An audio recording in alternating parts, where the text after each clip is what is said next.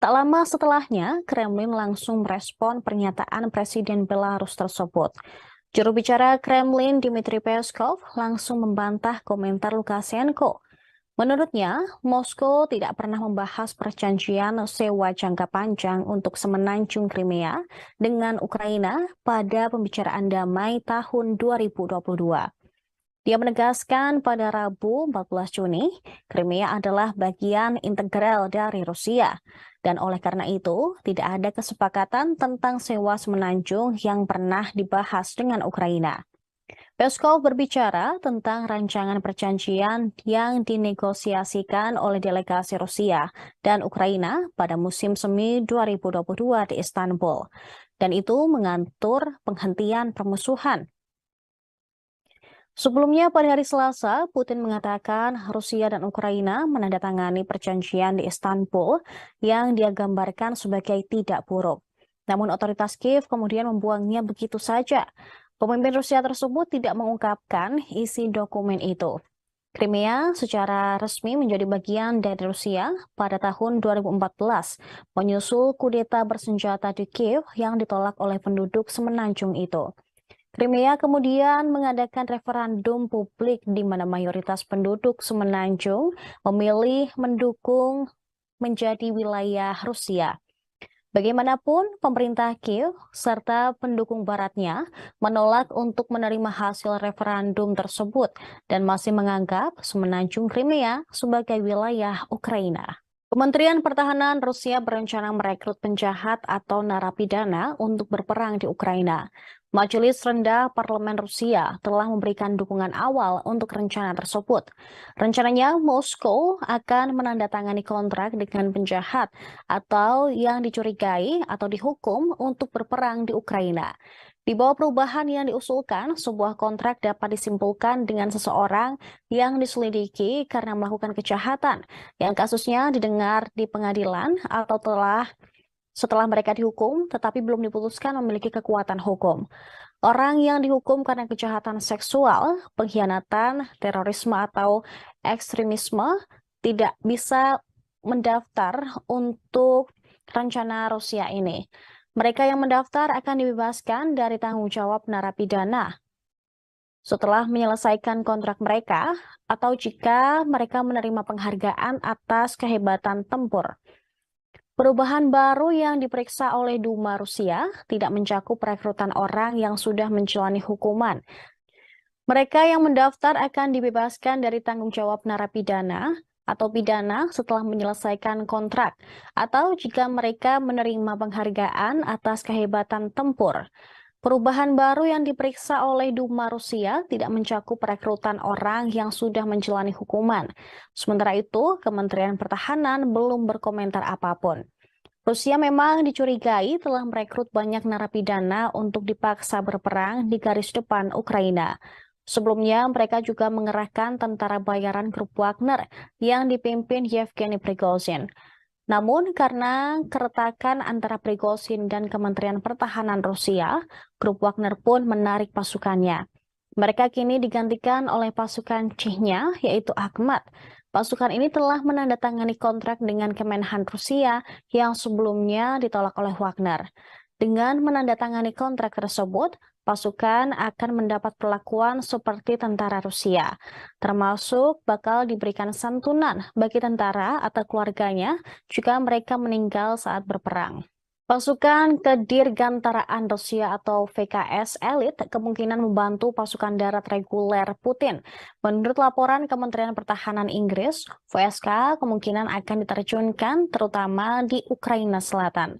Hal ini untuk menahan peningkatan operasi ofensif Ukraina. London mencatat peningkatan serangan udara tempur taktis Rusia, terutama di Ukraina Selatan dalam 2 minggu terakhir meningkat drastis. Kementerian juga mengatakan ini hampir pasti sebagai tanggapan atas laporan peningkatan operasi ofensif Ukraina. Karena pasukan Dirgantara Rusia berupaya mendukung pasukan darat dengan serangan udara.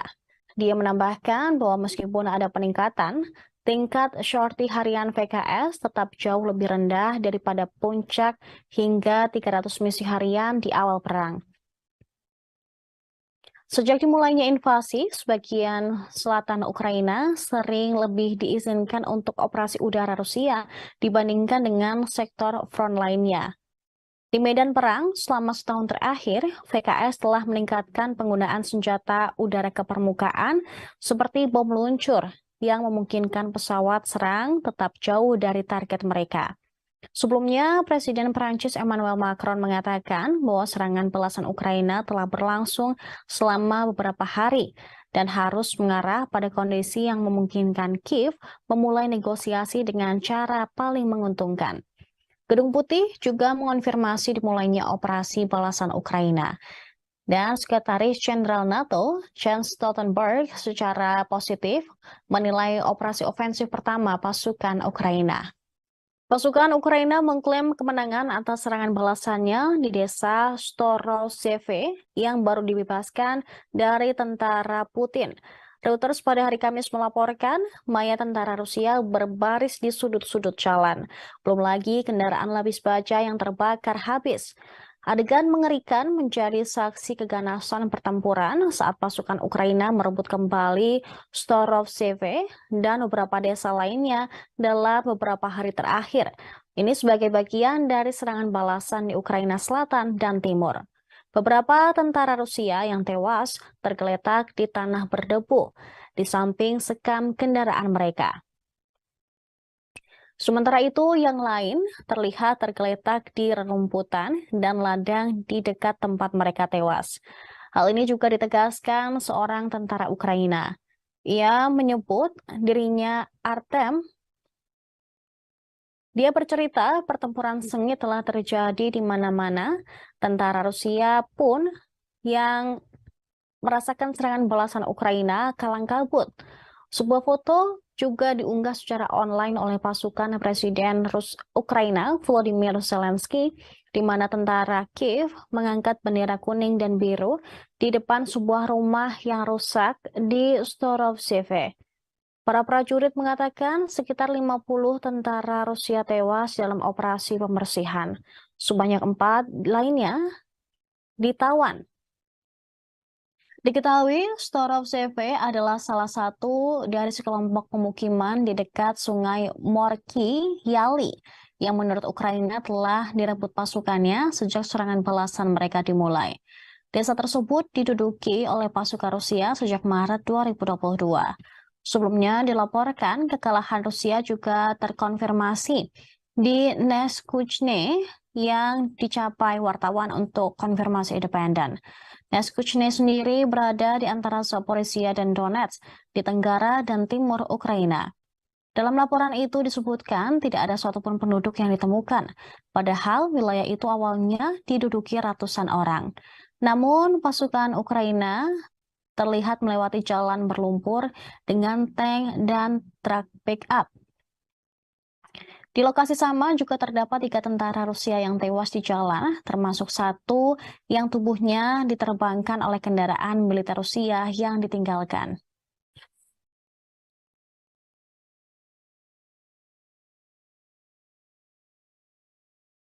Сьогодні російські нелюди завдали чергових ракетних ударів по Одесі з калібрів. Десятки компонентів цих калібрів поставлені в Росію з інших країн. Очевидно, що кожен такий шлях постачання – це шлях посилення терору. Світ має інструменти, щоб перекрити всі подібні шляхи. З кожної країни, від кожної компанії, чиї компоненти використовуються російськими виробниками ракет. Підписав сьогодні нові укази про відзначення наших воїнів державними нагородами, зокрема і воїнів повітряних сил, нашої протиповітряної оборони, саме тих героїв, які щоночі, щодня рятують життя наших людей. Kementerian Pertahanan Rusia menunjukkan karya awak sistem roket peluncur ganda atau MLRS Tornado G. Senjata Tornado G itu diluncurkan di distrik militer barat untuk menghancurkan objek dan posisi pasukan Ukraina. Kemenhan Rusia pada hari Kamis 15 Juni mengklaim jemputan proyektil berdaya ledak tinggi dari sistem roket dilengkapi dengan sekring khusus. Dan oleh karena itu, senjata tersebut secara akurat bisa mengenai posisi musuh. Gelombang kecut dan pecahan yang tersebar ratusan meter menghancurkan benteng yang teridentifikasi, pos komando, pusat komunikasi, dan berbagai gudang. Video itu memperlihatkan proses memuat peluru ke dalam peluncur kendaraan tempur dan melewati medan yang kasar ke titik tembak. Setelah semua operasi yang diperlukan, mesin pun menembakkan beberapa peluru. Setelah menembak, para prajurit meninggalkan posisinya. Menurut pengemudi, pemuatan dengan tanda panggilan MAZ, kendaraan tempur tersebut tidak pernah mengecewakannya dalam pertempuran. Dia menekankan bahwa Tornado G selama keseluruhan bekerja dengan sempurna setiap saat sepanjang hari. MAZ mengaku sudah mengerjakan tenaga dan kendaraan lapis baja musuh. Kali ini mereka bekerja di titik kuat. Sebagaimana ditentukan dalam Kementerian Pertahanan, artileri Distrik Militer Barat mendukung tindakan ofensif unit senapan dan tank bermotor Angkatan Bersenjata Rusia. Setiap hari mereka mengklaim melancarkan serangan rudal besar-besaran terhadap posisi, fasilitas infrastruktur militer, dan peralatan militer pasukan Ukraina. Di salah satu arah, pengintai dan kru drone membuka pos komando musuh, pusat komunikasi, dan gudang, setelah itu menyerahkan koordinat ke artileri. Rusia mengklaim bahwa senjata nuklirnya bisa menyelamatkan umat manusia dari bencana global. Mantan penasihat Presiden Vladimir Putin, Sergei Karaganov, menilai keputusan ini memang sulit, tetapi perlu dilakukan agar memaksa Barat mundur mendukung Ukraina.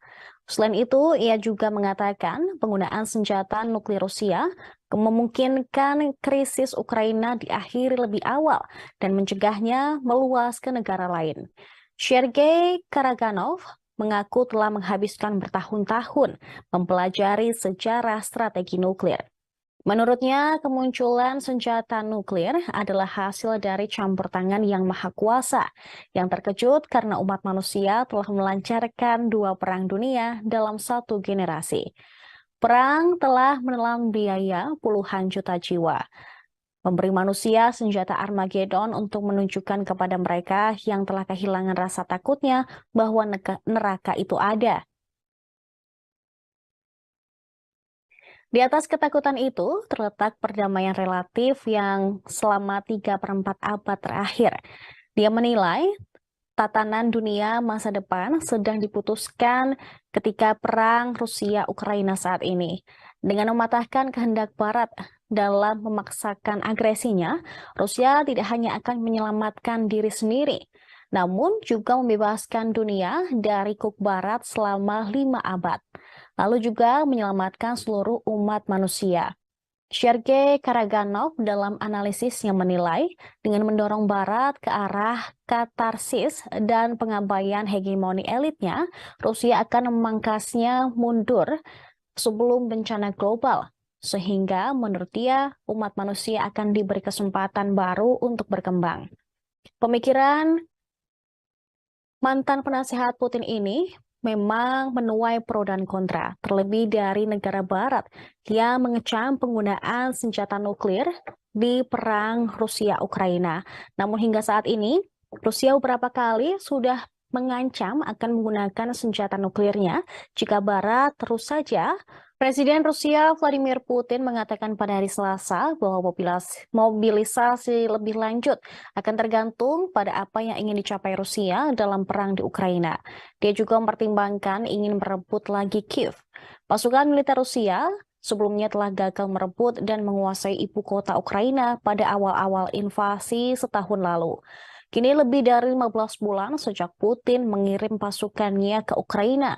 Hingga saat ini pasukan Rusia dan Ukraina masih bertempur dengan artileri, tank, dan drone di garis depan sepanjang 1.000 km. Pertempuran ini jauh dari ibu kota Kiev. Kini Putin mempertimbangkan untuk mencoba merebut kembali kota Kiev.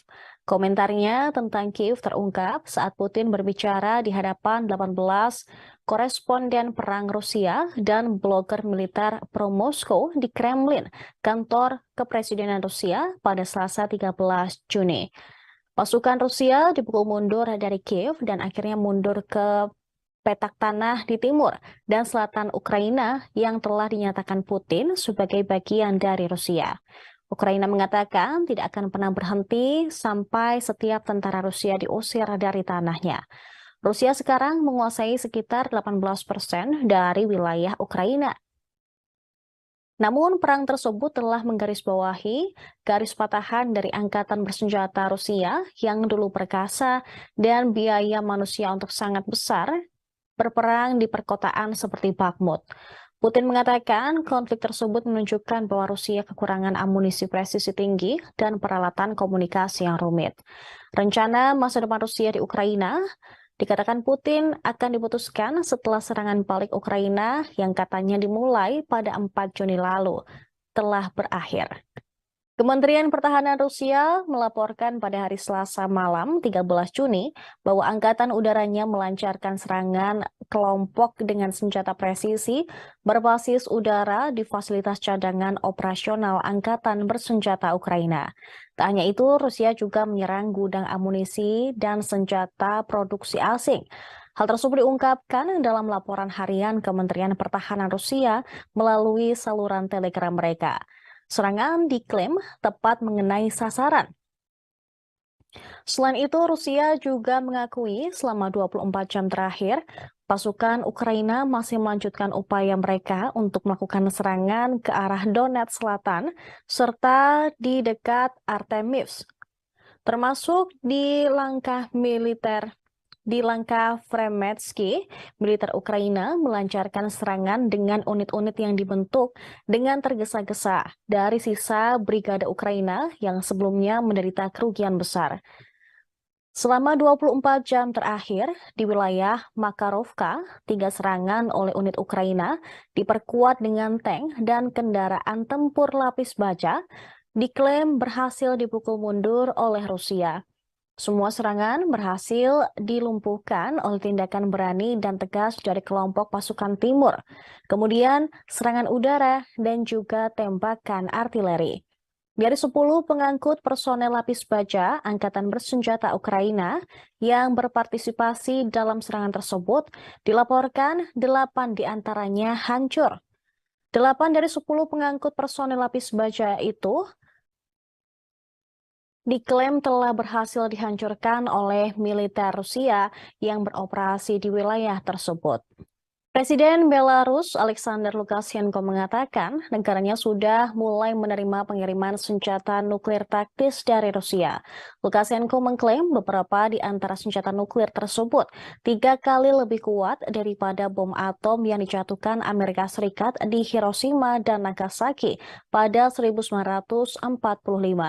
Radio Sputnik melaporkan pada Rabu 14 Juni, Lukashenko mengatakan Belarus akan menggunakan senjata dari Rusia tersebut.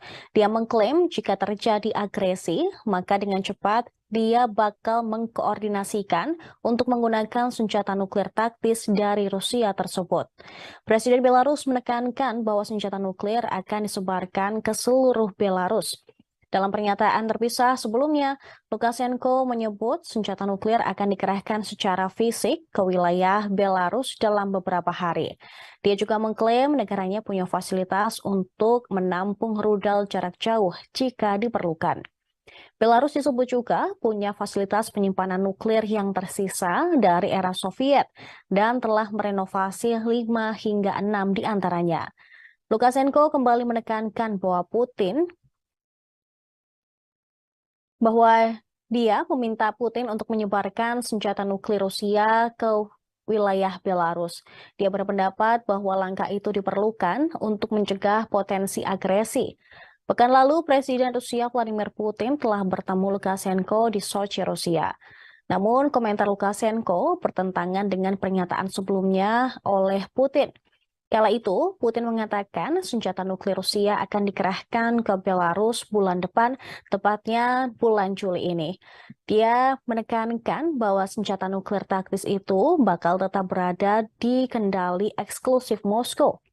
Selama pertemuannya pada hari Jumat lalu dengan Lukashenko, Putin mengatakan pekerjaan pembangunan fasilitas senjata akan selesai pada 7 hingga 8 Juli. Dan mereka akan segera dipindahkan ke wilayah Belarusia setelah itu. Senjata nuklir taktis dimaksudkan untuk menghancurkan pasukan dan senjata musuh di medan perang. Mereka memiliki jangkauan yang relatif pendek dan hasil yang jauh lebih rendah daripada hulu ledak nuklir yang dipasang pada rudal balistik antar benua yang mampu melenyapkan seluruh kota. Pemirsa, Ukraina bisa menjadi medan pertempuran nuklir karena negara-negara Barat dan juga Rusia. Sebab AS dapat segera memasuk Ukraina dengan uranium deplet yang bisa menembus lapis baja tank Rusia. Ini terjadi setelah keputusan serupa oleh Inggris awal tahun ini yang memicu tanggapan marah dari Kremlin. The Wall Street Journal melaporkan sebelumnya pada hari Selasa bahwa AS akan menyetujui putaran tangki deplet uranium untuk Ukraina. Presiden Rusia Vladimir Putin pun menegaskan bahwa jika perlu, Rusia akan menggunakan senjata yang sama sebagai tanggapan atas laporan bahwa AS akan memasok senjata semacam itu ke Ukraina. Para pejabat AS diyakini dapat uranium yang sangat mematikan tersebut akan membantu upaya kontraofensif Ukraina dan memungkinkannya memperoleh keuntungan yang signifikan di selatan dan timur Ukraina. Karena pertempuran sebagian besar dilakukan di darat, peluru-peluru ini akan memberi pasukan Kiev keunggulan dalam pertarungan tank. Namun, menurut beberapa klaim yang dibuat oleh pakar militer Rusia, kendaraan lapis baja Rusia, termasuk tank T-14 Armata, menyertakan sistem proteksi aktif dan lapis baja komposit yang ditingkatkan dan dimaksudkan untuk mengurangi ancaman yang ditimbulkan oleh senjata anti-tank, terutama yang menggunakan deplet uranium. Namun ini bisa mendatangkan malapetaka karena sifat berbahaya dari deplet uranium. Penggunaan tersebut memicu diskusi intens di kalangan militer dan pengamat kebijakan yang sebagian besar mengecam langkah tersebut. Deplet uranium merupakan produk sampingan padat yang tersisa saat uranium diperkaya untuk digunakan dalam reaktor nuklir atau senjata nuklir. Putaran mempertahankan beberapa sifat radioaktif, tetapi tidak menghasilkan reaksi nuklir seperti senjata nuklir. Pada Maret 2023, Inggris mengatakan bakal memasok amunisi penembus lapis baja yang mengandung deplet uranium ke Ukraina untuk membantu menghancurkan tank Rusia. Putin secara keliru mengklaim bahwa senjata-senjata ini memiliki komponen nuklir. Pernyataan Presiden Belarus Alexander Lukashenko mengenai sekutunya yaitu Rusia sangat membuat Kremlin heboh. Lukashenko mengungkap Rusia berencana menyewa Crimea dari Ukraina. Dia mengklaim bahwa Rusia menawarkan kompensasi finansial ke Ukraina untuk Crimea. Dikatakan niat ini diungkap saat kedua negara terlibat pembicaraan damai yang ditengahi oleh Minsk tahun lalu. Menurut Lukashenko, Presiden Rusia Vladimir Putin menyerahkan draft dokumen sementara tersebut kepadanya. Dokumen itu lengkap dengan paraf dari kedua belah pihak. Rusia dan Ukraina berusaha untuk menyepakati sewa Crimea dalam negosiasi perdamaian itu. Pernyataan Lukashenko diungkapkan dalam wawancara dengan program 90 Minutes di saluran televisi Rusia 1, sebagaimana dikutip dari TASS pada Rabu 14 Juni. Tak lama setelahnya, Kremlin langsung merespon pernyataan Presiden Belarus tersebut. Juru bicara Kremlin Dmitry Peskov langsung membantah komentar Lukashenko. Menurutnya, Moskow tidak pernah membahas perjanjian sewa jangka panjang untuk semenanjung Crimea dengan Ukraina pada pembicaraan damai tahun 2022. Dia menegaskan pada Rabu 14 Juni, Crimea adalah bagian integral dari Rusia. Dan oleh karena itu, tidak ada kesepakatan tentang sewa semenanjung yang pernah dibahas dengan Ukraina. Peskov berbicara tentang rancangan perjanjian yang dinegosiasikan oleh delegasi Rusia dan Ukraina pada musim semi 2022 di Istanbul. Dan itu mengatur penghentian permusuhan. Sebelumnya pada hari Selasa, Putin mengatakan Rusia dan Ukraina menandatangani perjanjian di Istanbul yang dia gambarkan sebagai tidak buruk. Namun otoritas Kiev kemudian membuangnya begitu saja. Pemimpin Rusia tersebut tidak mengungkapkan isi dokumen itu. Crimea secara resmi menjadi bagian dari Rusia pada tahun 2014, menyusul kudeta bersenjata di Kiev yang ditolak oleh penduduk semenanjung itu. Crimea kemudian mengadakan referendum publik di mana mayoritas penduduk semenanjung memilih mendukung menjadi wilayah Rusia. Bagaimanapun, pemerintah Kiev serta pendukung baratnya menolak untuk menerima hasil referendum tersebut dan masih menganggap semenanjung Crimea sebagai wilayah Ukraina. Kementerian Pertahanan Rusia berencana merekrut penjahat atau narapidana untuk berperang di Ukraina. Majelis Rendah Parlemen Rusia telah memberikan dukungan awal untuk rencana tersebut. Rencananya, Moskow akan menandatangani kontrak dengan penjahat atau yang dicurigai atau dihukum untuk berperang di Ukraina. Di bawah perubahan yang diusulkan, sebuah kontrak dapat disimpulkan dengan seseorang yang diselidiki karena melakukan kejahatan, yang kasusnya didengar di pengadilan atau setelah mereka dihukum, tetapi belum diputuskan memiliki kekuatan hukum. Orang yang dihukum karena kejahatan seksual, pengkhianatan, terorisme, atau ekstremisme tidak bisa mendaftar untuk rencana Rusia ini. Mereka yang mendaftar akan dibebaskan dari tanggung jawab narapidana setelah menyelesaikan kontrak mereka atau jika mereka menerima penghargaan atas kehebatan tempur. Perubahan baru yang diperiksa oleh Duma Rusia tidak mencakup perekrutan orang yang sudah menjalani hukuman. Mereka yang mendaftar akan dibebaskan dari tanggung jawab narapidana atau pidana setelah menyelesaikan kontrak, atau jika mereka menerima penghargaan atas kehebatan tempur. Perubahan baru yang diperiksa oleh Duma Rusia tidak mencakup perekrutan orang yang sudah menjalani hukuman. Sementara itu, Kementerian Pertahanan belum berkomentar apapun. Rusia memang dicurigai telah merekrut banyak narapidana untuk dipaksa berperang di garis depan Ukraina. Sebelumnya, mereka juga mengerahkan tentara bayaran grup Wagner yang dipimpin Yevgeny Prigozhin. Namun, karena keretakan antara Prigozhin dan Kementerian Pertahanan Rusia, grup Wagner pun menarik pasukannya. Mereka kini digantikan oleh pasukan Chechnya, yaitu Akhmat. Pasukan ini telah menandatangani kontrak dengan Kemenhan Rusia yang sebelumnya ditolak oleh Wagner. Dengan menandatangani kontrak tersebut, pasukan akan mendapat perlakuan seperti tentara Rusia, termasuk bakal diberikan santunan bagi tentara atau keluarganya jika mereka meninggal saat berperang. Pasukan Kedirgantaraan Rusia atau VKS elit kemungkinan membantu pasukan darat reguler Putin. Menurut laporan Kementerian Pertahanan Inggris, VSK kemungkinan akan diterjunkan terutama di Ukraina Selatan. Hal ini untuk menahan peningkatan operasi ofensif Ukraina. London mencatat peningkatan serangan udara tempur taktis Rusia, terutama di Ukraina Selatan dalam 2 minggu terakhir meningkat drastis. Kementerian juga mengatakan ini hampir pasti sebagai tanggapan atas laporan peningkatan operasi ofensif Ukraina. Karena pasukan Dirgantara Rusia berupaya mendukung pasukan darat dengan serangan udara.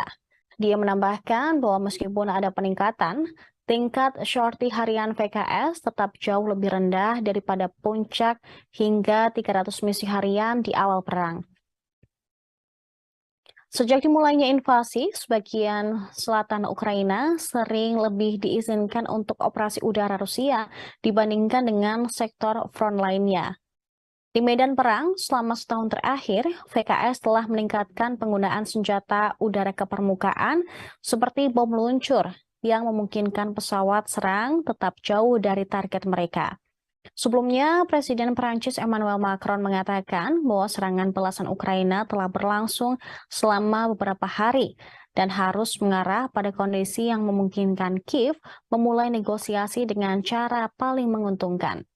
Gedung Putih juga mengonfirmasi dimulainya operasi balasan Ukraina. Dan Sekretaris Jenderal NATO, Jens Stoltenberg, secara positif menilai operasi ofensif pertama pasukan Ukraina. Pasukan Ukraina mengklaim kemenangan atas serangan balasannya di desa Storoseve yang baru dibebaskan dari tentara Putin. Reuters pada hari Kamis melaporkan mayat tentara Rusia berbaris di sudut-sudut jalan. Belum lagi kendaraan lapis baja yang terbakar habis. Adegan mengerikan menjadi saksi keganasan pertempuran saat pasukan Ukraina merebut kembali Storoseve dan beberapa desa lainnya dalam beberapa hari terakhir. Ini sebagai bagian dari serangan balasan di Ukraina Selatan dan Timur. Beberapa tentara Rusia yang tewas tergeletak di tanah berdebu di samping sekam kendaraan mereka. Sementara itu, yang lain terlihat tergeletak di rerumputan dan ladang di dekat tempat mereka tewas. Hal ini juga ditegaskan seorang tentara Ukraina. Ia menyebut dirinya Artem. Dia bercerita pertempuran sengit telah terjadi di mana-mana. Tentara Rusia pun yang merasakan serangan balasan Ukraina kalang kabut. Sebuah foto juga diunggah secara online oleh pasukan Presiden Ukraina Volodymyr Zelensky, di mana tentara Kiev mengangkat bendera kuning dan biru di depan sebuah rumah yang rusak di Storoseve. Para prajurit mengatakan sekitar 50 tentara Rusia tewas dalam operasi pembersihan. Sebanyak 4 lainnya ditawan.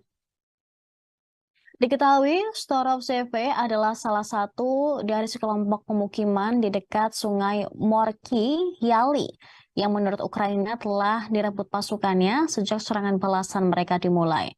Desa tersebut diduduki oleh pasukan Rusia sejak Maret 2022. Sebelumnya dilaporkan kekalahan Rusia juga terkonfirmasi di Neskuchne yang dicapai wartawan untuk konfirmasi independen. Neskuchne sendiri berada di antara Zaporizhia dan Donetsk di tenggara dan timur Ukraina. Dalam laporan itu disebutkan tidak ada satupun penduduk yang ditemukan, padahal wilayah itu awalnya diduduki ratusan orang. Namun pasukan Ukraina terlihat melewati jalan berlumpur dengan tank dan truk pick-up. Di lokasi sama juga terdapat 3 tentara Rusia yang tewas di jalan, termasuk satu yang tubuhnya diterbangkan oleh kendaraan militer Rusia yang ditinggalkan.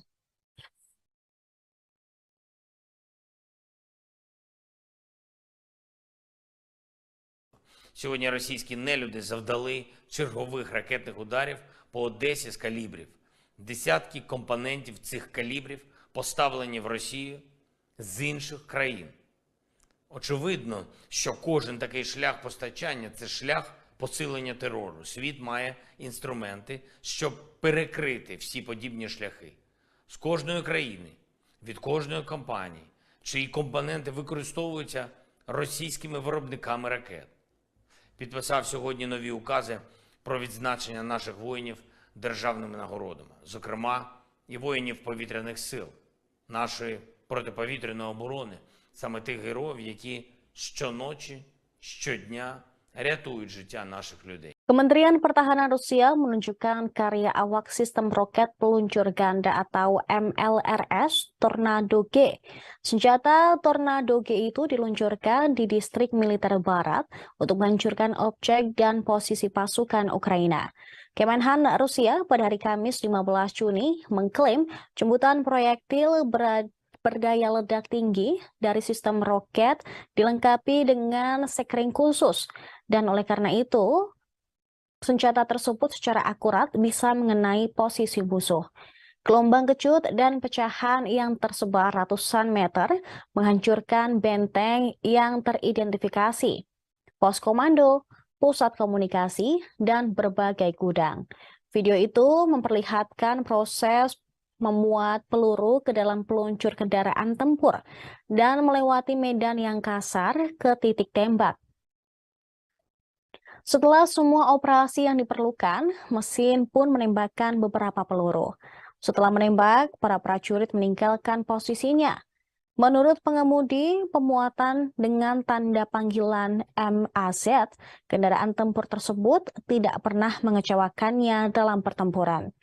Dia menekankan bahwa Tornado G selama keseluruhan bekerja dengan sempurna setiap saat sepanjang hari. MLZ mengaku sudah mengerjakan tenaga dan kendaraan lapis baja musuh.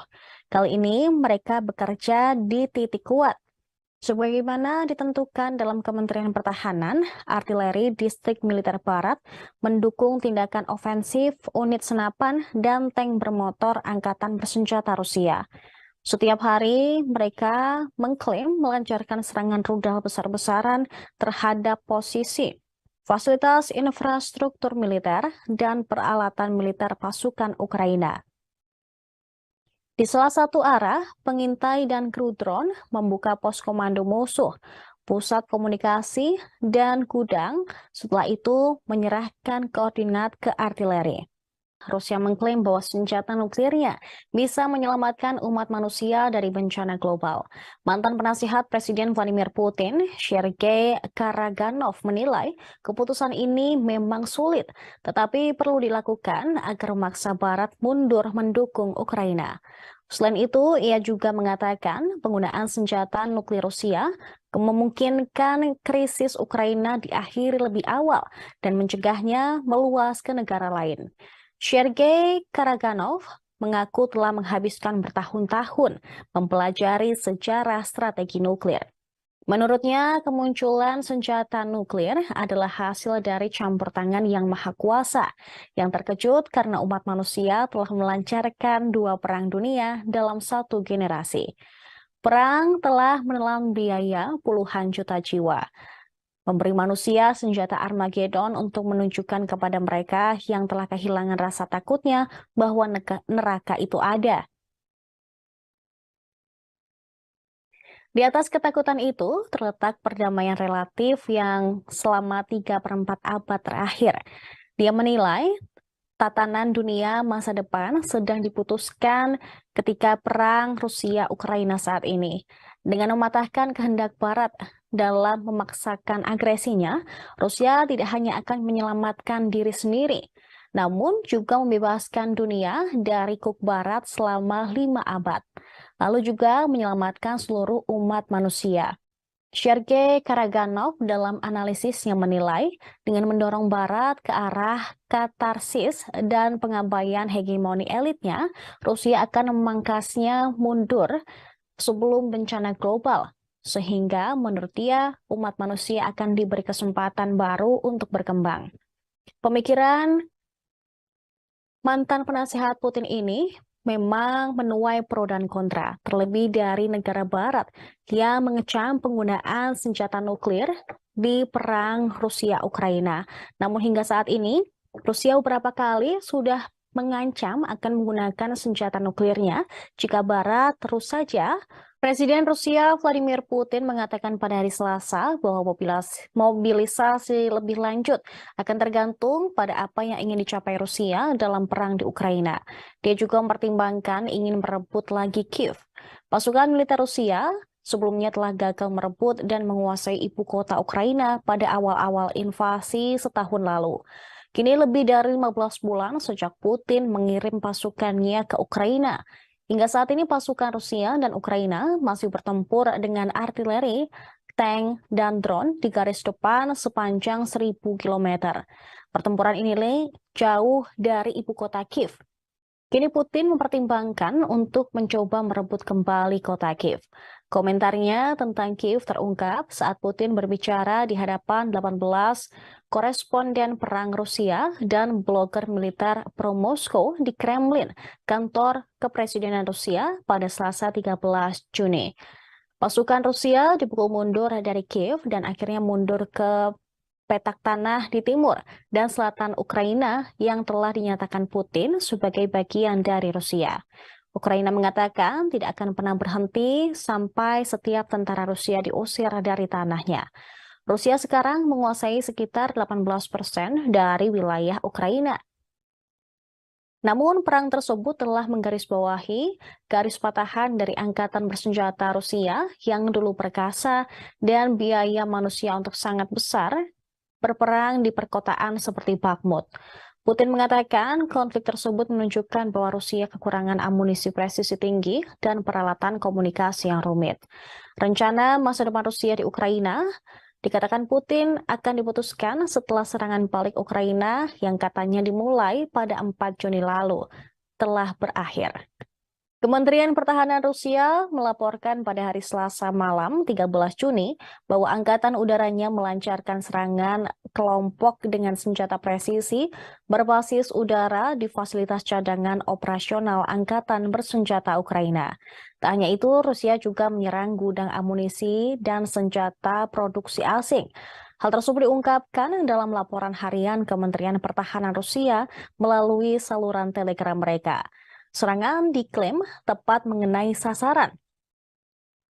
Selain itu, Rusia juga mengakui selama 24 jam terakhir, pasukan Ukraina masih melanjutkan upaya mereka untuk melakukan serangan ke arah Donetsk Selatan serta di dekat Artemivsk, termasuk di langkah militer. Di langkah Fremetsky, militer Ukraina melancarkan serangan dengan unit-unit yang dibentuk dengan tergesa-gesa dari sisa Brigade Ukraina yang sebelumnya menderita kerugian besar. Selama 24 jam terakhir, di wilayah Makarovka, 3 serangan oleh unit Ukraina diperkuat dengan tank dan kendaraan tempur lapis baja diklaim berhasil dipukul mundur oleh Rusia. Semua serangan berhasil dilumpuhkan oleh tindakan berani dan tegas dari kelompok pasukan timur, kemudian serangan udara dan juga tembakan artileri. Dari 10 pengangkut personel lapis baja Angkatan Bersenjata Ukraina yang berpartisipasi dalam serangan tersebut, dilaporkan 8 diantaranya hancur. 8 dari 10 pengangkut personel lapis baja itu diklaim telah berhasil dihancurkan oleh militer Rusia yang beroperasi di wilayah tersebut. Presiden Belarus Alexander Lukashenko mengatakan negaranya sudah mulai menerima pengiriman senjata nuklir taktis dari Rusia. Lukashenko mengklaim beberapa di antara senjata nuklir tersebut 3 kali lebih kuat daripada bom atom yang dijatuhkan Amerika Serikat di Hiroshima dan Nagasaki pada 1945. Radio Sputnik melaporkan pada Rabu 14 Juni, Lukashenko mengatakan Belarus akan menggunakan senjata dari Rusia tersebut. Dia mengklaim jika terjadi agresi, maka dengan cepat dia bakal mengkoordinasikan untuk menggunakan senjata nuklir taktis dari Rusia tersebut. Presiden Belarus menekankan bahwa senjata nuklir akan disebarkan ke seluruh Belarus. Dalam pernyataan terpisah sebelumnya, Lukashenko menyebut senjata nuklir akan dikerahkan secara fisik ke wilayah Belarus dalam beberapa hari. Dia juga mengklaim negaranya punya fasilitas untuk menampung rudal jarak jauh jika diperlukan. Belarus disebut juga punya fasilitas penyimpanan nuklir yang tersisa dari era Soviet dan telah merenovasi 5 hingga 6 diantaranya. Lukashenko kembali menekankan bahwa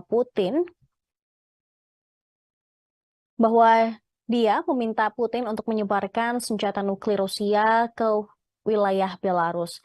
Dia berpendapat bahwa langkah itu diperlukan untuk mencegah potensi agresi. Pekan lalu, Presiden Rusia Vladimir Putin telah bertemu Lukashenko di Sochi, Rusia. Namun, komentar Lukashenko bertentangan dengan pernyataan sebelumnya oleh Putin. Kala itu, Putin mengatakan senjata nuklir Rusia akan dikerahkan ke Belarus bulan depan, tepatnya bulan Juli ini. Dia menekankan bahwa senjata nuklir taktis itu bakal tetap berada di kendali eksklusif Moskow.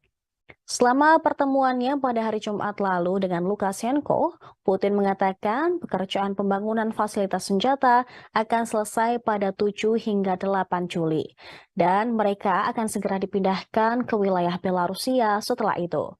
Senjata nuklir taktis dimaksudkan untuk menghancurkan pasukan dan senjata musuh di medan perang. Mereka memiliki jangkauan yang relatif pendek dan hasil yang jauh lebih rendah daripada hulu ledak nuklir yang dipasang pada rudal balistik antar benua yang mampu melenyapkan seluruh kota.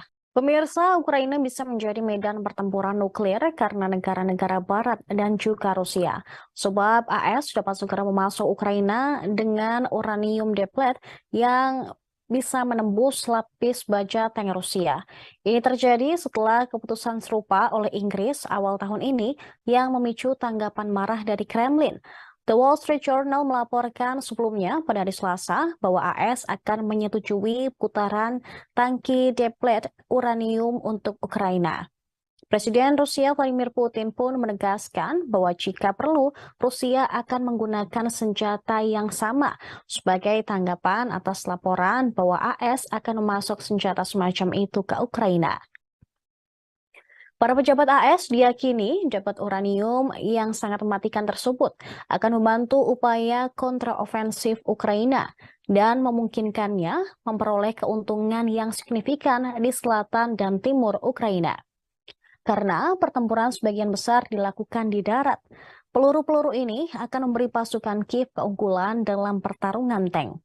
Namun, menurut beberapa klaim yang dibuat oleh pakar militer Rusia, kendaraan lapis baja Rusia, termasuk tank T-14 Armata, menyertakan sistem proteksi aktif dan lapis baja komposit yang ditingkatkan dan dimaksudkan untuk mengurangi ancaman yang ditimbulkan oleh senjata anti-tank, terutama yang menggunakan deplet uranium. Namun ini bisa mendatangkan malapetaka karena sifat berbahaya dari deplet uranium.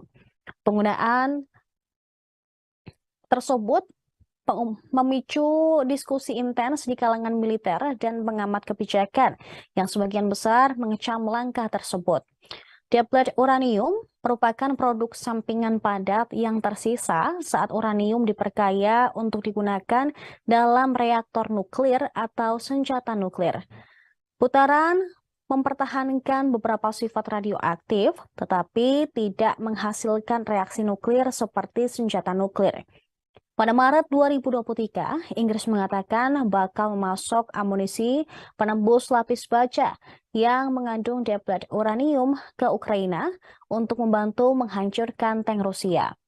Putin secara keliru mengklaim bahwa senjata-senjata ini memiliki komponen nuklir. Pernyataan Presiden Belarus Alexander Lukashenko mengenai sekutunya yaitu Rusia sangat membuat Kremlin heboh. Lukashenko mengungkap Rusia berencana menyewa Crimea dari Ukraina. Dia mengklaim bahwa Rusia menawarkan kompensasi finansial ke Ukraina untuk Crimea.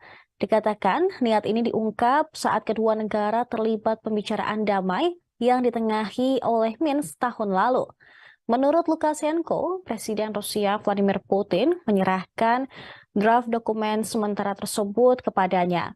Dokumen itu lengkap dengan paraf dari kedua belah pihak.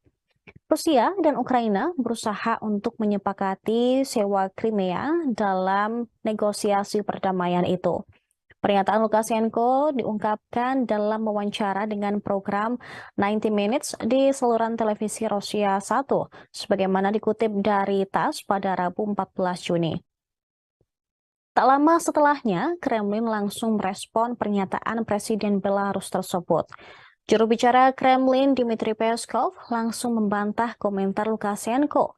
Menurutnya, Moskow tidak pernah membahas perjanjian sewa jangka panjang untuk semenanjung Crimea dengan Ukraina pada pembicaraan damai tahun 2022. Dia menegaskan pada Rabu 14 Juni, Crimea adalah bagian integral dari Rusia, dan oleh karena itu tidak ada kesepakatan tentang sewa semenanjung yang pernah dibahas dengan Ukraina.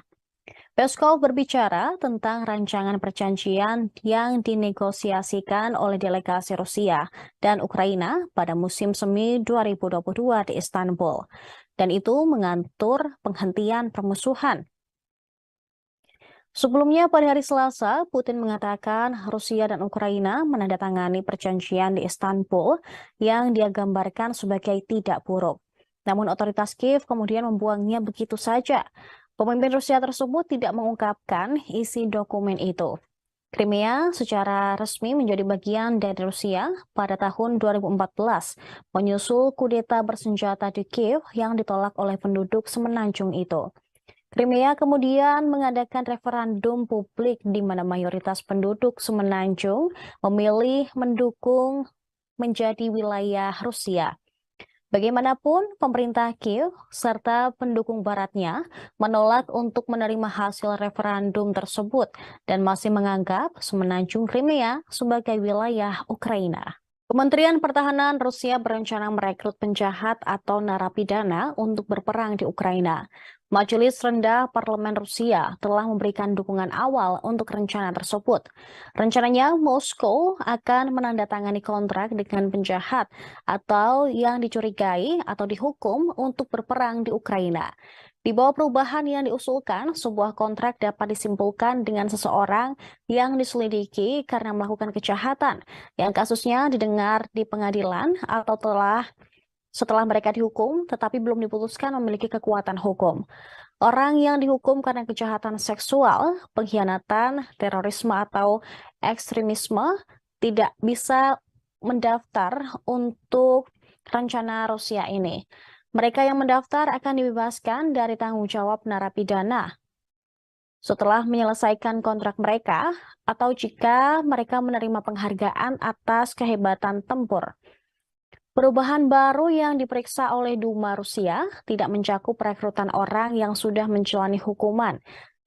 Mereka yang mendaftar akan dibebaskan dari tanggung jawab narapidana atau pidana setelah menyelesaikan kontrak, atau jika mereka menerima penghargaan atas kehebatan tempur.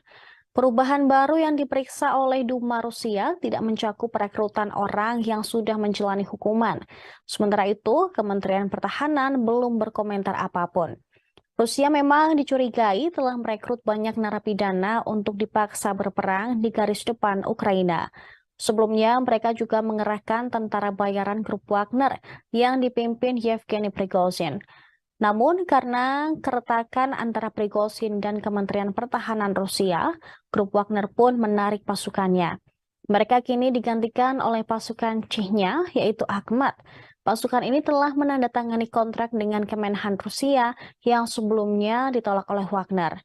Dengan menandatangani kontrak tersebut, pasukan akan mendapat perlakuan seperti tentara Rusia, termasuk bakal diberikan santunan bagi tentara atau keluarganya jika mereka meninggal saat berperang. Pasukan Kedirgantaraan Rusia atau VKS elit kemungkinan membantu pasukan darat reguler Putin.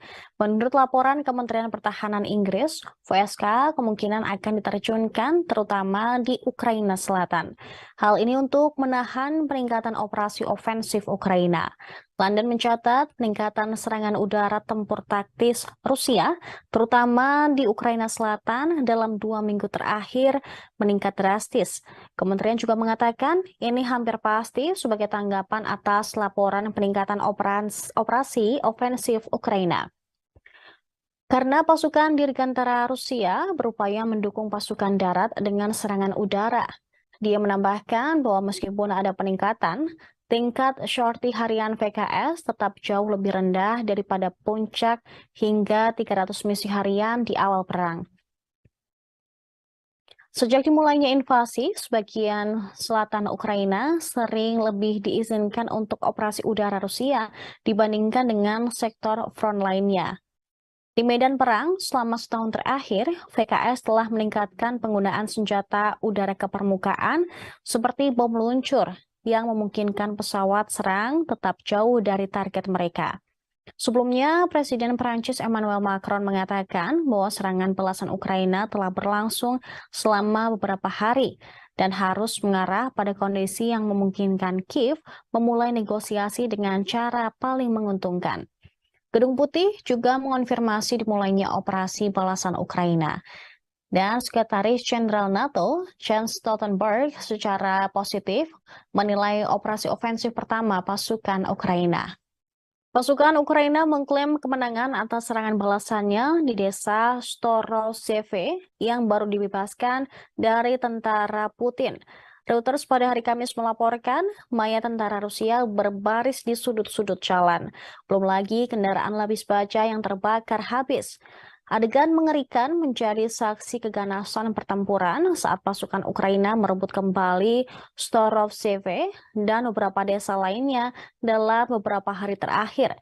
Ini sebagai bagian dari serangan balasan di Ukraina Selatan dan Timur. Beberapa tentara Rusia yang tewas tergeletak di tanah berdebu di samping sekam kendaraan mereka. Sementara itu, yang lain terlihat tergeletak di rerumputan dan ladang di dekat tempat mereka tewas. Hal ini juga ditegaskan seorang tentara Ukraina. Ia menyebut dirinya Artem. Dia bercerita pertempuran sengit telah terjadi di mana-mana. Tentara Rusia pun yang merasakan serangan balasan Ukraina kalang kabut. Sebuah foto juga diunggah secara online oleh pasukan Presiden Ukraina Volodymyr Zelensky, di mana tentara Kiev mengangkat bendera kuning dan biru di depan sebuah rumah yang rusak di Storovseve. Para prajurit mengatakan sekitar 50 tentara Rusia tewas dalam operasi pembersihan. Sebanyak 4 lainnya ditawan. Diketahui, Storovseve adalah salah satu dari sekelompok pemukiman di dekat sungai Morki Yali yang menurut Ukraina telah direbut pasukannya sejak serangan balasan mereka dimulai. Desa tersebut diduduki oleh pasukan Rusia sejak Maret 2022. Sebelumnya dilaporkan kekalahan Rusia juga terkonfirmasi di Neskuchne yang dicapai wartawan untuk konfirmasi independen. Neskuchne sendiri berada di antara Zaporizhia dan Donetsk di tenggara dan timur Ukraina. Dalam laporan itu disebutkan tidak ada satupun penduduk yang ditemukan, padahal wilayah itu awalnya diduduki ratusan orang. Namun pasukan Ukraina terlihat melewati jalan berlumpur dengan tank dan truk pick-up. Di lokasi sama juga terdapat 3 tentara Rusia yang tewas di jalan, termasuk satu yang tubuhnya diterbangkan oleh kendaraan militer Rusia yang ditinggalkan.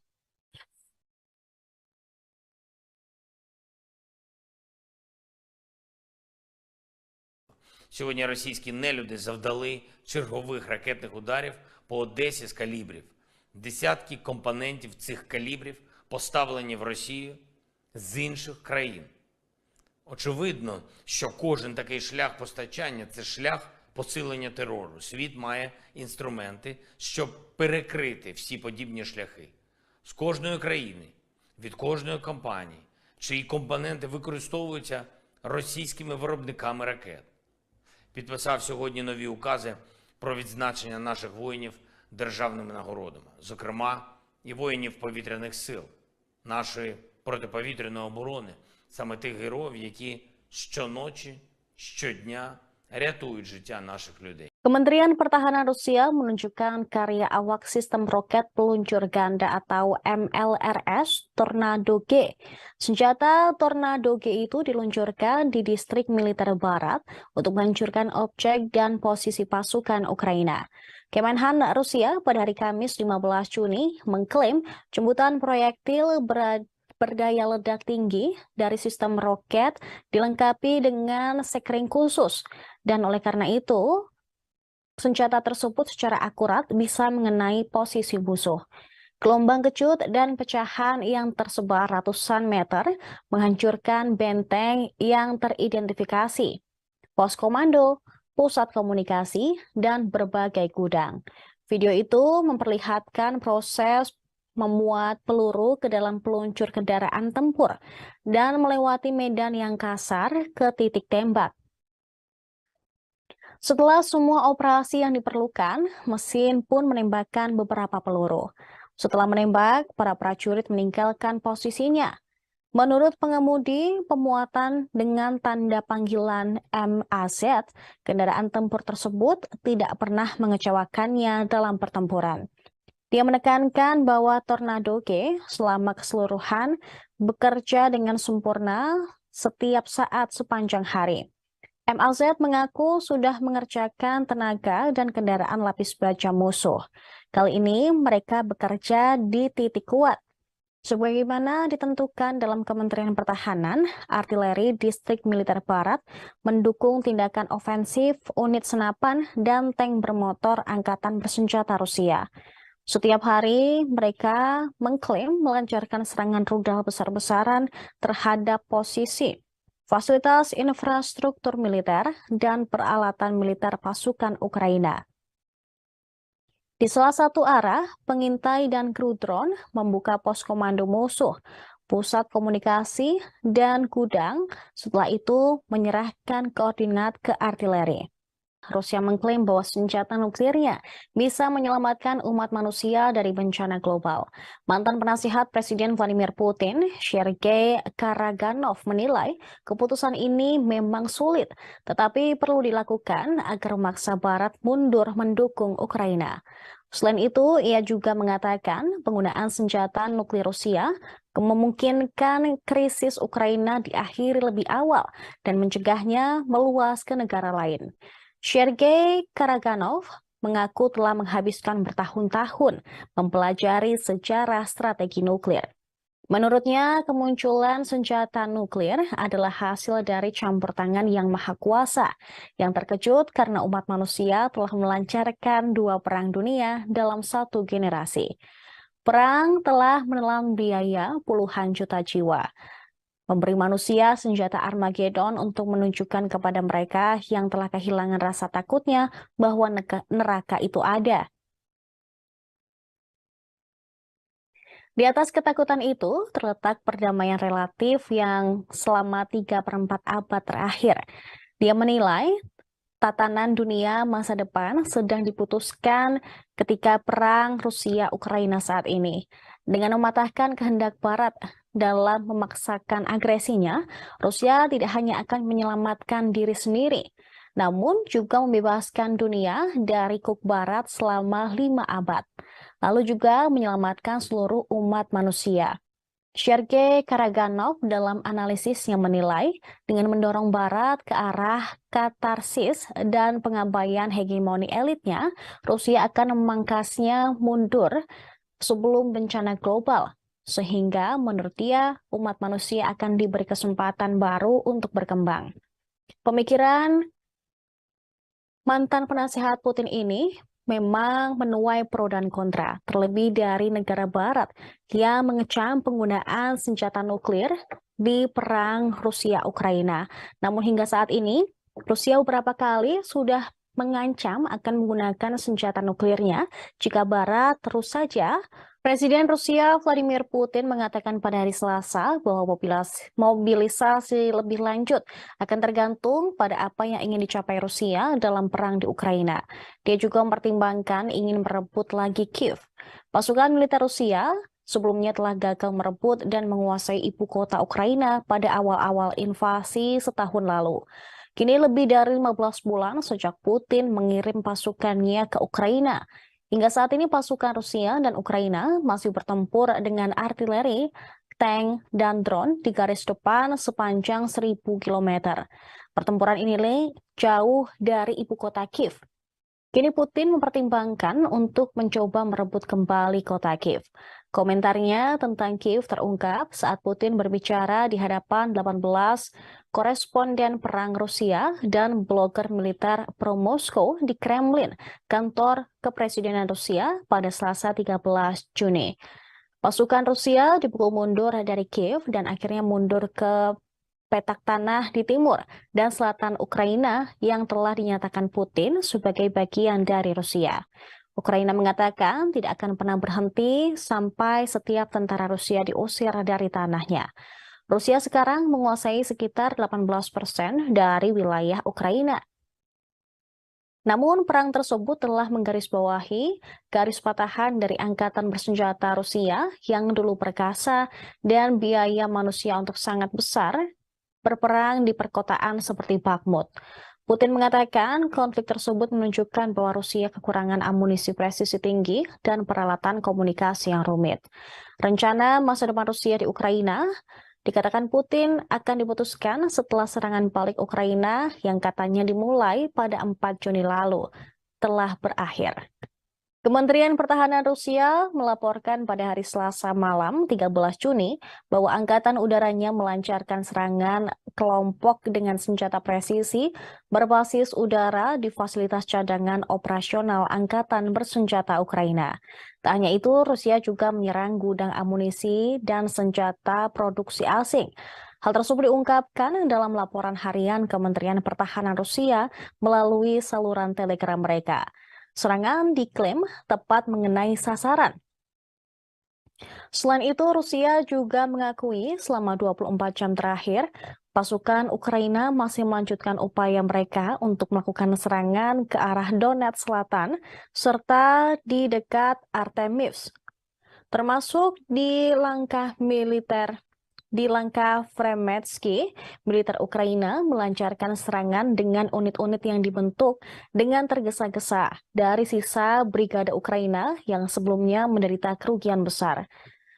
Selama 24 jam terakhir, di wilayah Makarovka, 3 serangan oleh unit Ukraina diperkuat dengan tank dan kendaraan tempur lapis baja diklaim berhasil dipukul mundur oleh Rusia. Semua serangan berhasil dilumpuhkan oleh tindakan berani dan tegas dari kelompok pasukan timur. Kemudian serangan udara dan juga tembakan artileri. Dari 10 pengangkut personel lapis baja Angkatan Bersenjata Ukraina yang berpartisipasi dalam serangan tersebut, dilaporkan 8 diantaranya hancur. 8 dari 10 pengangkut personel lapis baja itu diklaim telah berhasil dihancurkan oleh militer Rusia yang beroperasi di wilayah tersebut. Presiden Belarus Alexander Lukashenko mengatakan negaranya sudah mulai menerima pengiriman senjata nuklir taktis dari Rusia. Lukashenko mengklaim beberapa di antara senjata nuklir tersebut 3 kali lebih kuat daripada bom atom yang dijatuhkan Amerika Serikat di Hiroshima dan Nagasaki pada 1945. Radio Sputnik melaporkan pada Rabu 14 Juni, Lukashenko mengatakan Belarus akan menggunakan senjata dari Rusia tersebut.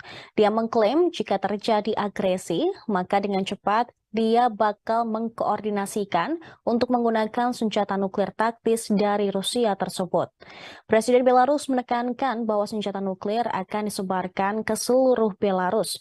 Dalam pernyataan terpisah sebelumnya, Lukashenko menyebut senjata nuklir akan dikerahkan secara fisik ke wilayah Belarus dalam beberapa hari. Dia juga mengklaim negaranya punya fasilitas untuk menampung rudal jarak jauh jika diperlukan. Belarus disebut juga punya fasilitas penyimpanan nuklir yang tersisa dari era Soviet dan telah merenovasi 5 hingga 6 diantaranya. Lukashenko kembali menekankan bahwa dia meminta Putin untuk menyebarkan senjata nuklir Rusia ke wilayah Belarus. Dia berpendapat bahwa langkah itu diperlukan untuk mencegah potensi agresi. Pekan lalu, Presiden Rusia Vladimir Putin telah bertemu Lukashenko di Sochi, Rusia. Namun, komentar Lukashenko bertentangan dengan pernyataan sebelumnya oleh Putin. Kala itu, Putin mengatakan senjata nuklir Rusia akan dikerahkan ke Belarus bulan depan, tepatnya bulan Juli ini. Dia menekankan bahwa senjata nuklir taktis itu bakal tetap berada di kendali eksklusif Moskow. Selama pertemuannya pada hari Jumat lalu dengan Lukashenko, Putin mengatakan pekerjaan pembangunan fasilitas senjata akan selesai pada 7 hingga 8 Juli. Dan mereka akan segera dipindahkan ke wilayah Belarusia setelah itu. Senjata nuklir taktis dimaksudkan untuk menghancurkan pasukan dan senjata musuh di medan perang. Mereka memiliki jangkauan yang relatif pendek dan hasil yang jauh lebih rendah daripada hulu ledak nuklir yang dipasang pada rudal balistik antar benua yang mampu melenyapkan seluruh kota. Pemirsa, Ukraina bisa menjadi medan pertempuran nuklir karena negara-negara Barat dan juga Rusia. Sebab AS dapat segera memasuk Ukraina dengan uranium deplet yang bisa menembus lapis baja tank Rusia. Ini terjadi setelah keputusan serupa oleh Inggris awal tahun ini yang memicu tanggapan marah dari Kremlin. The Wall Street Journal melaporkan sebelumnya pada hari Selasa bahwa AS akan menyetujui putaran tangki deplet uranium untuk Ukraina. Presiden Rusia Vladimir Putin pun menegaskan bahwa jika perlu, Rusia akan menggunakan senjata yang sama sebagai tanggapan atas laporan bahwa AS akan memasok senjata semacam itu ke Ukraina. Para pejabat AS diyakini dapat uranium yang sangat mematikan tersebut akan membantu upaya kontraofensif Ukraina dan memungkinkannya memperoleh keuntungan yang signifikan di selatan dan timur Ukraina. karena pertempuran sebagian besar dilakukan di darat. Peluru-peluru ini akan memberi pasukan Kiev keunggulan dalam pertarungan tank. Namun, menurut beberapa klaim yang dibuat oleh pakar militer Rusia, kendaraan lapis baja Rusia, termasuk tank T-14 Armata, menyertakan sistem proteksi aktif dan lapis baja komposit yang ditingkatkan dan dimaksudkan untuk mengurangi ancaman yang ditimbulkan oleh senjata anti-tank, terutama yang menggunakan deplet uranium.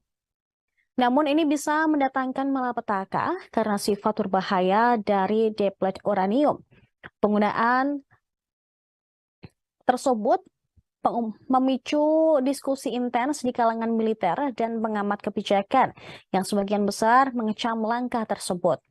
Deplet uranium merupakan produk sampingan padat yang tersisa saat uranium diperkaya untuk digunakan dalam reaktor nuklir atau senjata nuklir. Putaran mempertahankan beberapa sifat radioaktif, tetapi tidak menghasilkan reaksi nuklir seperti senjata nuklir. Pada Maret 2023, Inggris mengatakan bakal memasok amunisi penembus lapis baja yang mengandung deplet uranium ke Ukraina untuk membantu menghancurkan tank Rusia. Putin secara keliru mengklaim bahwa senjata-senjata ini memiliki komponen nuklir. Pernyataan Presiden Belarus Alexander Lukashenko mengenai sekutunya yaitu Rusia sangat membuat Kremlin heboh. Lukashenko mengungkap Rusia berencana menyewa Crimea dari Ukraina. Dia mengklaim bahwa Rusia menawarkan kompensasi finansial ke Ukraina untuk Crimea. Dikatakan niat ini diungkap saat kedua negara terlibat pembicaraan damai yang ditengahi oleh Minsk tahun lalu. Menurut Lukashenko, Presiden Rusia Vladimir Putin menyerahkan draft dokumen sementara tersebut kepadanya. Dokumen itu lengkap dengan paraf dari kedua belah pihak. Rusia dan Ukraina berusaha untuk menyepakati sewa Crimea dalam negosiasi perdamaian itu. Pernyataan Lukashenko diungkapkan dalam wawancara dengan program 90 Minutes di saluran televisi Rusia 1, sebagaimana dikutip dari TASS pada Rabu 14 Juni. Tak lama setelahnya, Kremlin langsung merespon pernyataan Presiden Belarus tersebut. Juru bicara Kremlin Dmitry Peskov langsung membantah komentar Lukashenko. Menurutnya, Moskow tidak pernah membahas perjanjian sewa jangka panjang untuk semenanjung Crimea dengan Ukraina pada pembicaraan damai tahun 2022. Dia menegaskan pada Rabu 14 Juni, Crimea adalah bagian integral dari Rusia. Dan oleh karena itu, tidak ada kesepakatan tentang sewa semenanjung yang pernah dibahas dengan Ukraina. Peskov berbicara tentang rancangan perjanjian yang dinegosiasikan oleh delegasi Rusia dan Ukraina pada musim semi 2022 di Istanbul, dan itu mengatur penghentian permusuhan. Sebelumnya pada hari Selasa, Putin mengatakan Rusia dan Ukraina menandatangani perjanjian di Istanbul yang dia gambarkan sebagai tidak buruk. Namun otoritas Kiev kemudian membuangnya begitu saja. Pemimpin Rusia tersebut tidak mengungkapkan isi dokumen itu. Crimea secara resmi menjadi bagian dari Rusia pada tahun 2014, menyusul kudeta bersenjata di Kiev yang ditolak oleh penduduk semenanjung itu. Crimea kemudian mengadakan referendum publik di mana mayoritas penduduk semenanjung memilih mendukung menjadi wilayah Rusia. Bagaimanapun, pemerintah Kiev serta pendukung baratnya menolak untuk menerima hasil referendum tersebut dan masih menganggap semenanjung Crimea sebagai wilayah Ukraina. Kementerian Pertahanan Rusia berencana merekrut penjahat atau narapidana untuk berperang di Ukraina. Majelis Rendah Parlemen Rusia telah memberikan dukungan awal untuk rencana tersebut. Rencananya, Moskow akan menandatangani kontrak dengan penjahat atau yang dicurigai atau dihukum untuk berperang di Ukraina. Di bawah perubahan yang diusulkan, sebuah kontrak dapat disimpulkan dengan seseorang yang diselidiki karena melakukan kejahatan, yang kasusnya didengar di pengadilan atau setelah mereka dihukum, tetapi belum diputuskan memiliki kekuatan hukum. Orang yang dihukum karena kejahatan seksual, pengkhianatan, terorisme, atau ekstremisme tidak bisa mendaftar untuk rencana Rusia ini. Mereka yang mendaftar akan dibebaskan dari tanggung jawab narapidana setelah menyelesaikan kontrak mereka atau jika mereka menerima penghargaan atas kehebatan tempur. Perubahan baru yang diperiksa oleh Duma Rusia tidak mencakup rekrutan orang yang sudah menjalani hukuman. Mereka yang mendaftar akan dibebaskan dari tanggung jawab narapidana atau pidana setelah menyelesaikan kontrak, atau jika mereka menerima penghargaan atas kehebatan tempur. Perubahan baru yang diperiksa oleh Duma Rusia tidak mencakup rekrutan orang yang sudah menjalani hukuman. Sementara itu, Kementerian Pertahanan belum berkomentar apapun.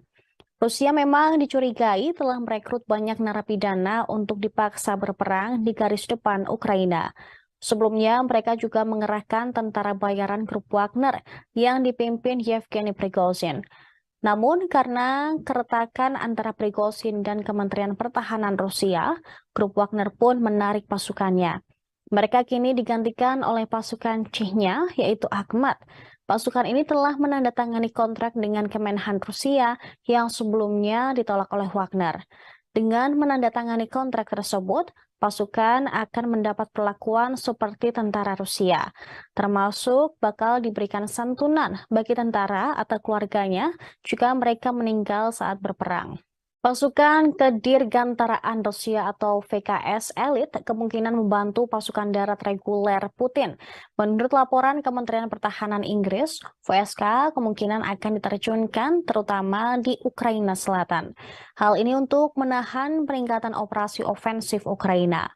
London mencatat peningkatan serangan udara tempur taktis Rusia, terutama di Ukraina Selatan dalam 2 minggu terakhir meningkat drastis.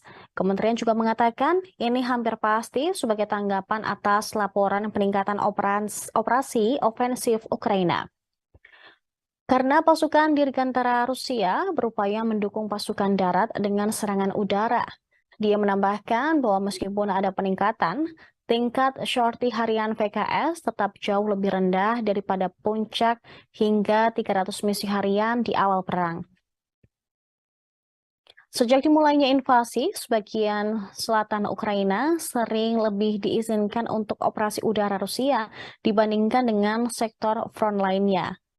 Di medan perang, selama setahun terakhir, VKS telah meningkatkan penggunaan senjata udara ke permukaan seperti bom luncur yang memungkinkan pesawat serang tetap jauh dari target mereka. Sebelumnya, Presiden Prancis Emmanuel Macron mengatakan bahwa serangan belasan Ukraina telah berlangsung selama beberapa hari dan harus mengarah pada kondisi yang memungkinkan Kiev memulai negosiasi dengan cara paling menguntungkan. Gedung Putih juga mengonfirmasi dimulainya operasi balasan Ukraina. Dan Sekretaris Jenderal NATO, Jens Stoltenberg, secara positif menilai operasi ofensif pertama pasukan Ukraina. Pasukan Ukraina mengklaim kemenangan atas serangan balasannya di desa Storozheve yang baru dibebaskan dari tentara Putin. Reuters pada hari Kamis melaporkan mayat tentara Rusia berbaris di sudut-sudut jalan. Belum lagi kendaraan lapis baja yang terbakar habis. Adegan mengerikan menjadi saksi keganasan pertempuran saat pasukan Ukraina merebut kembali Storozheve dan beberapa desa lainnya dalam beberapa hari terakhir. Ini sebagai bagian dari serangan balasan di Ukraina Selatan dan Timur. Beberapa tentara Rusia yang tewas tergeletak di tanah berdebu di samping sekam kendaraan mereka. Sementara itu, yang lain terlihat tergeletak di rerumputan dan ladang di dekat tempat mereka tewas. Hal ini juga ditegaskan seorang tentara Ukraina. Ia menyebut dirinya Artem. Dia bercerita pertempuran sengit telah terjadi di mana-mana. Tentara Rusia pun yang merasakan serangan balasan Ukraina kalang kabut. Sebuah foto juga diunggah secara online oleh pasukan Presiden Ukraina Volodymyr Zelensky, di mana tentara Kiev mengangkat bendera kuning dan biru di depan sebuah rumah yang rusak di Storozheve. Para prajurit mengatakan sekitar 50 tentara Rusia tewas dalam operasi pembersihan. Sebanyak 4 lainnya ditawan. Diketahui, Storovzeve adalah salah satu dari sekelompok pemukiman di dekat Sungai Morki Yali yang menurut Ukraina telah direbut pasukannya sejak serangan balasan mereka dimulai. Desa tersebut diduduki oleh pasukan Rusia sejak Maret 2022. Sebelumnya dilaporkan kekalahan Rusia juga terkonfirmasi di Neskuchne yang dicapai wartawan untuk konfirmasi independen. Neskuchne sendiri berada di antara Zaporizhia dan Donetsk di tenggara dan timur Ukraina. Dalam laporan itu disebutkan tidak ada satupun penduduk yang ditemukan, padahal wilayah itu awalnya diduduki ratusan orang. Namun pasukan Ukraina terlihat melewati jalan berlumpur dengan tank dan truk pick-up. Di lokasi sama juga terdapat 3 tentara Rusia yang tewas di jalan, termasuk satu yang tubuhnya diterbangkan oleh kendaraan militer Rusia yang ditinggalkan.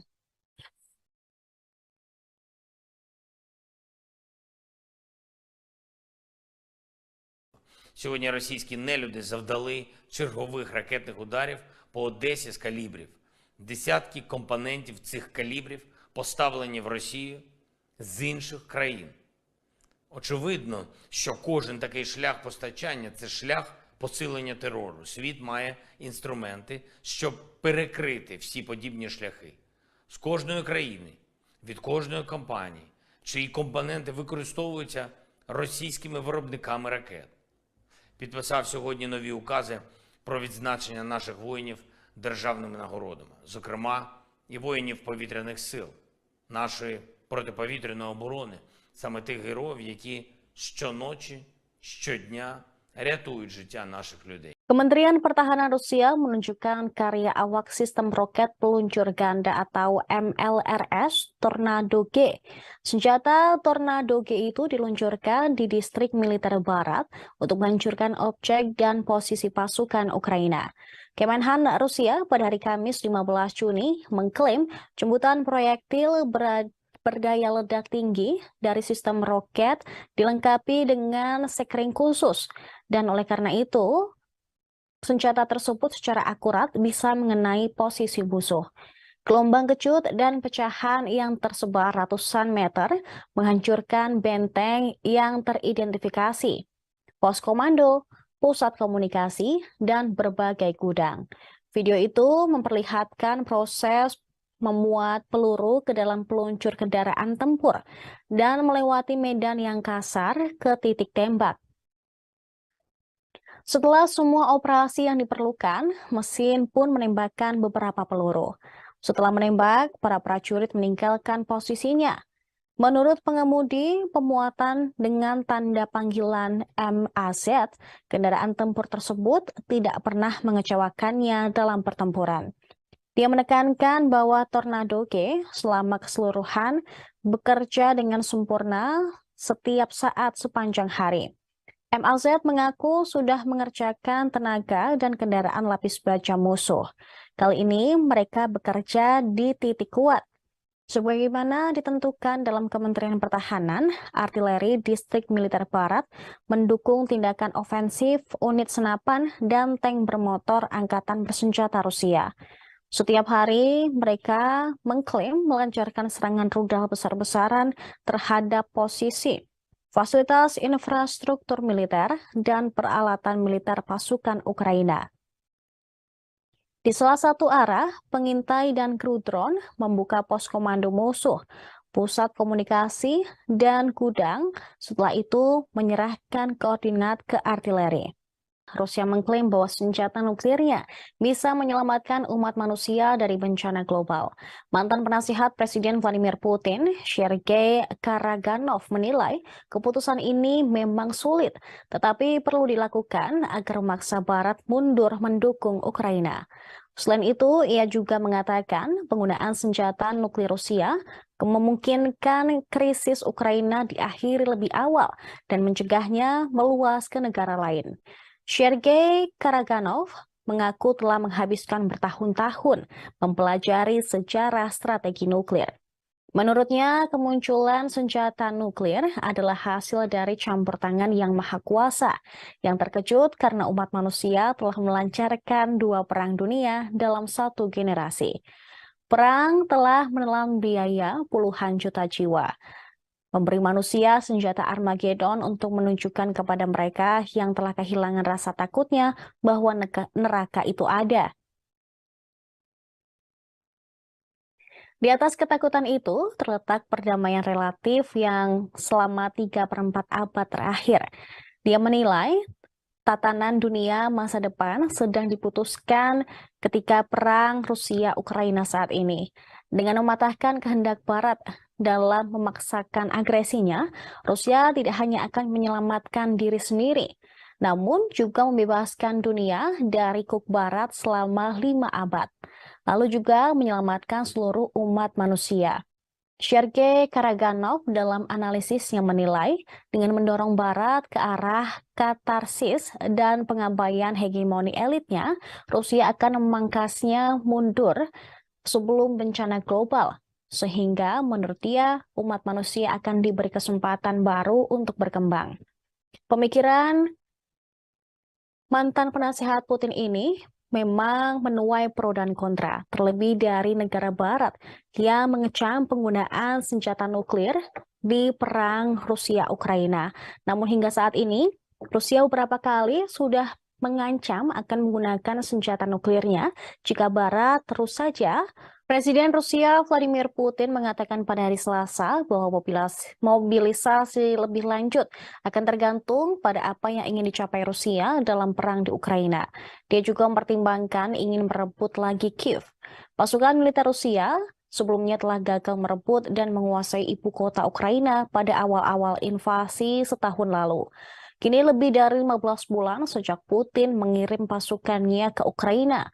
Hingga saat ini pasukan Rusia dan Ukraina masih bertempur dengan artileri, tank, dan drone di garis depan sepanjang 1.000 km. Pertempuran ini jauh dari ibu kota Kiev. Kini Putin mempertimbangkan untuk mencoba merebut kembali kota Kiev. Komentarnya tentang Kiev terungkap saat Putin berbicara di hadapan 18 koresponden perang Rusia dan blogger militer pro-Moskow di Kremlin, kantor kepresidenan Rusia pada Selasa 13 Juni. Pasukan Rusia dipukul mundur dari Kiev dan akhirnya mundur ke petak tanah di timur dan selatan Ukraina yang telah dinyatakan Putin sebagai bagian dari Rusia. Ukraina mengatakan tidak akan pernah berhenti sampai setiap tentara Rusia diusir dari tanahnya. Rusia sekarang menguasai sekitar 18% dari wilayah Ukraina. Namun perang tersebut telah menggarisbawahi garis patahan dari angkatan bersenjata Rusia yang dulu perkasa dan biaya manusia untuk sangat besar berperang di perkotaan seperti Bakhmut. Putin mengatakan konflik tersebut menunjukkan bahwa Rusia kekurangan amunisi presisi tinggi dan peralatan komunikasi yang rumit. Rencana masa depan Rusia di Ukraina dikatakan Putin akan diputuskan setelah serangan balik Ukraina yang katanya dimulai pada 4 Juni lalu telah berakhir. Kementerian Pertahanan Rusia melaporkan pada hari Selasa malam 13 Juni bahwa angkatan udaranya melancarkan serangan kelompok dengan senjata presisi berbasis udara di fasilitas cadangan operasional angkatan bersenjata Ukraina. Tak hanya itu, Rusia juga menyerang gudang amunisi dan senjata produksi asing. Hal tersebut diungkapkan dalam laporan harian Kementerian Pertahanan Rusia melalui saluran Telegram mereka. Serangan diklaim tepat mengenai sasaran. Selain itu, Rusia juga mengakui selama 24 jam terakhir, pasukan Ukraina masih melanjutkan upaya mereka untuk melakukan serangan ke arah Donetsk Selatan, serta di dekat Artemivsk, termasuk di langkah militer. Di langkah Fremetsky, militer Ukraina melancarkan serangan dengan unit-unit yang dibentuk dengan tergesa-gesa dari sisa Brigade Ukraina yang sebelumnya menderita kerugian besar. Selama 24 jam terakhir, di wilayah Makarovka, 3 serangan oleh unit Ukraina diperkuat dengan tank dan kendaraan tempur lapis baja diklaim berhasil dipukul mundur oleh Rusia. Semua serangan berhasil dilumpuhkan oleh tindakan berani dan tegas dari kelompok pasukan timur. Kemudian serangan udara dan juga tembakan artileri. Dari 10 pengangkut personel lapis baja Angkatan Bersenjata Ukraina yang berpartisipasi dalam serangan tersebut, dilaporkan 8 diantaranya hancur. 8 dari 10 pengangkut personel lapis baja itu diklaim telah berhasil dihancurkan oleh militer Rusia yang beroperasi di wilayah tersebut. Presiden Belarus Alexander Lukashenko mengatakan negaranya sudah mulai menerima pengiriman senjata nuklir taktis dari Rusia. Lukashenko mengklaim beberapa di antara senjata nuklir tersebut 3 kali lebih kuat daripada bom atom yang dijatuhkan Amerika Serikat di Hiroshima dan Nagasaki pada 1945. Radio Sputnik melaporkan pada Rabu 14 Juni, Lukashenko mengatakan Belarus akan menggunakan senjata dari Rusia tersebut. Dia mengklaim jika terjadi agresi, maka dengan cepat dia bakal mengkoordinasikan untuk menggunakan senjata nuklir taktis dari Rusia tersebut. Presiden Belarus menekankan bahwa senjata nuklir akan disebarkan ke seluruh Belarus. Dalam pernyataan terpisah sebelumnya, Lukashenko menyebut senjata nuklir akan dikerahkan secara fisik ke wilayah Belarus dalam beberapa hari. Dia juga mengklaim negaranya punya fasilitas untuk menampung rudal jarak jauh jika diperlukan. Belarus disebut juga punya fasilitas penyimpanan nuklir yang tersisa dari era Soviet dan telah merenovasi 5 hingga 6 diantaranya. Lukashenko kembali menekankan bahwa dia meminta Putin untuk menyebarkan senjata nuklir Rusia ke wilayah Belarus. Dia berpendapat bahwa langkah itu diperlukan untuk mencegah potensi agresi. Pekan lalu, Presiden Rusia Vladimir Putin telah bertemu Lukashenko di Sochi, Rusia. Namun, komentar Lukashenko bertentangan dengan pernyataan sebelumnya oleh Putin. Kala itu, Putin mengatakan senjata nuklir Rusia akan dikerahkan ke Belarus bulan depan, tepatnya bulan Juli ini. Dia menekankan bahwa senjata nuklir taktis itu bakal tetap berada di kendali eksklusif Moskow. Selama pertemuannya pada hari Jumat lalu dengan Lukashenko, Putin mengatakan pekerjaan pembangunan fasilitas senjata akan selesai pada 7 hingga 8 Juli. Dan mereka akan segera dipindahkan ke wilayah Belarusia setelah itu. Senjata nuklir taktis dimaksudkan untuk menghancurkan pasukan dan senjata musuh di medan perang. Mereka memiliki jangkauan yang relatif pendek dan hasil yang jauh lebih rendah daripada hulu ledak nuklir yang dipasang pada rudal balistik antar benua yang mampu melenyapkan seluruh kota. Pemirsa, Ukraina bisa menjadi medan pertempuran nuklir karena negara-negara Barat dan juga Rusia. Sebab AS dapat segera memasuk Ukraina dengan uranium deplet yang bisa menembus lapis baja tank Rusia. Ini terjadi setelah keputusan serupa oleh Inggris awal tahun ini yang memicu tanggapan marah dari Kremlin. The Wall Street Journal melaporkan sebelumnya pada hari Selasa bahwa AS akan menyetujui putaran tangki deplet uranium untuk Ukraina. Presiden Rusia Vladimir Putin pun menegaskan bahwa jika perlu, Rusia akan menggunakan senjata yang sama sebagai tanggapan atas laporan bahwa AS akan memasok senjata semacam itu ke Ukraina. Para pejabat AS diyakini dapat uranium yang sangat mematikan tersebut akan membantu upaya kontraofensif Ukraina dan memungkinkannya memperoleh keuntungan yang signifikan di selatan dan timur Ukraina. Karena pertempuran sebagian besar dilakukan di darat, peluru-peluru ini akan memberi pasukan Kiev keunggulan dalam pertarungan tank. Namun, menurut beberapa klaim yang dibuat oleh pakar militer Rusia, kendaraan lapis baja Rusia, termasuk tank T-14 Armata, menyertakan sistem proteksi aktif dan lapis baja komposit yang ditingkatkan dan dimaksudkan untuk mengurangi ancaman yang ditimbulkan oleh senjata anti-tank, terutama yang menggunakan deplet uranium. Namun ini bisa mendatangkan malapetaka karena sifat berbahaya dari deplet uranium.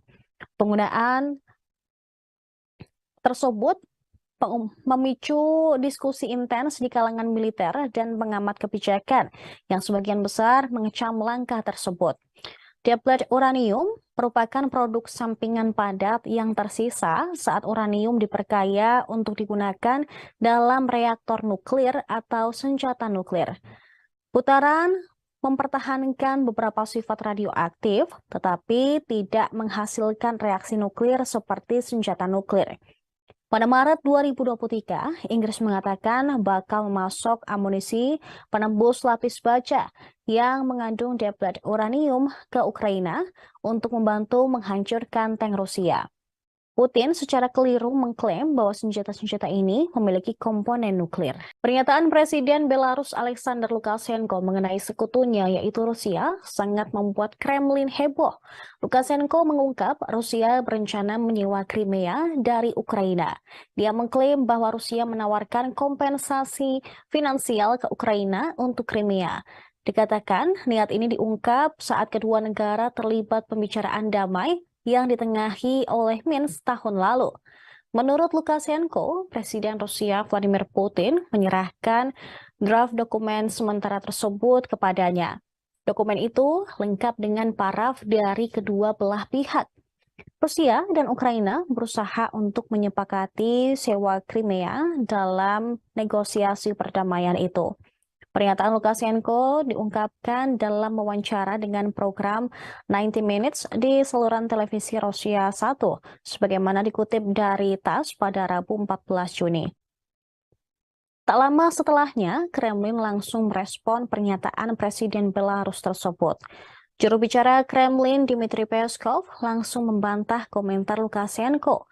Menurutnya, Moskow tidak pernah membahas perjanjian sewa jangka panjang untuk semenanjung Crimea dengan Ukraina pada pembicaraan damai tahun 2022.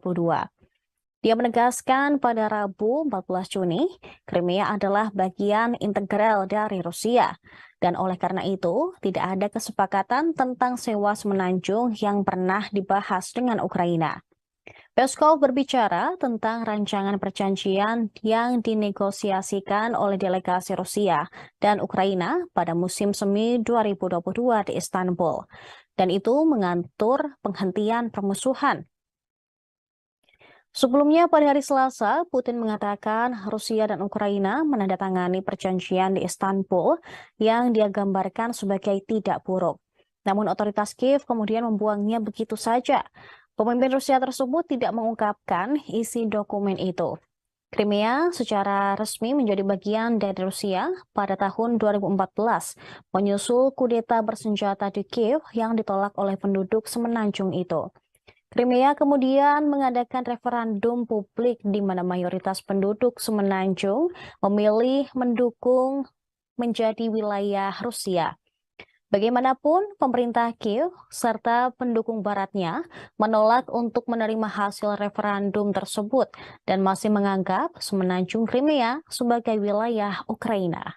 Kementerian Pertahanan Rusia berencana merekrut penjahat atau narapidana untuk berperang di Ukraina. Majelis Rendah Parlemen Rusia telah memberikan dukungan awal untuk rencana tersebut. Rencananya, Moskow akan menandatangani kontrak dengan penjahat atau yang dicurigai atau dihukum untuk berperang di Ukraina. Di bawah perubahan yang diusulkan, sebuah kontrak dapat disimpulkan dengan seseorang yang diselidiki karena melakukan kejahatan, yang kasusnya didengar di pengadilan atau setelah mereka dihukum, tetapi belum diputuskan memiliki kekuatan hukum. Orang yang dihukum karena kejahatan seksual, pengkhianatan, terorisme, atau ekstremisme tidak bisa mendaftar untuk rencana Rusia ini. Mereka yang mendaftar akan dibebaskan dari tanggung jawab narapidana setelah menyelesaikan kontrak mereka atau jika mereka menerima penghargaan atas kehebatan tempur. Perubahan baru yang diperiksa oleh Duma Rusia tidak mencakup rekrutan orang yang sudah menjalani hukuman. Mereka yang mendaftar akan dibebaskan dari tanggung jawab narapidana atau pidana setelah menyelesaikan kontrak, atau jika mereka menerima penghargaan atas kehebatan tempur. Perubahan baru yang diperiksa oleh Duma Rusia tidak mencakup perekrutan orang yang sudah menjalani hukuman. Sementara itu, Kementerian Pertahanan belum berkomentar apapun. Rusia memang dicurigai telah merekrut banyak narapidana untuk dipaksa berperang di garis depan Ukraina. Sebelumnya, mereka juga mengerahkan tentara bayaran grup Wagner yang dipimpin Yevgeny Prigozhin. Namun karena keretakan antara Prigozhin dan Kementerian Pertahanan Rusia, grup Wagner pun menarik pasukannya. Mereka kini digantikan oleh pasukan Chechnya, yaitu Akhmat. Pasukan ini telah menandatangani kontrak dengan Kemenhan Rusia yang sebelumnya ditolak oleh Wagner. Dengan menandatangani kontrak tersebut, pasukan akan mendapat perlakuan seperti tentara Rusia, termasuk bakal diberikan santunan bagi tentara atau keluarganya jika mereka meninggal saat berperang. Pasukan Kedirgantaraan Rusia atau VKS elit kemungkinan membantu pasukan darat reguler Putin. Menurut laporan Kementerian Pertahanan Inggris, VSK kemungkinan akan diterjunkan terutama di Ukraina Selatan. Hal ini untuk menahan peningkatan operasi ofensif Ukraina. London mencatat peningkatan serangan udara tempur taktis Rusia, terutama di Ukraina Selatan dalam 2 minggu terakhir meningkat drastis. Kementerian juga mengatakan ini hampir pasti sebagai tanggapan atas laporan peningkatan operasi ofensif Ukraina. Karena pasukan Dirgantara Rusia berupaya mendukung pasukan darat dengan serangan udara. Dia menambahkan bahwa meskipun ada peningkatan, tingkat sorti harian VKS tetap jauh lebih rendah daripada puncak hingga 300 misi harian di awal perang. Sejak dimulainya invasi, sebagian selatan Ukraina sering lebih diizinkan untuk operasi udara Rusia dibandingkan dengan sektor front lainnya. Di medan perang, selama setahun terakhir, VKS telah meningkatkan penggunaan senjata udara ke permukaan seperti bom luncur yang memungkinkan pesawat serang tetap jauh dari target mereka. Sebelumnya, Presiden Prancis Emmanuel Macron mengatakan bahwa serangan belasan Ukraina telah berlangsung selama beberapa hari dan harus mengarah pada kondisi yang memungkinkan Kiev memulai negosiasi dengan cara paling menguntungkan. Gedung Putih juga mengonfirmasi dimulainya operasi balasan Ukraina.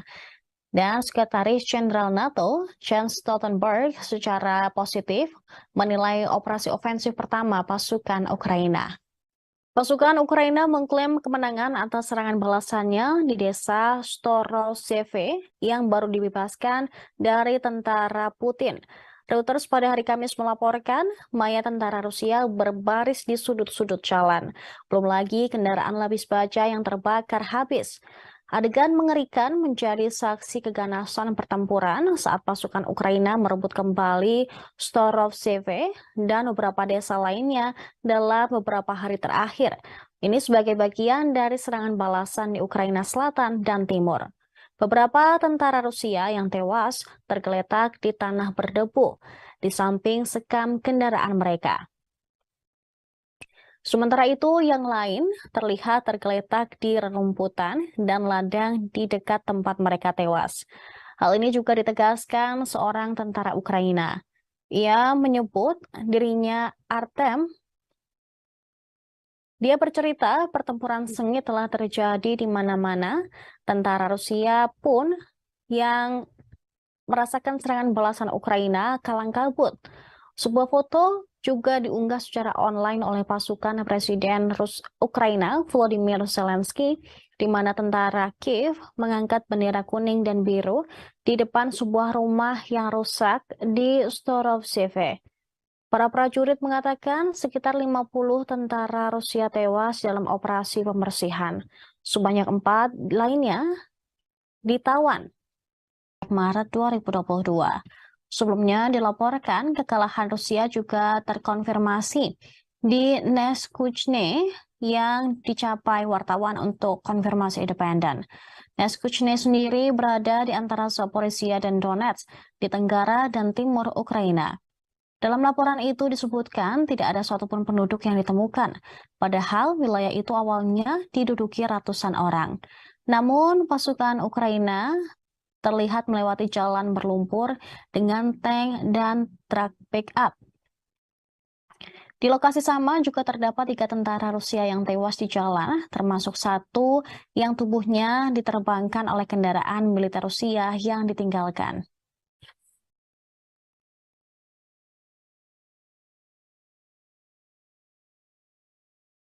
Сьогодні російські нелюди завдали чергових ракетних ударів по Одесі з калібрів. Десятки компонентів цих калібрів поставлені в Росію з інших країн. Очевидно, що кожен такий шлях постачання – це шлях посилення терору. Світ має інструменти, щоб перекрити всі подібні шляхи. З кожної країни, від кожної компанії, чиї компоненти використовуються російськими виробниками ракет. Підписав сьогодні нові укази про відзначення наших воїнів державними нагородами, зокрема і воїнів повітряних сил, нашої протиповітряної оборони, саме тих героїв, які щоночі, щодня рятують життя наших людей. Kementerian Pertahanan Rusia menunjukkan karya awak sistem roket peluncur ganda atau MLRS Tornado G. Senjata Tornado G itu diluncurkan di distrik militer barat untuk menghancurkan objek dan posisi pasukan Ukraina.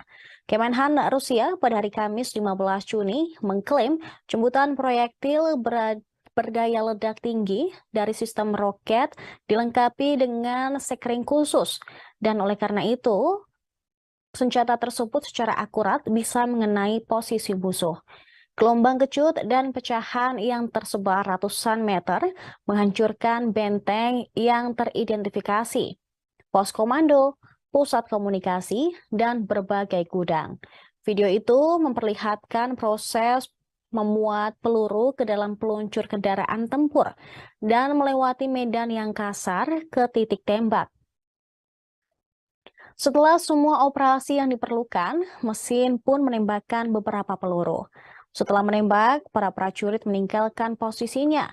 Menurut pengemudi, pemuatan dengan tanda panggilan MAZ, kendaraan tempur tersebut tidak pernah mengecewakannya dalam pertempuran. Dia menekankan bahwa Tornado G selama keseluruhan bekerja dengan sempurna setiap saat sepanjang hari. MLZ mengaku sudah mengerjakan tenaga dan kendaraan lapis baja musuh. Kali ini mereka bekerja di titik kuat.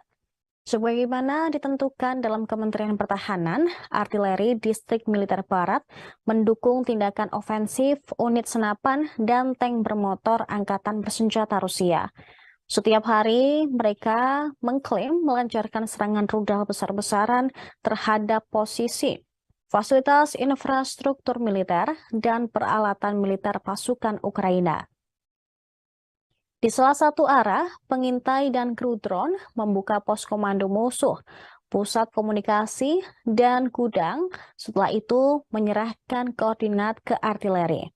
Rusia mengklaim bahwa senjata nuklirnya bisa menyelamatkan umat manusia dari bencana global. Mantan penasihat Presiden Vladimir Putin, Sergei Karaganov, menilai keputusan ini memang sulit, tetapi perlu dilakukan agar memaksa Barat mundur mendukung Ukraina. Selain itu, ia juga mengatakan penggunaan senjata nuklir Rusia memungkinkan krisis Ukraina diakhiri lebih awal dan mencegahnya meluas ke negara lain. Sergei Karaganov mengaku telah menghabiskan bertahun-tahun mempelajari sejarah strategi nuklir. Menurutnya, kemunculan senjata nuklir adalah hasil dari campur tangan yang maha kuasa, yang terkejut karena umat manusia telah melancarkan 2 perang dunia dalam 1 generasi. Perang telah menelan biaya puluhan juta jiwa, memberi manusia senjata Armageddon untuk menunjukkan kepada mereka yang telah kehilangan rasa takutnya bahwa neraka itu ada. Di atas ketakutan itu terletak perdamaian relatif yang selama 3/4 abad terakhir. Dia menilai tatanan dunia masa depan sedang diputuskan ketika perang Rusia-Ukraina saat ini. Dengan mematahkan kehendak Barat dalam memaksakan agresinya, Rusia tidak hanya akan menyelamatkan diri sendiri, namun juga membebaskan dunia dari kuk Barat selama 5 abad, lalu juga menyelamatkan seluruh umat manusia. Sergei Karaganov dalam analisisnya menilai dengan mendorong Barat ke arah katarsis dan pengabaian hegemoni elitnya, Rusia akan memangkasnya mundur sebelum bencana global. Sehingga menurut dia, umat manusia akan diberi kesempatan baru untuk berkembang. Pemikiran mantan penasehat Putin ini memang menuai pro dan kontra, terlebih dari negara barat yang mengecam penggunaan senjata nuklir di perang Rusia-Ukraina. Namun hingga saat ini, Rusia beberapa kali sudah mengancam akan menggunakan senjata nuklirnya jika Barat terus saja. Presiden Rusia Vladimir Putin mengatakan pada hari Selasa bahwa mobilisasi lebih lanjut akan tergantung pada apa yang ingin dicapai Rusia dalam perang di Ukraina. Dia juga mempertimbangkan ingin merebut lagi Kiev. Pasukan militer Rusia sebelumnya telah gagal merebut dan menguasai ibu kota Ukraina pada awal-awal invasi setahun lalu. Kini lebih dari 15 bulan sejak Putin mengirim pasukannya ke Ukraina. Hingga saat ini pasukan Rusia dan Ukraina masih bertempur dengan artileri, tank, dan drone di garis depan sepanjang 1.000 km. Pertempuran ini jauh dari ibu kota Kiev. Kini Putin mempertimbangkan untuk mencoba merebut kembali kota Kiev. Komentarnya tentang Kiev terungkap saat Putin berbicara di hadapan 18 koresponden perang Rusia dan blogger militer pro-Moskow di Kremlin, kantor kepresidenan Rusia pada Selasa 13 Juni. Pasukan Rusia dipukul mundur dari Kiev dan akhirnya mundur ke petak tanah di timur dan selatan Ukraina yang telah dinyatakan Putin sebagai bagian dari Rusia. Ukraina mengatakan tidak akan pernah berhenti sampai setiap tentara Rusia diusir dari tanahnya. Rusia sekarang menguasai sekitar 18% dari wilayah Ukraina. Namun perang tersebut telah menggarisbawahi garis patahan dari angkatan bersenjata Rusia yang dulu perkasa dan biaya manusia untuk sangat besar berperang di perkotaan seperti Bakhmut. Putin mengatakan konflik tersebut menunjukkan bahwa Rusia kekurangan amunisi presisi tinggi dan peralatan komunikasi yang rumit. Rencana masa depan Rusia di Ukraina dikatakan Putin akan diputuskan setelah serangan balik Ukraina yang katanya dimulai pada 4 Juni lalu telah berakhir. Kementerian Pertahanan Rusia melaporkan pada hari Selasa malam 13 Juni bahwa angkatan udaranya melancarkan serangan kelompok dengan senjata presisi berbasis udara di fasilitas cadangan operasional angkatan bersenjata Ukraina. Tak hanya itu, Rusia juga menyerang gudang amunisi dan senjata produksi asing. Hal tersebut diungkapkan dalam laporan harian Kementerian Pertahanan Rusia melalui saluran Telegram mereka. Serangan diklaim tepat mengenai sasaran. Selain itu, Rusia juga mengakui selama 24 jam terakhir, pasukan Ukraina masih melanjutkan upaya mereka untuk melakukan serangan ke arah Donetsk Selatan serta di dekat Artemivsk, termasuk di langkah Fremetsky, militer Ukraina melancarkan serangan dengan unit-unit yang dibentuk dengan tergesa-gesa dari sisa brigade Ukraina yang sebelumnya menderita kerugian besar. Selama 24 jam terakhir, di wilayah Makarovka, 3 serangan oleh unit Ukraina diperkuat dengan tank dan kendaraan tempur lapis baja, diklaim berhasil dipukul mundur oleh Rusia. Semua serangan berhasil dilumpuhkan oleh tindakan berani dan tegas dari kelompok pasukan timur. Kemudian serangan udara dan juga tembakan artileri. Dari 10 pengangkut personel lapis baja Angkatan Bersenjata Ukraina yang berpartisipasi dalam serangan tersebut, dilaporkan 8 diantaranya hancur. 8 dari 10 pengangkut personel lapis baja itu diklaim telah berhasil dihancurkan oleh militer Rusia yang beroperasi di wilayah tersebut. Presiden Belarus Alexander Lukashenko mengatakan negaranya sudah mulai menerima pengiriman senjata nuklir taktis dari Rusia. Lukashenko mengklaim beberapa di antara senjata nuklir tersebut 3 kali lebih kuat daripada bom atom yang dijatuhkan Amerika Serikat di Hiroshima dan Nagasaki pada 1945. Radio Sputnik melaporkan pada Rabu 14 Juni, Lukashenko mengatakan Belarus akan menggunakan senjata dari Rusia tersebut. Dia mengklaim jika terjadi agresi, maka dengan cepat dia bakal mengkoordinasikan untuk menggunakan senjata nuklir taktis dari Rusia tersebut. Presiden Belarus menekankan bahwa senjata nuklir akan disebarkan ke seluruh Belarus. Dalam pernyataan terpisah sebelumnya, Lukashenko menyebut senjata nuklir akan dikerahkan secara fisik ke wilayah Belarus dalam beberapa hari. Dia juga mengklaim negaranya punya fasilitas untuk menampung rudal jarak jauh jika diperlukan. Belarus disebut juga punya fasilitas penyimpanan nuklir yang tersisa dari era Soviet dan telah merenovasi 5 hingga 6 di antaranya. Lukashenko kembali menekankan bahwa dia meminta Putin untuk menyebarkan senjata nuklir Rusia ke wilayah Belarus. Dia berpendapat bahwa langkah itu diperlukan untuk mencegah potensi agresi. Pekan lalu, Presiden Rusia Vladimir Putin telah bertemu Lukashenko di Sochi, Rusia. Namun, komentar Lukashenko bertentangan dengan pernyataan sebelumnya oleh Putin. Kala itu, Putin mengatakan senjata nuklir Rusia akan dikerahkan ke Belarus bulan depan, tepatnya bulan Juli ini. Dia menekankan bahwa senjata nuklir taktis itu bakal tetap berada di kendali eksklusif Moskow. Selama pertemuannya pada hari Jumat lalu dengan Lukashenko, Putin mengatakan pekerjaan pembangunan fasilitas senjata akan selesai pada 7 hingga 8 Juli, dan mereka akan segera dipindahkan ke wilayah Belarusia setelah itu. Senjata nuklir taktis dimaksudkan untuk menghancurkan pasukan dan senjata musuh di medan perang. Mereka memiliki jangkauan yang relatif pendek dan hasil yang jauh lebih rendah daripada hulu ledak nuklir yang dipasang pada rudal balistik antar benua yang mampu melenyapkan seluruh kota. Pemirsa, Ukraina bisa menjadi medan pertempuran nuklir karena negara-negara Barat dan juga Rusia.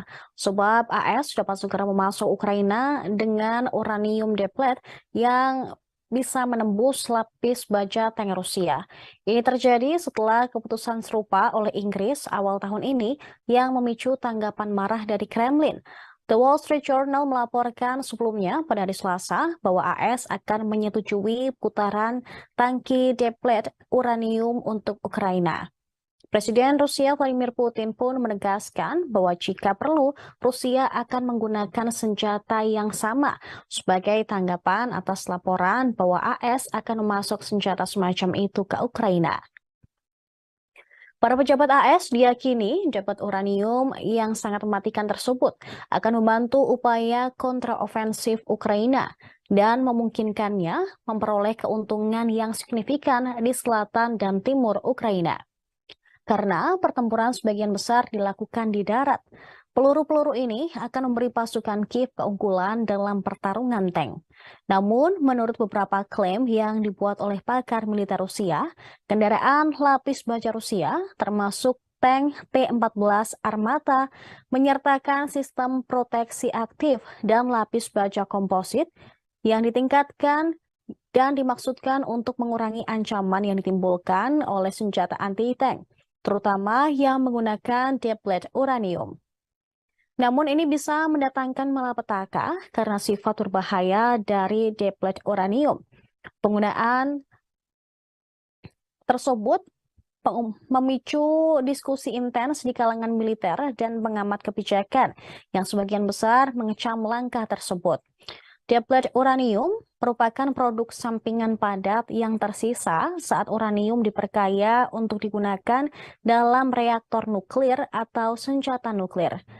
Putaran mempertahankan beberapa sifat radioaktif, tetapi tidak menghasilkan reaksi nuklir seperti senjata nuklir. Pada Maret 2023, Inggris mengatakan bakal memasok amunisi penembus lapis baja yang mengandung deplet uranium ke Ukraina untuk membantu menghancurkan tank Rusia. Putin secara keliru mengklaim bahwa senjata-senjata ini memiliki komponen nuklir. Pernyataan Presiden Belarus Alexander Lukashenko mengenai sekutunya yaitu Rusia sangat membuat Kremlin heboh. Lukashenko mengungkap Rusia berencana menyewa Crimea dari Ukraina. Dia mengklaim bahwa Rusia menawarkan kompensasi finansial ke Ukraina untuk Crimea. Dikatakan niat ini diungkap saat kedua negara terlibat pembicaraan damai yang ditengahi oleh Minsk tahun lalu. Menurut Lukashenko, Presiden Rusia Vladimir Putin menyerahkan draft dokumen sementara tersebut kepadanya. Dokumen itu lengkap dengan paraf dari kedua belah pihak. Rusia dan Ukraina berusaha untuk menyepakati sewa Crimea dalam negosiasi perdamaian itu. Pernyataan Lukashenko diungkapkan dalam wawancara dengan program 90 Minutes di saluran televisi Rusia 1, sebagaimana dikutip dari TASS pada Rabu 14 Juni. Tak lama setelahnya, Kremlin langsung merespon pernyataan Presiden Belarus tersebut. Juru bicara Kremlin Dmitry Peskov langsung membantah komentar Lukashenko. Menurutnya, Moskow tidak pernah membahas perjanjian sewa jangka panjang untuk semenanjung Crimea dengan Ukraina pada pembicaraan damai tahun 2022. Dia menegaskan pada Rabu 14 Juni, Crimea adalah bagian integral dari Rusia, dan oleh karena itu tidak ada kesepakatan tentang sewa semenanjung yang pernah dibahas dengan Ukraina. Peskov berbicara tentang rancangan perjanjian yang dinegosiasikan oleh delegasi Rusia dan Ukraina pada musim semi 2022 di Istanbul, dan itu mengatur penghentian permusuhan. Sebelumnya pada hari Selasa, Putin mengatakan Rusia dan Ukraina menandatangani perjanjian di Istanbul yang dia gambarkan sebagai tidak buruk. Namun otoritas Kiev kemudian membuangnya begitu saja. Pemimpin Rusia tersebut tidak mengungkapkan isi dokumen itu. Crimea secara resmi menjadi bagian dari Rusia pada tahun 2014, menyusul kudeta bersenjata di Kiev yang ditolak oleh penduduk semenanjung itu. Crimea kemudian mengadakan referendum publik di mana mayoritas penduduk semenanjung memilih mendukung menjadi wilayah Rusia. Bagaimanapun, pemerintah Kiev serta pendukung baratnya menolak untuk menerima hasil referendum tersebut dan masih menganggap semenanjung Crimea sebagai wilayah Ukraina. Kementerian Pertahanan Rusia berencana merekrut penjahat atau narapidana untuk berperang di Ukraina. Majelis Rendah Parlemen Rusia telah memberikan dukungan awal untuk rencana tersebut. Rencananya, Moskow akan menandatangani kontrak dengan penjahat atau yang dicurigai atau dihukum untuk berperang di Ukraina. Di bawah perubahan yang diusulkan, sebuah kontrak dapat disimpulkan dengan seseorang yang diselidiki karena melakukan kejahatan, yang kasusnya didengar di pengadilan atau setelah mereka dihukum, tetapi belum diputuskan memiliki kekuatan hukum. Orang yang dihukum karena kejahatan seksual, pengkhianatan, terorisme, atau ekstremisme tidak bisa mendaftar untuk rencana Rusia ini. Mereka yang mendaftar akan dibebaskan dari tanggung jawab narapidana setelah menyelesaikan kontrak mereka atau jika mereka menerima penghargaan atas kehebatan tempur. Perubahan baru yang diperiksa oleh Duma Rusia tidak mencakup perekrutan orang yang sudah menjalani hukuman. Mereka yang mendaftar akan dibebaskan dari tanggung jawab narapidana atau pidana setelah menyelesaikan kontrak, atau jika mereka menerima penghargaan atas kehebatan tempur. Perubahan baru yang diperiksa oleh Duma Rusia tidak mencakup perekrutan orang yang sudah menjalani hukuman.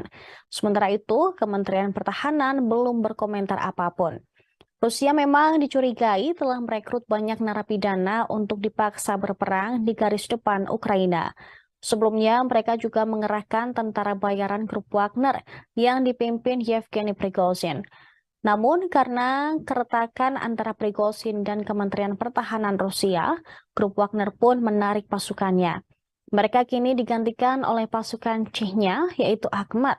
Pasukan ini telah menandatangani kontrak dengan Kemenhan Rusia yang sebelumnya ditolak oleh Wagner. Dengan menandatangani kontrak tersebut, pasukan akan mendapat perlakuan seperti tentara Rusia, termasuk bakal diberikan santunan bagi tentara atau keluarganya jika mereka meninggal saat berperang. Pasukan Kedirgantaraan Rusia atau VKS elit kemungkinan membantu pasukan darat reguler Putin. Menurut laporan Kementerian Pertahanan Inggris, VSK kemungkinan akan diterjunkan terutama di Ukraina Selatan. Hal ini untuk menahan peningkatan operasi ofensif Ukraina. London mencatat peningkatan serangan udara tempur taktis Rusia, terutama di Ukraina Selatan dalam 2 minggu terakhir meningkat drastis. Kementerian juga mengatakan ini hampir pasti sebagai tanggapan atas laporan peningkatan operasi ofensif Ukraina. Karena pasukan dirgantara Rusia berupaya mendukung pasukan darat dengan serangan udara. Dia menambahkan bahwa meskipun ada peningkatan, tingkat sorti harian VKS tetap jauh lebih rendah daripada puncak hingga 300 misi harian di awal perang. Sejak dimulainya invasi, sebagian selatan Ukraina sering lebih diizinkan untuk operasi udara Rusia dibandingkan dengan sektor front lainnya. Di medan perang, selama setahun terakhir, VKS telah meningkatkan penggunaan senjata udara ke permukaan seperti bom luncur yang memungkinkan pesawat serang tetap jauh dari target mereka. Sebelumnya, Presiden Prancis Emmanuel Macron mengatakan bahwa serangan belasan Ukraina telah berlangsung selama beberapa hari dan harus mengarah pada kondisi yang memungkinkan Kiev memulai negosiasi dengan cara paling menguntungkan. Gedung Putih juga mengonfirmasi dimulainya operasi balasan Ukraina. Dan Sekretaris Jenderal NATO, Jens Stoltenberg, secara positif menilai operasi ofensif pertama pasukan Ukraina. Pasukan Ukraina mengklaim kemenangan atas serangan balasannya di desa Storoseve yang baru dibebaskan dari tentara Putin. Reuters pada hari Kamis melaporkan mayat tentara Rusia berbaris di sudut-sudut jalan. Belum lagi kendaraan lapis baja yang terbakar habis. Adegan mengerikan menjadi saksi keganasan pertempuran saat pasukan Ukraina merebut kembali Storoseve dan beberapa desa lainnya dalam beberapa hari terakhir. Ini sebagai bagian dari serangan balasan di Ukraina Selatan dan Timur. Beberapa tentara Rusia yang tewas tergeletak di tanah berdebu di samping sekam kendaraan mereka. Sementara itu, yang lain terlihat tergeletak di rerumputan dan ladang di dekat tempat mereka tewas. Hal ini juga ditegaskan seorang tentara Ukraina. Ia menyebut dirinya Artem. Dia bercerita pertempuran sengit telah terjadi di mana-mana. Tentara Rusia pun yang merasakan serangan balasan Ukraina kalang kabut. Sebuah foto juga diunggah secara online oleh pasukan Presiden Ukraina Volodymyr Zelensky, di mana tentara Kiev mengangkat bendera kuning dan biru di depan sebuah rumah yang rusak di Storoseve. Para prajurit mengatakan sekitar 50 tentara Rusia tewas dalam operasi pembersihan. Sebanyak 4 lainnya ditawan. Diketahui, Storoseve adalah salah satu dari sekelompok pemukiman di dekat sungai Morki Yali yang menurut Ukraina telah direbut pasukannya sejak serangan balasan mereka dimulai. Desa tersebut diduduki oleh pasukan Rusia sejak Maret 2022. Sebelumnya dilaporkan kekalahan Rusia juga terkonfirmasi di Neskuchne yang dicapai wartawan untuk konfirmasi independen. Neskuchne sendiri berada di antara Zaporizhia dan Donetsk di tenggara dan timur Ukraina. Dalam laporan itu disebutkan tidak ada satupun penduduk yang ditemukan, padahal wilayah itu awalnya diduduki ratusan orang. Namun pasukan Ukraina terlihat melewati jalan berlumpur dengan tank dan truk pick-up. Di lokasi sama juga terdapat 3 tentara Rusia yang tewas di jalan, termasuk 1 yang tubuhnya diterbangkan oleh kendaraan militer Rusia yang ditinggalkan.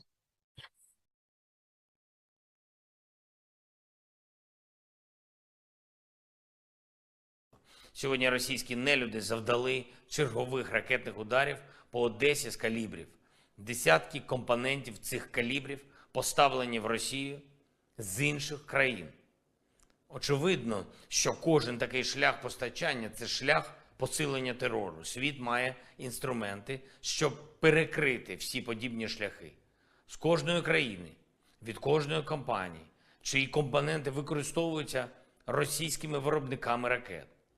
Підписав сьогодні нові укази про відзначення наших воїнів державними нагородами, зокрема і воїнів повітряних сил, нашої протиповітряної оборони, саме тих героїв, які щоночі, щодня рятують життя наших людей. Kementerian Pertahanan Rusia menunjukkan karya awak sistem roket peluncur ganda atau MLRS Tornado G. Senjata Tornado G itu diluncurkan di distrik militer barat untuk menghancurkan objek dan posisi pasukan Ukraina. Kemenhan Rusia pada hari Kamis 15 Juni mengklaim jemputan proyektil berdaya ledak tinggi dari sistem roket dilengkapi dengan sekring khusus. Dan oleh karena itu, senjata tersebut secara akurat bisa mengenai posisi musuh. Gelombang kejut dan pecahan yang tersebar ratusan meter menghancurkan benteng yang teridentifikasi, pos komando, pusat komunikasi, dan berbagai gudang. Video itu memperlihatkan proses memuat peluru ke dalam peluncur kendaraan tempur dan melewati medan yang kasar ke titik tembak. Setelah semua operasi yang diperlukan, mesin pun menembakkan beberapa peluru. Setelah menembak, para prajurit meninggalkan posisinya. Menurut pengemudi, pemuatan dengan tanda panggilan MAZ, kendaraan tempur tersebut tidak pernah mengecewakannya dalam pertempuran. Dia menekankan bahwa Tornado G selama keseluruhan bekerja dengan sempurna setiap saat sepanjang hari. MAZ mengaku sudah mengerjakan tenaga dan kendaraan lapis baja musuh. Kali ini mereka bekerja di titik kuat. Sebagaimana ditentukan dalam Kementerian Pertahanan, artileri distrik militer barat mendukung tindakan ofensif unit senapan dan tank bermotor angkatan bersenjata Rusia. Setiap hari mereka mengklaim melancarkan serangan rudal besar-besaran terhadap posisi, fasilitas infrastruktur militer, dan peralatan militer pasukan Ukraina. Di salah satu arah, pengintai dan kru drone membuka pos komando musuh, pusat komunikasi, dan gudang, setelah itu menyerahkan koordinat ke artileri. Rusia mengklaim bahwa senjata nuklirnya bisa menyelamatkan umat manusia dari bencana global. Mantan penasihat Presiden Vladimir Putin, Sergei Karaganov, menilai keputusan ini memang sulit, tetapi perlu dilakukan agar memaksa Barat mundur mendukung Ukraina. Selain itu, ia juga mengatakan penggunaan senjata nuklir Rusia memungkinkan krisis Ukraina diakhiri lebih awal dan mencegahnya meluas ke negara lain. Sergei Karaganov mengaku telah menghabiskan bertahun-tahun mempelajari sejarah strategi nuklir. Menurutnya, kemunculan senjata nuklir adalah hasil dari campur tangan yang maha kuasa, yang terkejut karena umat manusia telah melancarkan 2 perang dunia dalam 1 generasi. Perang telah menelan biaya puluhan juta jiwa, memberi manusia senjata Armageddon untuk menunjukkan kepada mereka yang telah kehilangan rasa takutnya bahwa neraka itu ada. Di atas ketakutan itu terletak perdamaian relatif yang selama 3/4 abad terakhir. Dia menilai tatanan dunia masa depan sedang diputuskan ketika perang Rusia-Ukraina saat ini. Dengan mematahkan kehendak Barat dalam memaksakan agresinya, Rusia tidak hanya akan menyelamatkan diri sendiri, namun juga membebaskan dunia dari kuk Barat selama 5 abad, lalu juga menyelamatkan seluruh umat manusia. Sergei Karaganov dalam analisisnya menilai dengan mendorong Barat ke arah katarsis dan pengabaian hegemoni elitnya, Rusia akan memangkasnya mundur sebelum bencana global, sehingga menurut dia umat manusia akan diberi kesempatan baru untuk berkembang. Pemikiran Mantan penasehat Putin ini memang menuai pro dan kontra, terlebih dari negara barat yang mengecam penggunaan senjata nuklir di perang Rusia-Ukraina. Namun hingga saat ini, Rusia beberapa kali sudah mengancam akan menggunakan senjata nuklirnya jika barat terus saja. Presiden Rusia Vladimir Putin mengatakan pada hari Selasa bahwa mobilisasi lebih lanjut akan tergantung pada apa yang ingin dicapai Rusia dalam perang di Ukraina. Dia juga mempertimbangkan ingin merebut lagi Kiev. Pasukan militer Rusia sebelumnya telah gagal merebut dan menguasai ibu kota Ukraina pada awal-awal invasi setahun lalu. Kini lebih dari 15 bulan sejak Putin mengirim pasukannya ke Ukraina. Hingga saat ini pasukan Rusia dan Ukraina masih bertempur dengan artileri, tank, dan drone di garis depan sepanjang 1.000 km. Pertempuran ini jauh dari ibu kota Kiev. Kini Putin mempertimbangkan untuk mencoba merebut kembali kota Kiev. Komentarnya tentang Kiev terungkap saat Putin berbicara di hadapan 18 koresponden perang Rusia dan blogger militer pro-Moskow di Kremlin, kantor kepresidenan Rusia pada Selasa 13 Juni. Pasukan Rusia dipukul mundur dari Kiev dan akhirnya mundur ke petak tanah di timur dan selatan Ukraina yang telah dinyatakan Putin sebagai bagian dari Rusia. Ukraina mengatakan tidak akan pernah berhenti sampai setiap tentara Rusia diusir dari tanahnya. Rusia sekarang menguasai sekitar 18% dari wilayah Ukraina. Namun perang tersebut telah menggarisbawahi garis patahan dari angkatan bersenjata Rusia yang dulu perkasa dan biaya manusia untuk sangat besar berperang di perkotaan seperti Bakhmut. Putin mengatakan konflik tersebut menunjukkan bahwa Rusia kekurangan amunisi presisi tinggi dan peralatan komunikasi yang rumit. Rencana masa depan Rusia di Ukraina dikatakan Putin akan diputuskan setelah serangan balik Ukraina yang katanya dimulai pada 4 Juni lalu telah berakhir. Kementerian Pertahanan Rusia melaporkan pada hari Selasa malam 13 Juni bahwa angkatan udaranya melancarkan serangan kelompok dengan senjata presisi berbasis udara di fasilitas cadangan operasional angkatan bersenjata Ukraina. Tak hanya itu, Rusia juga menyerang gudang amunisi dan senjata produksi asing. Hal tersebut diungkapkan dalam laporan harian Kementerian Pertahanan Rusia melalui saluran Telegram mereka. Serangan diklaim tepat mengenai sasaran. Selain itu, Rusia juga mengakui selama 24 jam terakhir, pasukan Ukraina masih melanjutkan upaya mereka untuk melakukan serangan ke arah Donetsk Selatan serta di dekat Artemivsk, termasuk di langkah militer. Di langkah Fremetsky, militer Ukraina melancarkan serangan dengan unit-unit yang dibentuk dengan tergesa-gesa dari sisa Brigade Ukraina yang sebelumnya menderita kerugian besar. Selama 24 jam terakhir, di wilayah Makarovka, 3 serangan oleh unit Ukraina diperkuat dengan tank dan kendaraan tempur lapis baja diklaim berhasil dipukul mundur oleh Rusia. Semua serangan berhasil dilumpuhkan oleh tindakan berani dan tegas dari kelompok pasukan timur. Kemudian serangan udara dan juga tembakan artileri. Dari 10 pengangkut personel lapis baja Angkatan Bersenjata Ukraina yang berpartisipasi dalam serangan tersebut, dilaporkan 8 diantaranya hancur. 8 dari 10 pengangkut personel lapis baja itu diklaim telah berhasil dihancurkan oleh militer Rusia yang beroperasi di wilayah tersebut. Presiden Belarus Alexander Lukashenko mengatakan negaranya sudah mulai menerima pengiriman senjata nuklir taktis dari Rusia. Lukashenko mengklaim beberapa di antara senjata nuklir tersebut 3 kali lebih kuat daripada bom atom yang dijatuhkan Amerika Serikat di Hiroshima dan Nagasaki pada 1945.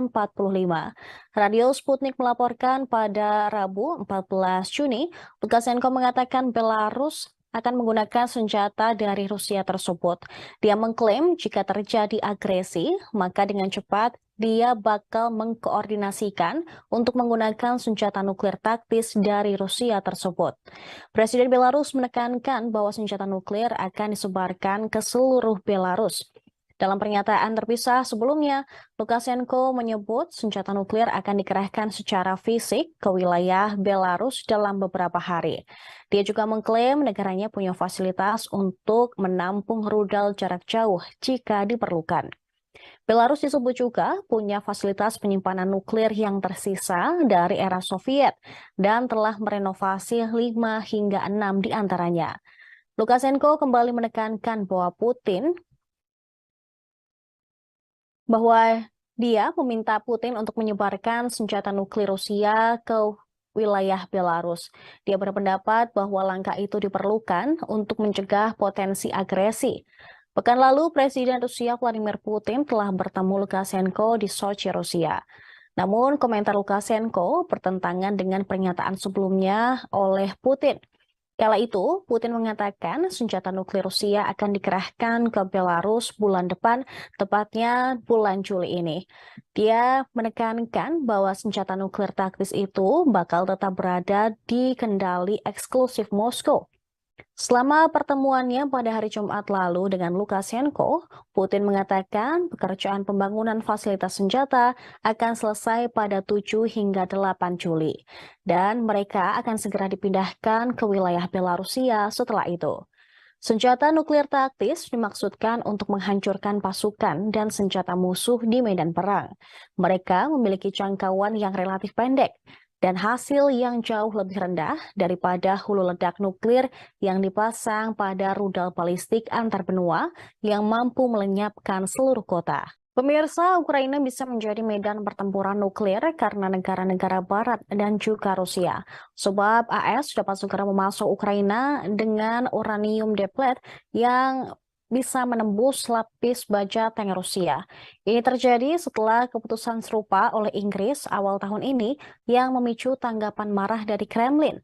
The Wall Street Journal melaporkan sebelumnya pada hari Selasa bahwa AS akan menyetujui putaran tangki deplet uranium untuk Ukraina. Presiden Rusia Vladimir Putin pun menegaskan bahwa jika perlu, Rusia akan menggunakan senjata yang sama sebagai tanggapan atas laporan bahwa AS akan memasok senjata semacam itu ke Ukraina. Para pejabat AS diyakini dapat uranium yang sangat mematikan tersebut akan membantu upaya kontraofensif Ukraina dan memungkinkannya memperoleh keuntungan yang signifikan di selatan dan timur Ukraina. Karena pertempuran sebagian besar dilakukan di darat, peluru-peluru ini akan memberi pasukan Kiev keunggulan dalam pertarungan tank. Namun, menurut beberapa klaim yang dibuat oleh pakar militer Rusia, kendaraan lapis baja Rusia, termasuk tank T-14 Armata, menyertakan sistem proteksi aktif dan lapis baja komposit yang ditingkatkan dan dimaksudkan untuk mengurangi ancaman yang ditimbulkan oleh senjata anti-tank, terutama yang menggunakan deplet uranium. Namun ini bisa mendatangkan malapetaka karena sifat berbahaya dari deplet uranium. Penggunaan tersebut memicu diskusi intens di kalangan militer dan pengamat kebijakan yang sebagian besar mengecam langkah tersebut. Deplet uranium merupakan produk sampingan padat yang tersisa saat uranium diperkaya untuk digunakan dalam reaktor nuklir atau senjata nuklir. Putaran mempertahankan beberapa sifat radioaktif, tetapi tidak menghasilkan reaksi nuklir seperti senjata nuklir. Pada Maret 2023, Inggris mengatakan bakal memasok amunisi penembus lapis baja yang mengandung deplet uranium ke Ukraina untuk membantu menghancurkan tank Rusia. Putin secara keliru mengklaim bahwa senjata-senjata ini memiliki komponen nuklir. Pernyataan Presiden Belarus Alexander Lukashenko mengenai sekutunya yaitu Rusia sangat membuat Kremlin heboh. Lukashenko mengungkap Rusia berencana menyewa Crimea dari Ukraina. Dia mengklaim bahwa Rusia menawarkan kompensasi finansial ke Ukraina untuk Crimea. Dikatakan niat ini diungkap saat kedua negara terlibat pembicaraan damai yang ditengahi oleh Minsk tahun lalu. Menurut Lukashenko, Presiden Rusia Vladimir Putin menyerahkan draft dokumen sementara tersebut kepadanya. Dokumen itu lengkap dengan paraf dari kedua belah pihak. Rusia dan Ukraina berusaha untuk menyepakati sewa Crimea dalam negosiasi perdamaian itu.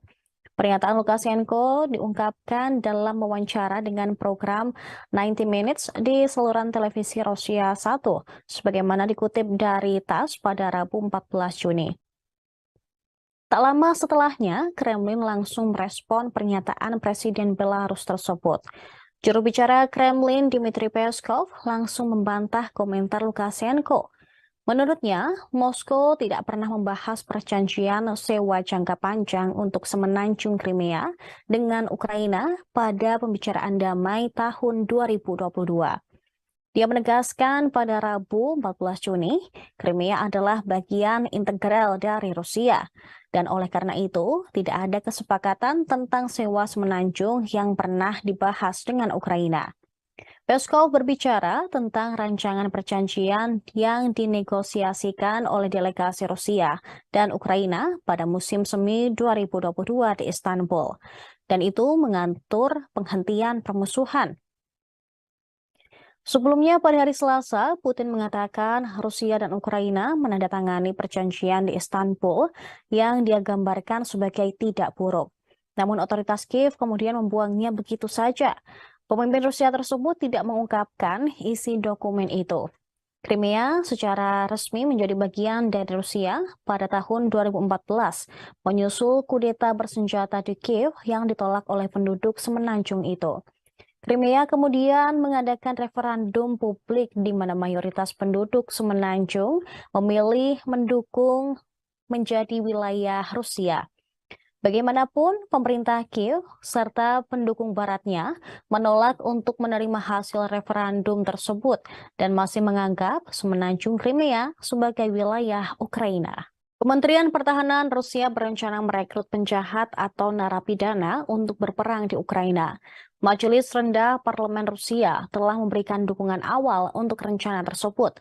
Rencananya, Moskow akan menandatangani kontrak dengan penjahat atau yang dicurigai atau dihukum untuk berperang di Ukraina. Di bawah perubahan yang diusulkan, sebuah kontrak dapat disimpulkan dengan seseorang yang diselidiki karena melakukan kejahatan, yang kasusnya didengar di pengadilan atau setelah mereka dihukum, tetapi belum diputuskan memiliki kekuatan hukum.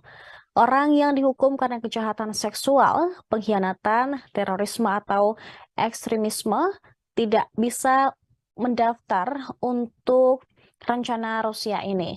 Mereka yang mendaftar akan dibebaskan dari tanggung jawab narapidana setelah menyelesaikan kontrak mereka atau jika mereka menerima penghargaan atas kehebatan tempur.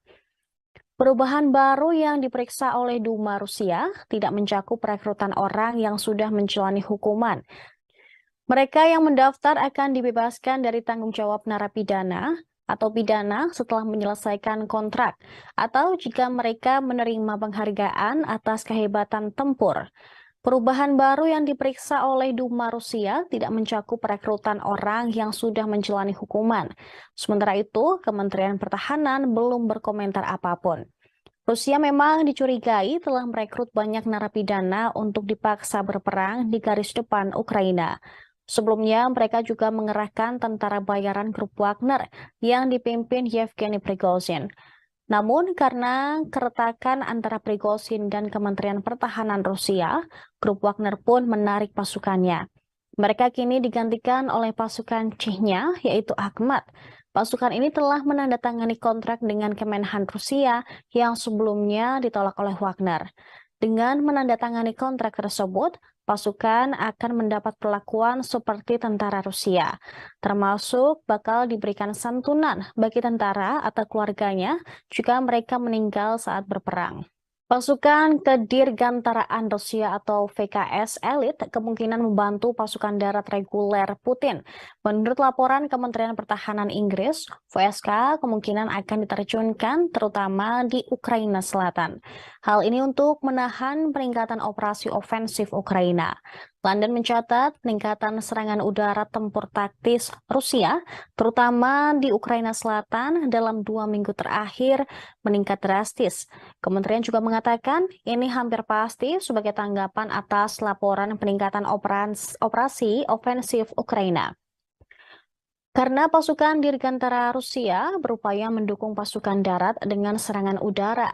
Dia menambahkan bahwa meskipun ada peningkatan, tingkat sorti harian PKS tetap jauh lebih rendah daripada puncak hingga 300 misi harian di awal perang. Sejak dimulainya invasi, sebagian selatan Ukraina sering lebih diizinkan untuk operasi udara Rusia dibandingkan dengan sektor front lainnya. Di medan perang, selama setahun terakhir, VKS telah meningkatkan penggunaan senjata udara ke permukaan seperti bom meluncur yang memungkinkan pesawat serang tetap jauh dari target mereka. Sebelumnya, Presiden Prancis Emmanuel Macron mengatakan bahwa serangan belasan Ukraina telah berlangsung selama beberapa hari dan harus mengarah pada kondisi yang memungkinkan Kiev memulai negosiasi dengan cara paling menguntungkan. Gedung Putih juga mengonfirmasi dimulainya operasi balasan Ukraina. Dan Sekretaris Jenderal NATO, Jens Stoltenberg, secara positif menilai operasi ofensif pertama pasukan Ukraina. Pasukan Ukraina mengklaim kemenangan atas serangan balasannya di desa Storozheve yang baru dibebaskan dari tentara Putin. Reuters pada hari Kamis melaporkan mayat tentara Rusia berbaris di sudut-sudut jalan. Belum lagi kendaraan lapis baja yang terbakar habis. Adegan mengerikan menjadi saksi keganasan pertempuran saat pasukan Ukraina merebut kembali Storozheve dan beberapa desa lainnya dalam beberapa hari terakhir. Ini sebagai bagian dari serangan balasan di Ukraina Selatan dan Timur. Beberapa tentara Rusia yang tewas tergeletak di tanah berdebu di samping sekam kendaraan mereka. Sementara itu, yang lain terlihat tergeletak di rerumputan dan ladang di dekat tempat mereka tewas. Hal ini juga ditegaskan seorang tentara Ukraina. Ia menyebut dirinya Artem. Dia bercerita pertempuran sengit telah terjadi di mana-mana. Tentara Rusia pun yang merasakan serangan balasan Ukraina kalang kabut. Sebuah foto juga diunggah secara online oleh pasukan Presiden Ukraina Volodymyr Zelensky, di mana tentara Kiev mengangkat bendera kuning dan biru di depan sebuah rumah yang rusak di Storozheve. Para prajurit mengatakan sekitar 50 tentara Rusia tewas dalam operasi pembersihan. Sebanyak 4 lainnya ditawan. Diketahui, Storozheve adalah salah satu dari sekelompok pemukiman di dekat sungai Morki Yali yang menurut Ukraina telah direbut pasukannya sejak serangan balasan mereka dimulai. Desa tersebut diduduki oleh pasukan Rusia sejak Maret 2022. Sebelumnya dilaporkan kekalahan Rusia juga terkonfirmasi di Neskuchne yang dicapai wartawan untuk konfirmasi independen. Neskuchne sendiri berada di antara Zaporizhia dan Donetsk di tenggara dan timur Ukraina. Dalam laporan itu disebutkan tidak ada satupun penduduk yang ditemukan, padahal wilayah itu awalnya diduduki ratusan orang. Namun pasukan Ukraina terlihat melewati jalan berlumpur dengan tank dan truk pick-up.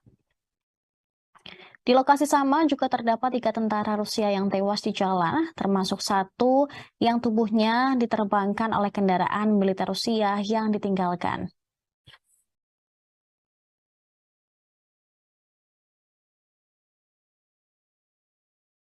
Сьогодні російські нелюди завдали чергових ракетних ударів по Одесі з калібрів. Десятки компонентів цих калібрів поставлені в Росію з інших країн. Очевидно, що кожен такий шлях постачання – це шлях посилення терору. Світ має інструменти, щоб перекрити всі подібні шляхи. З кожної країни, від кожної компанії, чиї компоненти використовуються російськими виробниками ракет.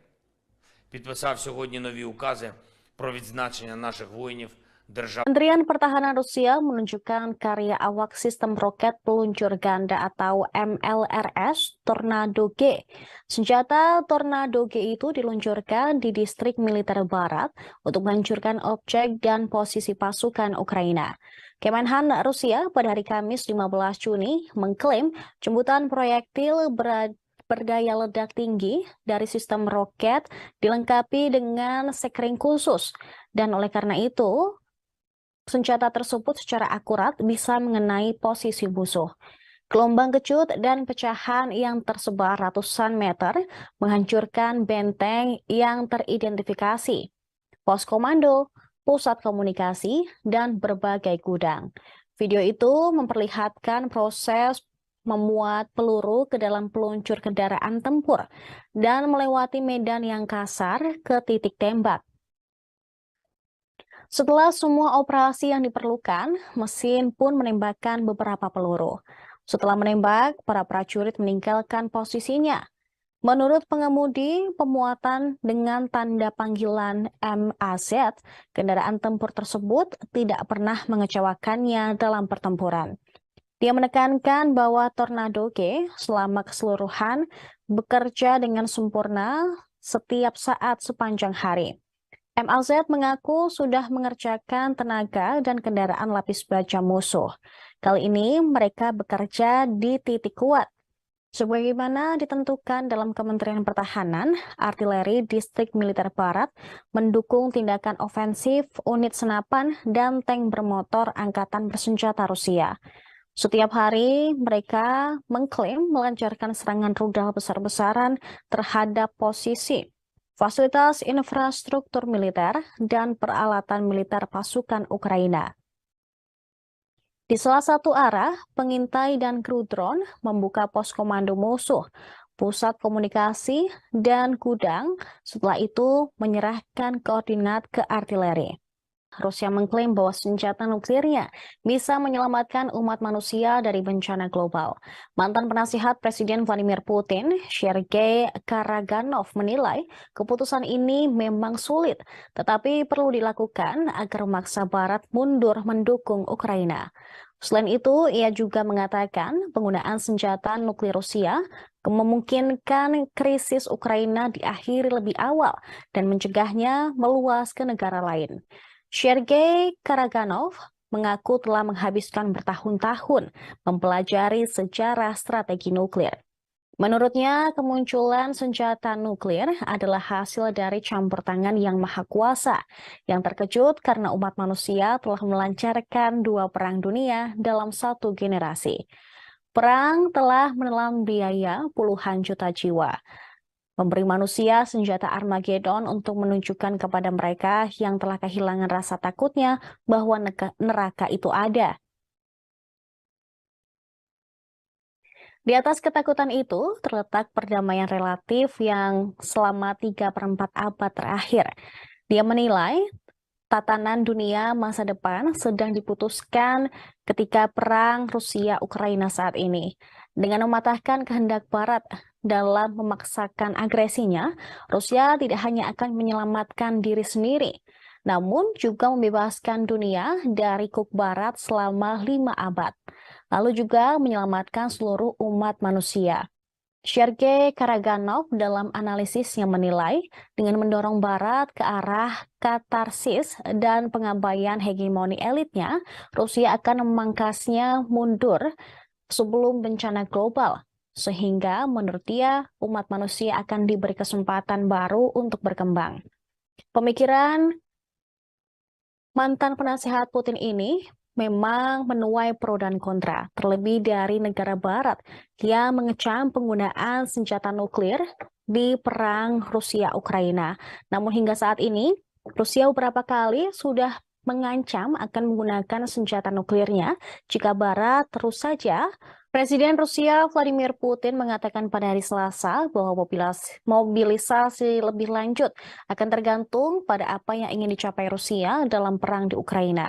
Dia juga mempertimbangkan ingin merebut lagi Kiev. Pasukan militer Rusia sebelumnya telah gagal merebut dan menguasai ibu kota Ukraina pada awal-awal invasi setahun lalu. Kini lebih dari 15 bulan sejak Putin mengirim pasukannya ke Ukraina. Hingga saat ini pasukan Rusia dan Ukraina masih bertempur dengan artileri, tank, dan drone di garis depan sepanjang 1.000 km. Pertempuran ini jauh dari ibu kota Kiev. Kini Putin mempertimbangkan untuk mencoba merebut kembali kota Kiev. Komentarnya tentang Kiev terungkap saat Putin berbicara di hadapan 18 koresponden perang Rusia dan blogger militer pro-Moskow di Kremlin, kantor kepresidenan Rusia pada Selasa 13 Juni. Pasukan Rusia dipukul mundur dari Kiev dan akhirnya mundur ke petak tanah di timur dan selatan Ukraina yang telah dinyatakan Putin sebagai bagian dari Rusia. Ukraina mengatakan tidak akan pernah berhenti sampai setiap tentara Rusia diusir dari tanahnya. Rusia sekarang menguasai sekitar 18% dari wilayah Ukraina. Namun perang tersebut telah menggarisbawahi garis patahan dari angkatan bersenjata Rusia yang dulu perkasa dan biaya manusia untuk sangat besar berperang di perkotaan seperti Bakhmut. Putin mengatakan konflik tersebut menunjukkan bahwa Rusia kekurangan amunisi presisi tinggi dan peralatan komunikasi yang rumit. Rencana masa depan Rusia di Ukraina dikatakan Putin akan diputuskan setelah serangan balik Ukraina yang katanya dimulai pada 4 Juni lalu telah berakhir.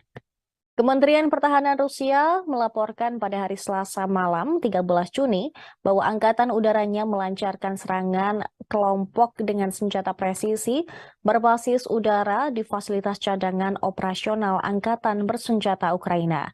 Tak hanya itu, Rusia juga menyerang gudang amunisi dan senjata produksi asing.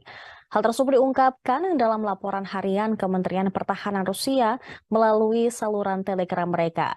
Serangan diklaim tepat mengenai sasaran.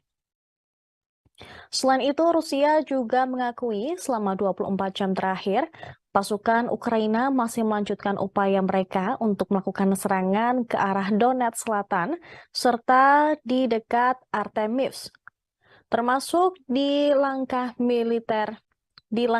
Fremetsky, militer Ukraina melancarkan serangan dengan unit-unit yang dibentuk dengan tergesa-gesa dari sisa brigade Ukraina yang sebelumnya menderita kerugian besar.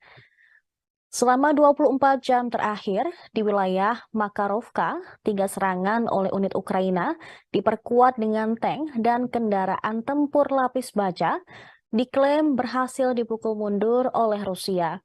Semua serangan berhasil dilumpuhkan oleh tindakan berani dan tegas dari kelompok pasukan timur. Kemudian serangan udara dan juga tembakan artileri. Dari 10 pengangkut personel lapis baja Angkatan Bersenjata Ukraina yang berpartisipasi dalam serangan tersebut, dilaporkan 8 diantaranya hancur. 8 dari 10 pengangkut personel lapis baja itu diklaim telah berhasil dihancurkan oleh militer Rusia yang beroperasi di wilayah tersebut. Presiden Belarus Alexander Lukashenko mengatakan negaranya sudah mulai menerima pengiriman senjata nuklir taktis dari Rusia. Lukashenko mengklaim beberapa di antara senjata nuklir tersebut 3 kali lebih kuat daripada bom atom yang dijatuhkan Amerika Serikat di Hiroshima dan Nagasaki pada 1945. Radio Sputnik melaporkan pada Rabu 14 Juni, Lukashenko mengatakan Belarus akan menggunakan senjata dari Rusia tersebut. Dia mengklaim jika terjadi agresi, maka dengan cepat dia bakal mengkoordinasikan untuk menggunakan senjata nuklir taktis dari Rusia tersebut. Presiden Belarus menekankan bahwa senjata nuklir akan disebarkan ke seluruh Belarus. Dalam pernyataan terpisah sebelumnya, Lukashenko menyebut senjata nuklir akan dikerahkan secara fisik ke wilayah Belarus dalam beberapa hari. Dia juga mengklaim negaranya punya fasilitas untuk menampung rudal jarak jauh jika diperlukan. Belarus disebut juga punya fasilitas penyimpanan nuklir yang tersisa dari era Soviet dan telah merenovasi 5 hingga 6 di antaranya. Lukashenko kembali menekankan bahwa dia meminta Putin untuk menyebarkan senjata nuklir Rusia ke wilayah Belarus. Dia berpendapat bahwa langkah itu diperlukan untuk mencegah potensi agresi. Pekan lalu, Presiden Rusia Vladimir Putin telah bertemu Lukashenko di Sochi, Rusia. Namun, komentar Lukashenko bertentangan dengan pernyataan sebelumnya oleh Putin. Kala itu, Putin mengatakan senjata nuklir Rusia akan dikerahkan ke Belarus bulan depan, tepatnya bulan Juli ini. Dia menekankan bahwa senjata nuklir taktis itu bakal tetap berada di kendali eksklusif Moskow. Selama pertemuannya pada hari Jumat lalu dengan Lukashenko, Putin mengatakan pekerjaan pembangunan fasilitas senjata akan selesai pada 7 hingga 8 Juli, dan mereka akan segera dipindahkan ke wilayah Belarusia setelah itu. Senjata nuklir taktis dimaksudkan untuk menghancurkan pasukan dan senjata musuh di medan perang. Mereka memiliki jangkauan yang relatif pendek dan hasil yang jauh lebih rendah daripada hulu ledak nuklir yang dipasang pada rudal balistik antar benua yang mampu melenyapkan seluruh kota. Pemirsa, Ukraina bisa menjadi medan pertempuran nuklir karena negara-negara Barat dan juga Rusia. Sebab AS dapat segera memasuk Ukraina dengan uranium deplet yang bisa menembus lapis baja tank Rusia. Ini terjadi setelah keputusan serupa oleh Inggris awal tahun ini yang memicu tanggapan marah dari Kremlin. The Wall Street Journal melaporkan sebelumnya pada hari Selasa bahwa AS akan menyetujui putaran tangki deplet uranium untuk Ukraina. Presiden Rusia Vladimir Putin pun menegaskan bahwa jika perlu, Rusia akan menggunakan senjata yang sama sebagai tanggapan atas laporan bahwa AS akan memasok senjata semacam itu ke Ukraina. Para pejabat AS diyakini dapat uranium yang sangat mematikan tersebut akan membantu upaya kontraofensif Ukraina dan memungkinkannya memperoleh keuntungan yang signifikan di selatan dan timur Ukraina. Karena pertempuran sebagian besar dilakukan di darat, peluru-peluru ini akan memberi pasukan Kiev keunggulan dalam pertarungan tank. Namun, menurut beberapa klaim yang dibuat oleh pakar militer Rusia, kendaraan lapis baja Rusia, termasuk tank T-14 Armata, menyertakan sistem proteksi aktif dan lapis baja komposit yang ditingkatkan dan dimaksudkan untuk mengurangi ancaman yang ditimbulkan oleh senjata anti-tank, terutama yang menggunakan deplet uranium. Namun ini bisa mendatangkan malapetaka karena sifat berbahaya dari deplet uranium. Penggunaan tersebut memicu diskusi intens di kalangan militer dan pengamat kebijakan yang sebagian besar mengecam langkah tersebut. Deplet uranium merupakan produk sampingan padat yang tersisa saat uranium diperkaya untuk digunakan dalam reaktor nuklir atau senjata nuklir. Putaran mempertahankan beberapa sifat radioaktif, tetapi tidak menghasilkan reaksi nuklir seperti senjata nuklir. Pada Maret 2023, Inggris mengatakan bakal memasok amunisi penembus lapis baja yang mengandung deplet uranium ke Ukraina untuk membantu menghancurkan tank Rusia. Putin secara keliru mengklaim bahwa senjata-senjata ini memiliki komponen nuklir. Pernyataan Presiden Belarus Alexander Lukashenko mengenai sekutunya yaitu Rusia sangat membuat Kremlin heboh. Lukashenko mengungkap Rusia berencana menyewa Crimea dari Ukraina. Dia mengklaim bahwa Rusia menawarkan kompensasi finansial ke Ukraina untuk Crimea. Dikatakan niat ini diungkap saat kedua negara terlibat pembicaraan damai yang ditengahi oleh Minsk tahun lalu. Menurut Lukashenko, Presiden Rusia Vladimir Putin menyerahkan draft dokumen sementara tersebut kepadanya. Dokumen itu lengkap dengan paraf dari kedua belah pihak. Rusia dan Ukraina berusaha untuk menyepakati sewa Crimea dalam negosiasi perdamaian itu. Pernyataan Lukashenko diungkapkan dalam wawancara dengan program 90 Minutes di saluran televisi Rusia 1, sebagaimana dikutip dari TASS pada Rabu 14 Juni. Tak lama setelahnya, Kremlin langsung merespon pernyataan Presiden Belarus tersebut. Juru bicara Kremlin Dmitry Peskov langsung membantah komentar Lukashenko. Menurutnya, Moskow tidak pernah membahas perjanjian sewa jangka panjang untuk semenanjung Crimea dengan Ukraina pada pembicaraan damai tahun 2022. Dia menegaskan pada Rabu 14 Juni, Crimea adalah bagian integral dari Rusia. Dan oleh karena itu, tidak ada kesepakatan tentang sewa semenanjung yang pernah dibahas dengan Ukraina. Peskov berbicara tentang rancangan perjanjian yang dinegosiasikan oleh delegasi Rusia dan Ukraina pada musim semi 2022 di Istanbul. Dan itu mengatur penghentian permusuhan. Sebelumnya pada hari Selasa, Putin mengatakan Rusia dan Ukraina menandatangani perjanjian di Istanbul yang dia gambarkan sebagai tidak buruk. Namun otoritas Kiev kemudian membuangnya begitu saja. Pemimpin Rusia tersebut tidak mengungkapkan isi dokumen itu. Crimea secara resmi menjadi bagian dari Rusia pada tahun 2014, menyusul kudeta bersenjata di Kiev yang ditolak oleh penduduk semenanjung itu. Crimea kemudian mengadakan referendum publik di mana mayoritas penduduk semenanjung memilih mendukung menjadi wilayah Rusia. Bagaimanapun, pemerintah Kiev serta pendukung baratnya menolak untuk menerima hasil referendum tersebut dan masih menganggap semenanjung Crimea sebagai wilayah Ukraina. Kementerian Pertahanan Rusia berencana merekrut penjahat atau narapidana untuk berperang di Ukraina. Majelis Rendah Parlemen Rusia telah memberikan dukungan awal untuk rencana tersebut. Rencananya, Moskow akan menandatangani kontrak dengan penjahat atau yang dicurigai atau dihukum untuk berperang di Ukraina. Di bawah perubahan yang diusulkan, sebuah kontrak dapat disimpulkan dengan seseorang yang diselidiki karena melakukan kejahatan, yang kasusnya didengar di pengadilan atau setelah mereka dihukum, tetapi belum diputuskan memiliki kekuatan hukum. Orang yang dihukum karena kejahatan seksual, pengkhianatan, terorisme, atau ekstremisme tidak bisa mendaftar untuk rencana Rusia ini. Mereka yang mendaftar akan dibebaskan dari tanggung jawab narapidana setelah menyelesaikan kontrak mereka atau jika mereka menerima penghargaan atas kehebatan tempur.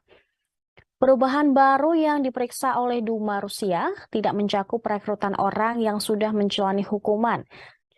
Mereka yang mendaftar akan dibebaskan dari tanggung jawab narapidana atau pidana setelah menyelesaikan kontrak, atau jika mereka menerima penghargaan atas kehebatan tempur.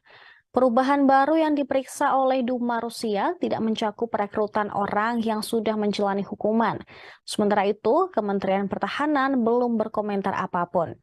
Rusia memang dicurigai telah merekrut banyak narapidana untuk dipaksa berperang di garis depan Ukraina. Sebelumnya, mereka juga mengerahkan tentara bayaran grup Wagner yang dipimpin Yevgeny Prigozhin. Namun karena keretakan antara Prigozhin dan Kementerian Pertahanan Rusia, grup Wagner pun menarik pasukannya. Mereka kini digantikan oleh pasukan Chechnya, yaitu Akhmat. Pasukan ini telah menandatangani kontrak dengan Kemenhan Rusia yang sebelumnya ditolak oleh Wagner.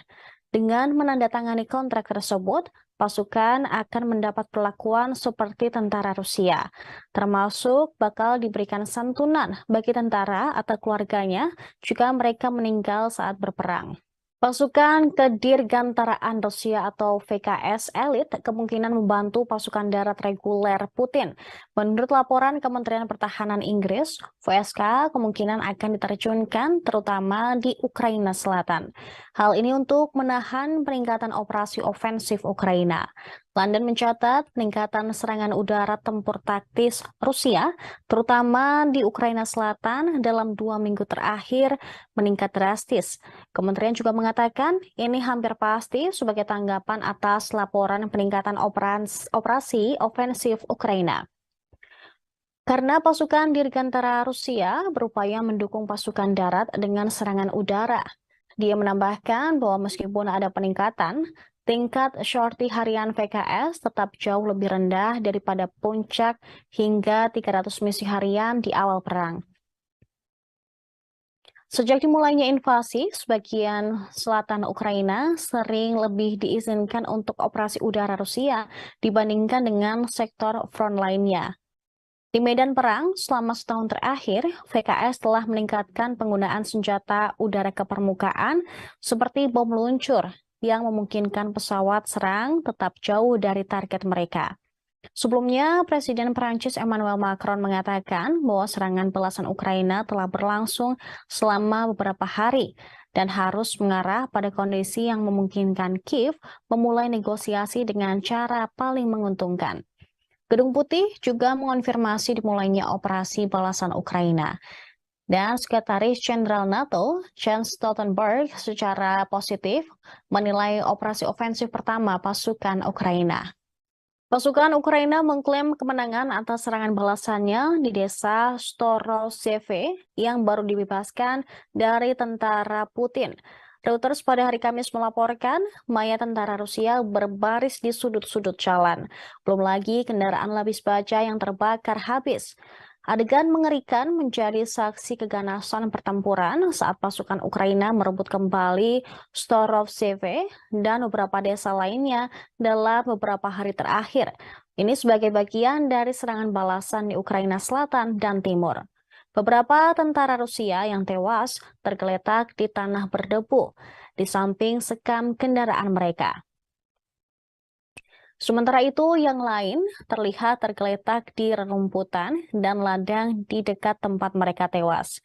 Hal ini juga ditegaskan seorang tentara Ukraina. Ia menyebut dirinya Artem. Dia bercerita pertempuran sengit telah terjadi di mana-mana. Tentara Rusia pun yang merasakan serangan balasan Ukraina kalang kabut. Sebuah foto juga diunggah secara online oleh pasukan Presiden Ukraina Volodymyr Zelensky, di mana tentara Kiev mengangkat bendera kuning dan biru di depan sebuah rumah yang rusak di Storozheve. Para prajurit mengatakan sekitar 50 tentara Rusia tewas dalam operasi pembersihan. Sebanyak 4 lainnya ditawan. Diketahui, Storozheve adalah salah satu dari sekelompok pemukiman di dekat sungai Morki Yali yang menurut Ukraina telah direbut pasukannya sejak serangan balasan mereka dimulai. Desa tersebut diduduki oleh pasukan Rusia sejak Maret 2022. Sebelumnya dilaporkan kekalahan Rusia juga terkonfirmasi di Neskuchne yang dicapai wartawan untuk konfirmasi independen. Neskuchne sendiri berada di antara Zaporizhia dan Donetsk di tenggara dan timur Ukraina. Dalam laporan itu disebutkan tidak ada satupun penduduk yang ditemukan, padahal wilayah itu awalnya diduduki ratusan orang. Namun pasukan Ukraina terlihat melewati jalan berlumpur dengan tank dan truk pick-up. Di lokasi sama juga terdapat 3 tentara Rusia yang tewas di jalan, termasuk 1 yang tubuhnya diterbangkan oleh kendaraan militer Rusia yang ditinggalkan.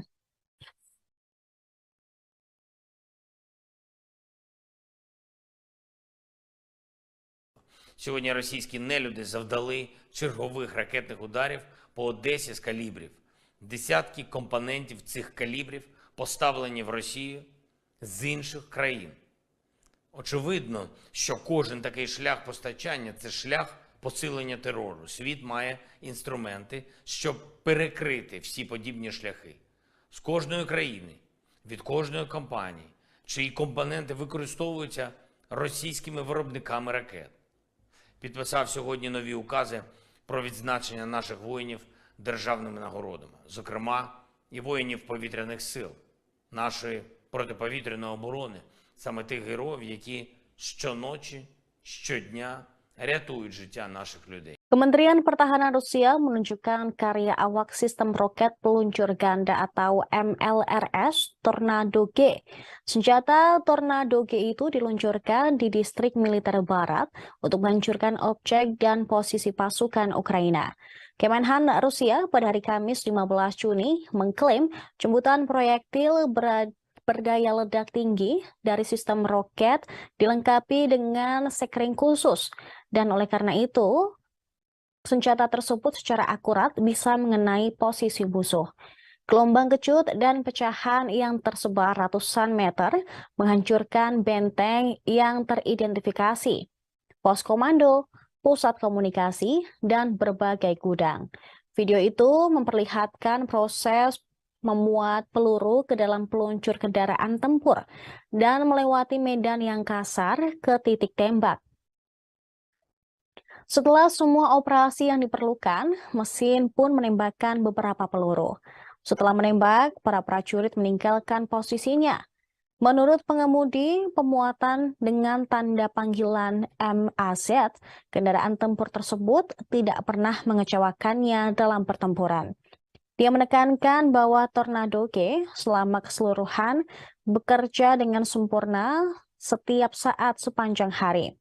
MAZ mengaku sudah mengerjakan tenaga dan kendaraan lapis baja musuh. Kali ini mereka bekerja di titik kuat. Sebagaimana ditentukan dalam Kementerian Pertahanan, artileri Distrik Militer Barat mendukung tindakan ofensif unit senapan dan tank bermotor Angkatan Bersenjata Rusia. Setiap hari mereka mengklaim melancarkan serangan rudal besar-besaran terhadap posisi, fasilitas infrastruktur militer, dan peralatan militer pasukan Ukraina. Di salah satu arah, pengintai dan kru drone membuka pos komando musuh, pusat komunikasi, dan gudang, setelah itu menyerahkan koordinat ke artileri. Rusia mengklaim bahwa senjata nuklirnya bisa menyelamatkan umat manusia dari bencana global. Mantan penasihat Presiden Vladimir Putin, Sergei Karaganov, menilai keputusan ini memang sulit, tetapi perlu dilakukan agar memaksa Barat mundur mendukung Ukraina. Selain itu, ia juga mengatakan penggunaan senjata nuklir Rusia memungkinkan krisis Ukraina diakhiri lebih awal dan mencegahnya meluas ke negara lain.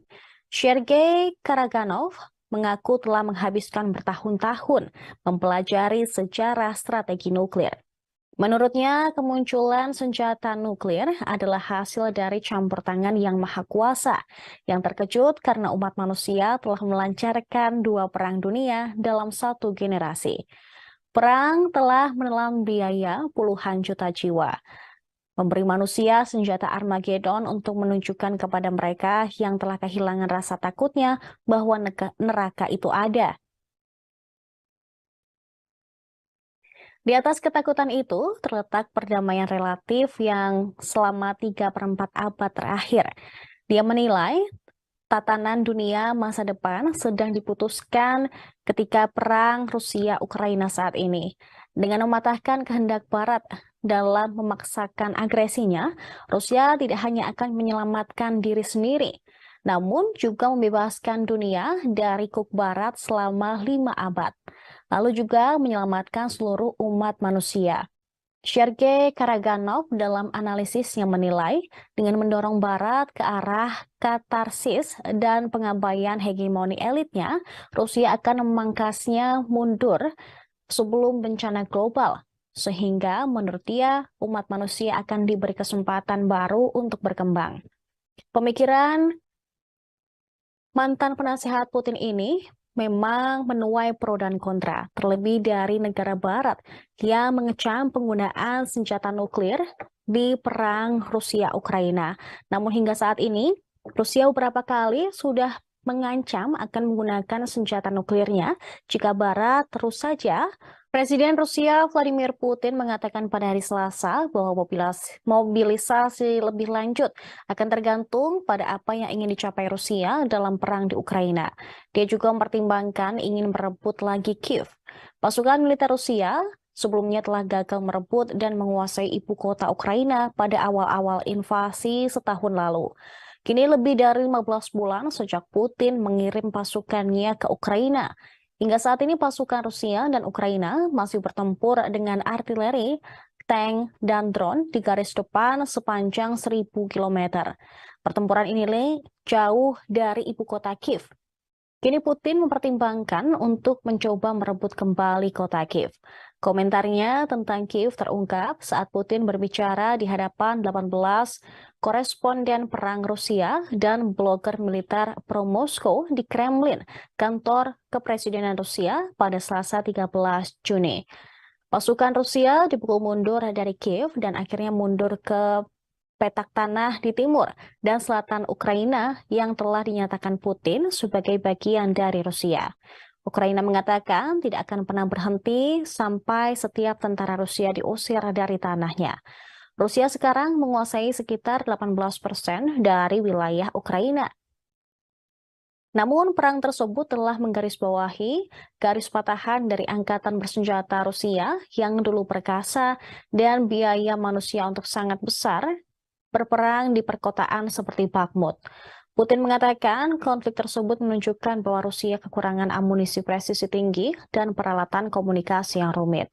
Rencana masa depan Rusia di Ukraina dikatakan Putin akan diputuskan setelah serangan balik Ukraina yang katanya dimulai pada 4 Juni lalu telah berakhir.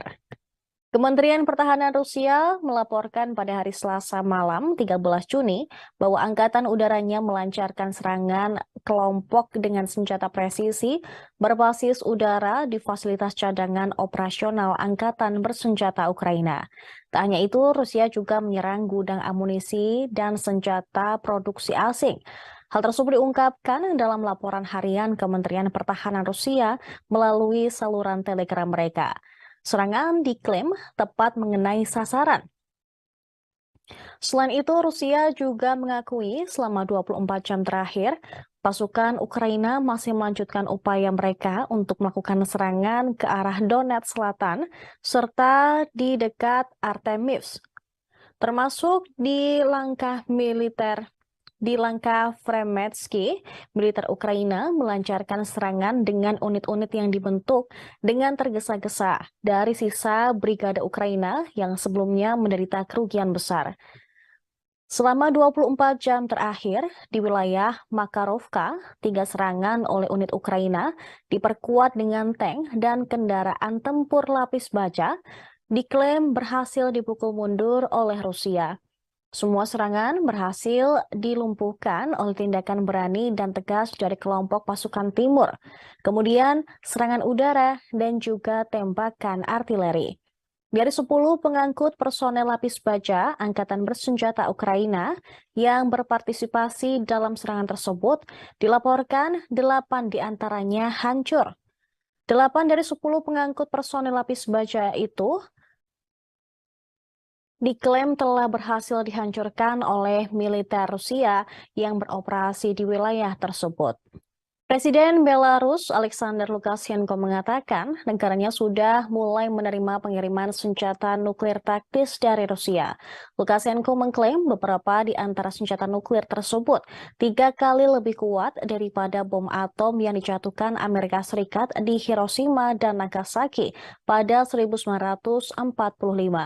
Radio Sputnik melaporkan pada Rabu 14 Juni, Lukashenko mengatakan Belarus akan menggunakan senjata dari Rusia tersebut.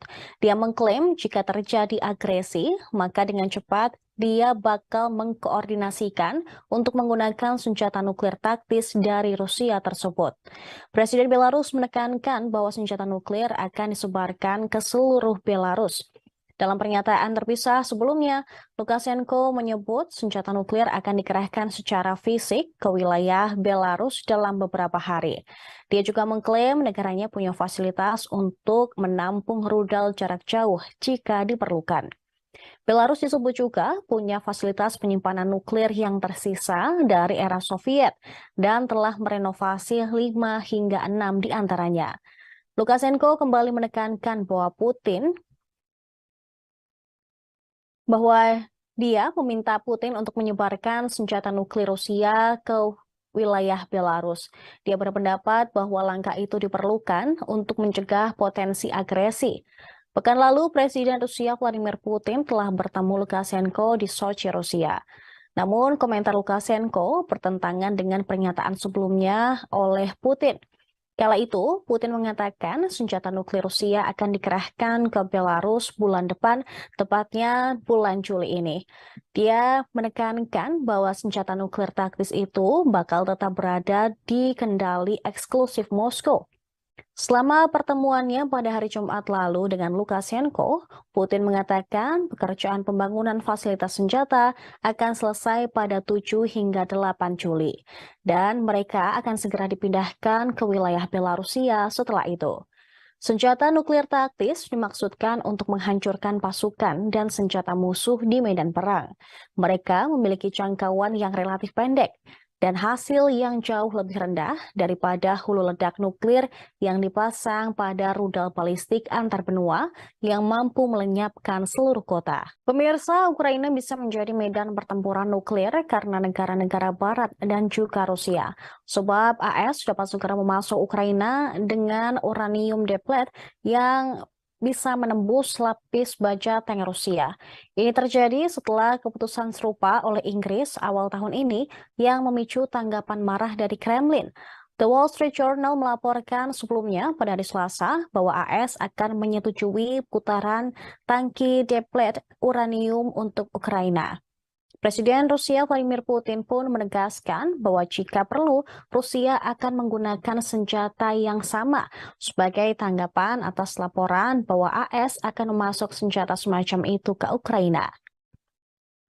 Para pejabat AS diyakini dapat uranium yang sangat mematikan tersebut akan membantu upaya kontraofensif Ukraina dan memungkinkannya memperoleh keuntungan yang signifikan di selatan dan timur Ukraina.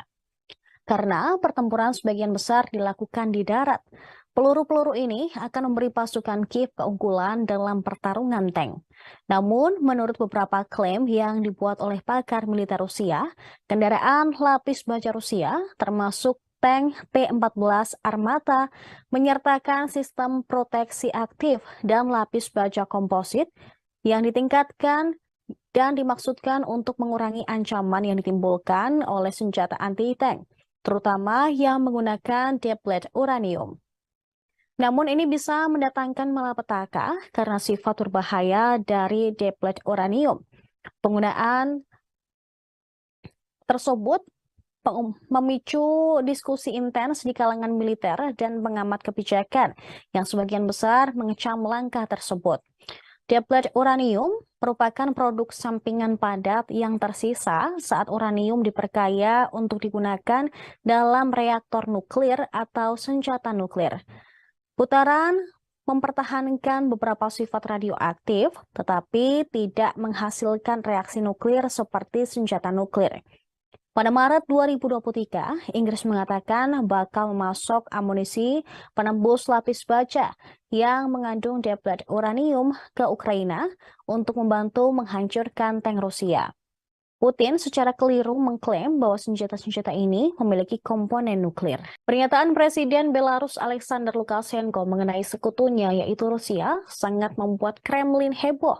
Lukashenko mengungkap Rusia berencana menyewa Crimea dari Ukraina. Dia mengklaim bahwa Rusia menawarkan kompensasi finansial ke Ukraina untuk Crimea. Dikatakan niat ini diungkap saat kedua negara terlibat pembicaraan damai yang ditengahi oleh Minsk tahun lalu. Menurut Lukashenko, Presiden Rusia Vladimir Putin menyerahkan draft dokumen sementara tersebut kepadanya. Dokumen itu lengkap dengan paraf dari kedua belah pihak. Rusia dan Ukraina berusaha untuk menyepakati sewa Crimea dalam negosiasi perdamaian itu. Pernyataan Lukashenko diungkapkan dalam wawancara dengan program 90 Minutes di saluran televisi Rusia 1, sebagaimana dikutip dari TASS pada Rabu 14 Juni. Tak lama setelahnya, Kremlin langsung merespon pernyataan Presiden Belarus tersebut. Juru bicara Kremlin Dmitry Peskov langsung membantah komentar Lukashenko.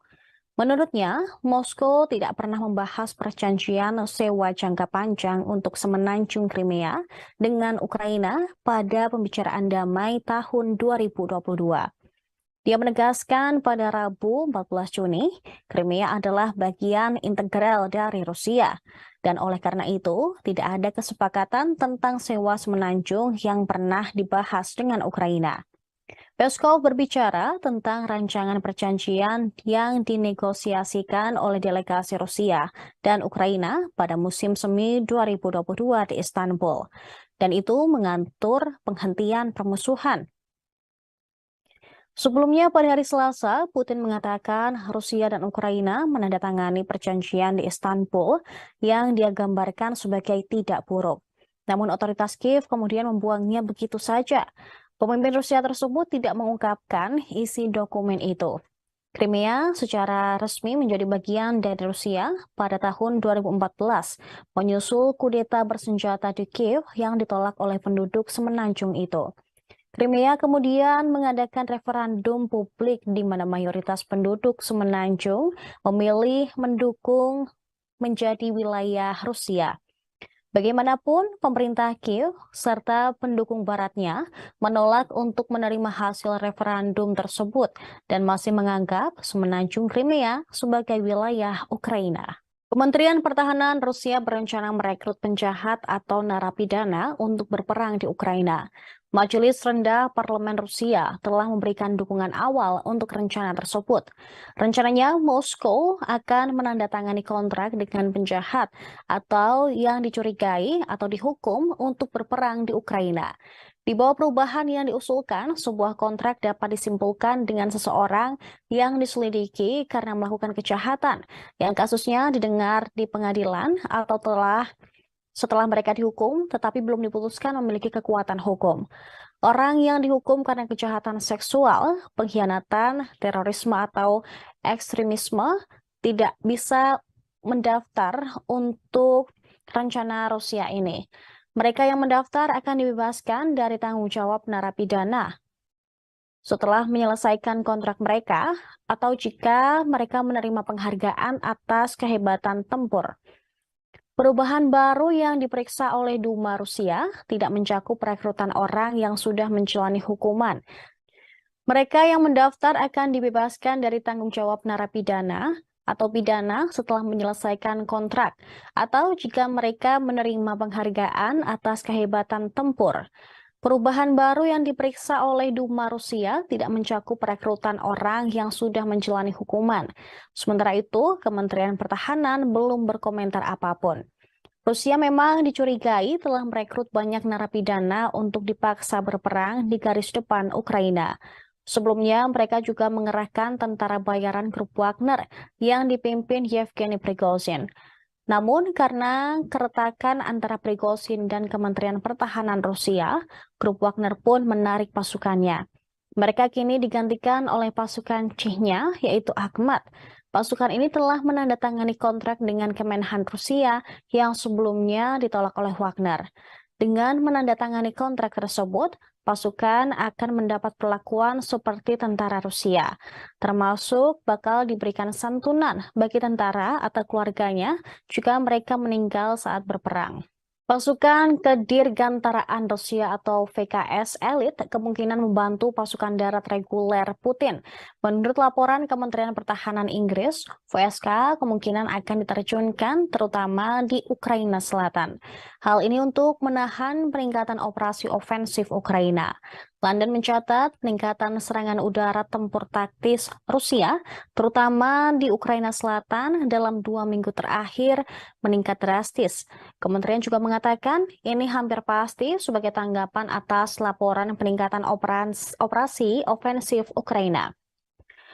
Karena pasukan Dirgantara Rusia berupaya mendukung pasukan darat dengan serangan udara. Dia menambahkan bahwa meskipun ada peningkatan, tingkat sorti harian VKS tetap jauh lebih rendah daripada puncak hingga 300 misi harian di awal perang. Sejak dimulainya invasi, sebagian selatan Ukraina sering lebih diizinkan untuk operasi udara Rusia dibandingkan dengan sektor front lainnya. Di medan perang, selama setahun terakhir, VKS telah meningkatkan penggunaan senjata udara ke permukaan seperti bom meluncur yang memungkinkan pesawat serang tetap jauh dari target mereka. Sebelumnya, Presiden Prancis Emmanuel Macron mengatakan bahwa serangan belasan Ukraina telah berlangsung selama beberapa hari dan harus mengarah pada kondisi yang memungkinkan Kiev memulai negosiasi dengan cara paling menguntungkan. Gedung Putih juga mengonfirmasi dimulainya operasi balasan Ukraina. Dan Sekretaris Jenderal NATO, Jens Stoltenberg, secara positif menilai operasi ofensif pertama pasukan Ukraina. Pasukan Ukraina mengklaim kemenangan atas serangan balasannya di desa Storozheve yang baru dibebaskan dari tentara Putin. Reuters pada hari Kamis melaporkan mayat tentara Rusia berbaris di sudut-sudut jalan. Belum lagi kendaraan lapis baja yang terbakar habis. Adegan mengerikan menjadi saksi keganasan pertempuran saat pasukan Ukraina merebut kembali Storovseve dan beberapa desa lainnya dalam beberapa hari terakhir. Ini sebagai bagian dari serangan balasan di Ukraina Selatan dan Timur. Beberapa tentara Rusia yang tewas tergeletak di tanah berdebu di samping sekam kendaraan mereka. Sementara itu, yang lain terlihat tergeletak di rerumputan dan ladang di dekat tempat mereka tewas. Hal ini juga ditegaskan seorang tentara Ukraina. Ia menyebut dirinya Artem. Dia bercerita pertempuran sengit telah terjadi di mana-mana. Tentara Rusia pun yang merasakan serangan balasan Ukraina kalang kabut. Sebuah foto juga diunggah secara online oleh pasukan Presiden Ukraina Volodymyr Zelensky, di mana tentara Kiev mengangkat bendera kuning dan biru di depan sebuah rumah yang rusak di Storovseve. Para prajurit mengatakan sekitar 50 tentara Rusia tewas dalam operasi pembersihan. Sebanyak 4 lainnya ditawan. Diketahui, Storovseve adalah salah satu dari sekelompok pemukiman di dekat sungai Morki Yali yang menurut Ukraina telah direbut pasukannya sejak serangan balasan mereka dimulai. Desa tersebut diduduki oleh pasukan Rusia sejak Maret 2022. Sebelumnya dilaporkan kekalahan Rusia juga terkonfirmasi di Neskuchne yang dicapai wartawan untuk konfirmasi independen. Neskuchne sendiri berada di antara Zaporizhia dan Donetsk di tenggara dan timur Ukraina. Dalam laporan itu disebutkan tidak ada satupun penduduk yang ditemukan, padahal wilayah itu awalnya diduduki ratusan orang. Namun pasukan Ukraina terlihat melewati jalan berlumpur dengan tank dan truk pick-up. Di lokasi sama juga terdapat 3 tentara Rusia yang tewas di jalan, termasuk 1 yang tubuhnya diterbangkan oleh kendaraan militer Rusia yang ditinggalkan.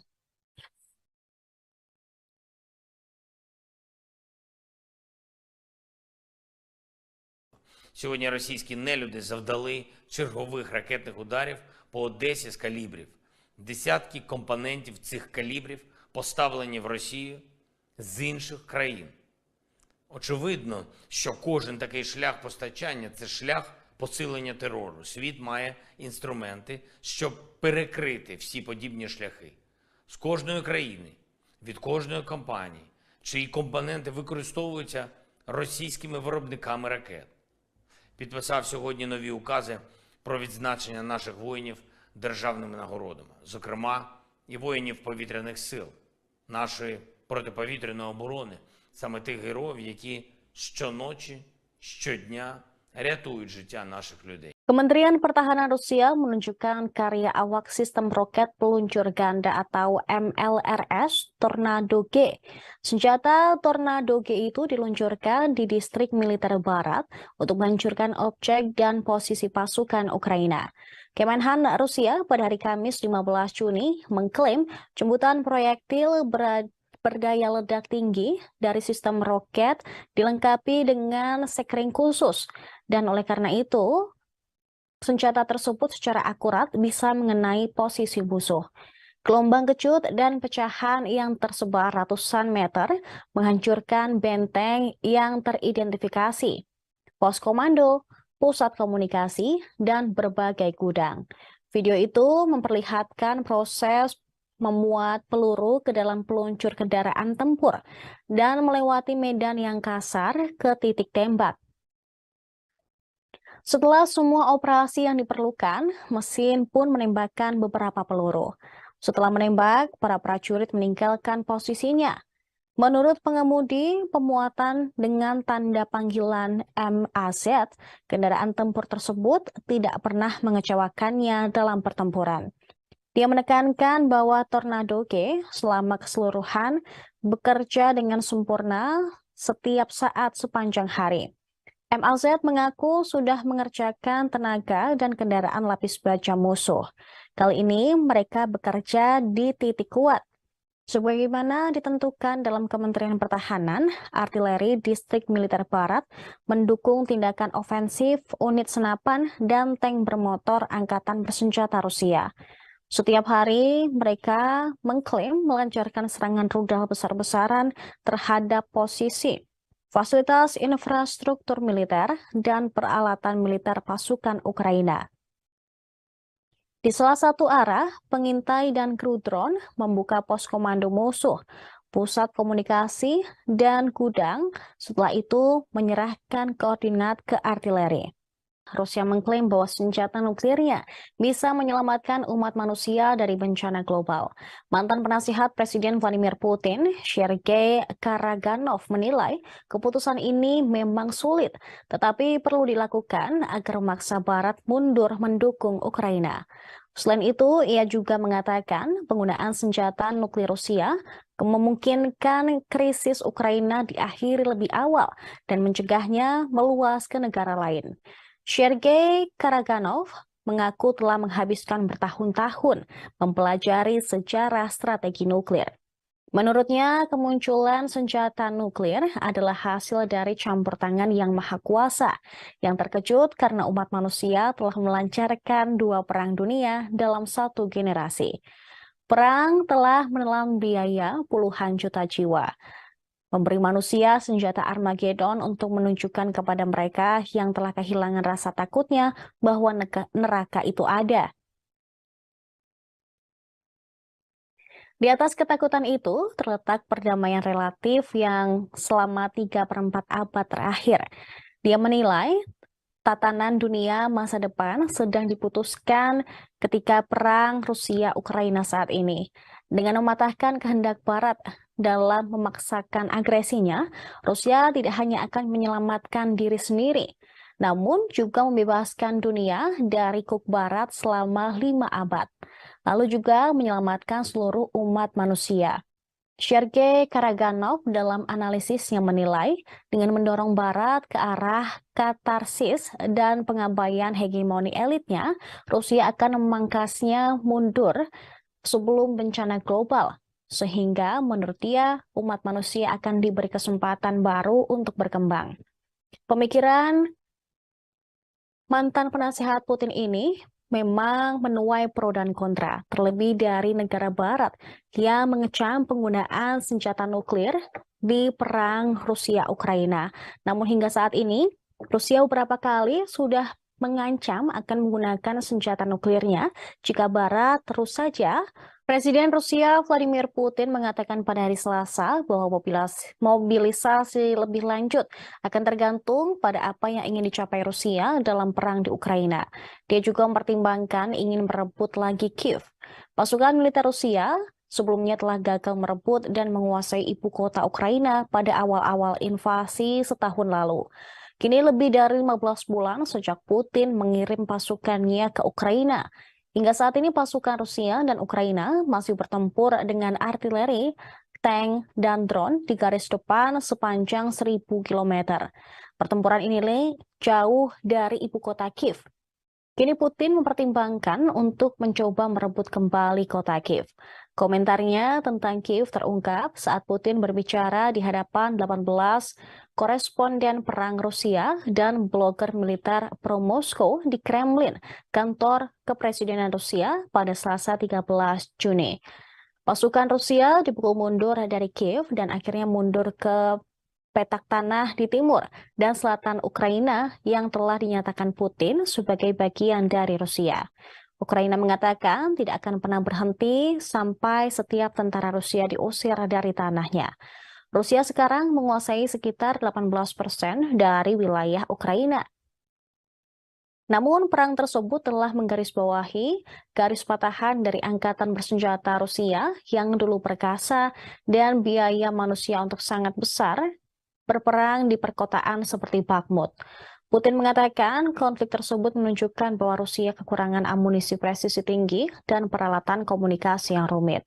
Rencana masa depan Rusia di Ukraina dikatakan Putin akan diputuskan setelah serangan balik Ukraina yang katanya dimulai pada 4 Juni lalu telah berakhir. Kementerian Pertahanan Rusia melaporkan pada hari Selasa malam 13 Juni bahwa Angkatan Udaranya melancarkan serangan kelompok dengan senjata presisi berbasis udara di fasilitas cadangan operasional Angkatan Bersenjata Ukraina. Tak hanya itu, Rusia juga menyerang gudang amunisi dan senjata produksi asing. Hal tersebut diungkapkan dalam laporan harian Kementerian Pertahanan Rusia melalui saluran Telegram mereka. Serangan diklaim tepat mengenai sasaran. Selain itu, Rusia juga mengakui selama 24 jam terakhir, pasukan Ukraina masih melanjutkan upaya mereka untuk melakukan serangan ke arah Donetsk Selatan serta di dekat Artemivsk, termasuk di langkah militer. Di langkah Fremetsky, militer Ukraina melancarkan serangan dengan unit-unit yang dibentuk dengan tergesa-gesa dari sisa Brigade Ukraina yang sebelumnya menderita kerugian besar. Selama 24 jam terakhir, di wilayah Makarovka, 3 serangan oleh unit Ukraina diperkuat dengan tank dan kendaraan tempur lapis baja diklaim berhasil dipukul mundur oleh Rusia. Semua serangan berhasil dilumpuhkan oleh tindakan berani dan tegas dari kelompok pasukan timur, kemudian serangan udara dan juga tembakan artileri. Dari 10 pengangkut personel lapis baja Angkatan Bersenjata Ukraina yang berpartisipasi dalam serangan tersebut, dilaporkan 8 diantaranya hancur. 8 dari 10 pengangkut personel lapis baja itu diklaim telah berhasil dihancurkan oleh militer Rusia yang beroperasi di wilayah tersebut. Presiden Belarus Alexander Lukashenko mengatakan negaranya sudah mulai menerima pengiriman senjata nuklir taktis dari Rusia. Lukashenko mengklaim beberapa di antara senjata nuklir tersebut 3 kali lebih kuat daripada bom atom yang dijatuhkan Amerika Serikat di Hiroshima dan Nagasaki pada 1945. Radio Sputnik melaporkan pada Rabu 14 Juni, Lukashenko mengatakan Belarus akan menggunakan senjata dari Rusia tersebut. Dia mengklaim jika terjadi agresi, maka dengan cepat dia bakal mengkoordinasikan untuk menggunakan senjata nuklir taktis dari Rusia tersebut. Presiden Belarus menekankan bahwa senjata nuklir akan disebarkan ke seluruh Belarus. Dalam pernyataan terpisah sebelumnya, Lukashenko menyebut senjata nuklir akan dikerahkan secara fisik ke wilayah Belarus dalam beberapa hari. Dia juga mengklaim negaranya punya fasilitas untuk menampung rudal jarak jauh jika diperlukan. Belarus disebut juga punya fasilitas penyimpanan nuklir yang tersisa dari era Soviet dan telah merenovasi 5 hingga 6 diantaranya. Lukashenko kembali menekankan bahwa dia meminta Putin untuk menyebarkan senjata nuklir Rusia ke wilayah Belarus. Dia berpendapat bahwa langkah itu diperlukan untuk mencegah potensi agresi. Pekan lalu, Presiden Rusia Vladimir Putin telah bertemu Lukashenko di Sochi, Rusia. Namun, komentar Lukashenko bertentangan dengan pernyataan sebelumnya oleh Putin. Kala itu, Putin mengatakan senjata nuklir Rusia akan dikerahkan ke Belarus bulan depan, tepatnya bulan Juli ini. Dia menekankan bahwa senjata nuklir taktis itu bakal tetap berada di kendali eksklusif Moskow. Selama pertemuannya pada hari Jumat lalu dengan Lukashenko, Putin mengatakan pekerjaan pembangunan fasilitas senjata akan selesai pada 7 hingga 8 Juli, dan mereka akan segera dipindahkan ke wilayah Belarusia setelah itu. Senjata nuklir taktis dimaksudkan untuk menghancurkan pasukan dan senjata musuh di medan perang. Mereka memiliki jangkauan yang relatif pendek dan hasil yang jauh lebih rendah daripada hulu ledak nuklir yang dipasang pada rudal balistik antar benua yang mampu melenyapkan seluruh kota. Pemirsa, Ukraina bisa menjadi medan pertempuran nuklir karena negara-negara Barat dan juga Rusia. Sebab AS dapat segera memasuk Ukraina dengan uranium deplet yang bisa menembus lapis baja tank Rusia. Ini terjadi setelah keputusan serupa oleh Inggris awal tahun ini yang memicu tanggapan marah dari Kremlin. The Wall Street Journal melaporkan sebelumnya pada hari Selasa bahwa AS akan menyetujui putaran tangki deplet uranium untuk Ukraina. Presiden Rusia Vladimir Putin pun menegaskan bahwa jika perlu, Rusia akan menggunakan senjata yang sama sebagai tanggapan atas laporan bahwa AS akan memasok senjata semacam itu ke Ukraina. Para pejabat AS diyakini dapat uranium yang sangat mematikan tersebut akan membantu upaya kontraofensif Ukraina dan memungkinkannya memperoleh keuntungan yang signifikan di selatan dan timur Ukraina. Karena pertempuran sebagian besar dilakukan di darat, peluru-peluru ini akan memberi pasukan Kiev keunggulan dalam pertarungan tank.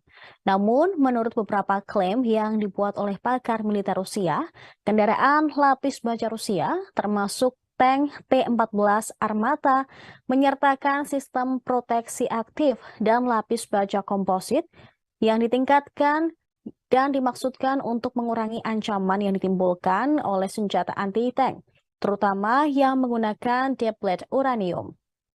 Namun ini bisa mendatangkan malapetaka karena sifat berbahaya dari depleted uranium. Penggunaan tersebut memicu diskusi intens di kalangan militer dan pengamat kebijakan yang sebagian besar mengecam langkah tersebut. Depleted uranium merupakan produk sampingan padat yang tersisa saat uranium diperkaya untuk digunakan dalam reaktor nuklir atau senjata nuklir.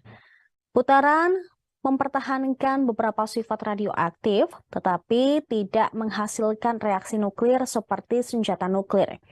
Pada Maret 2023, Inggris mengatakan bakal memasok amunisi penembus lapis baja yang mengandung depleted uranium ke Ukraina untuk membantu menghancurkan tank Rusia.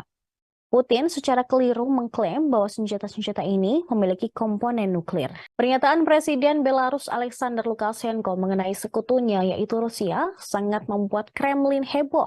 Lukashenko mengungkap Rusia berencana menyewa Crimea dari Ukraina. Dia mengklaim bahwa Rusia menawarkan kompensasi finansial ke Ukraina untuk Crimea. Dikatakan niat ini diungkap saat kedua negara terlibat pembicaraan damai yang ditengahi oleh Minsk tahun lalu. Menurut Lukashenko, Presiden Rusia Vladimir Putin menyerahkan draft dokumen sementara tersebut kepadanya. Dokumen itu lengkap dengan paraf dari kedua belah pihak. Rusia dan Ukraina berusaha untuk menyepakati sewa Crimea dalam negosiasi perdamaian itu.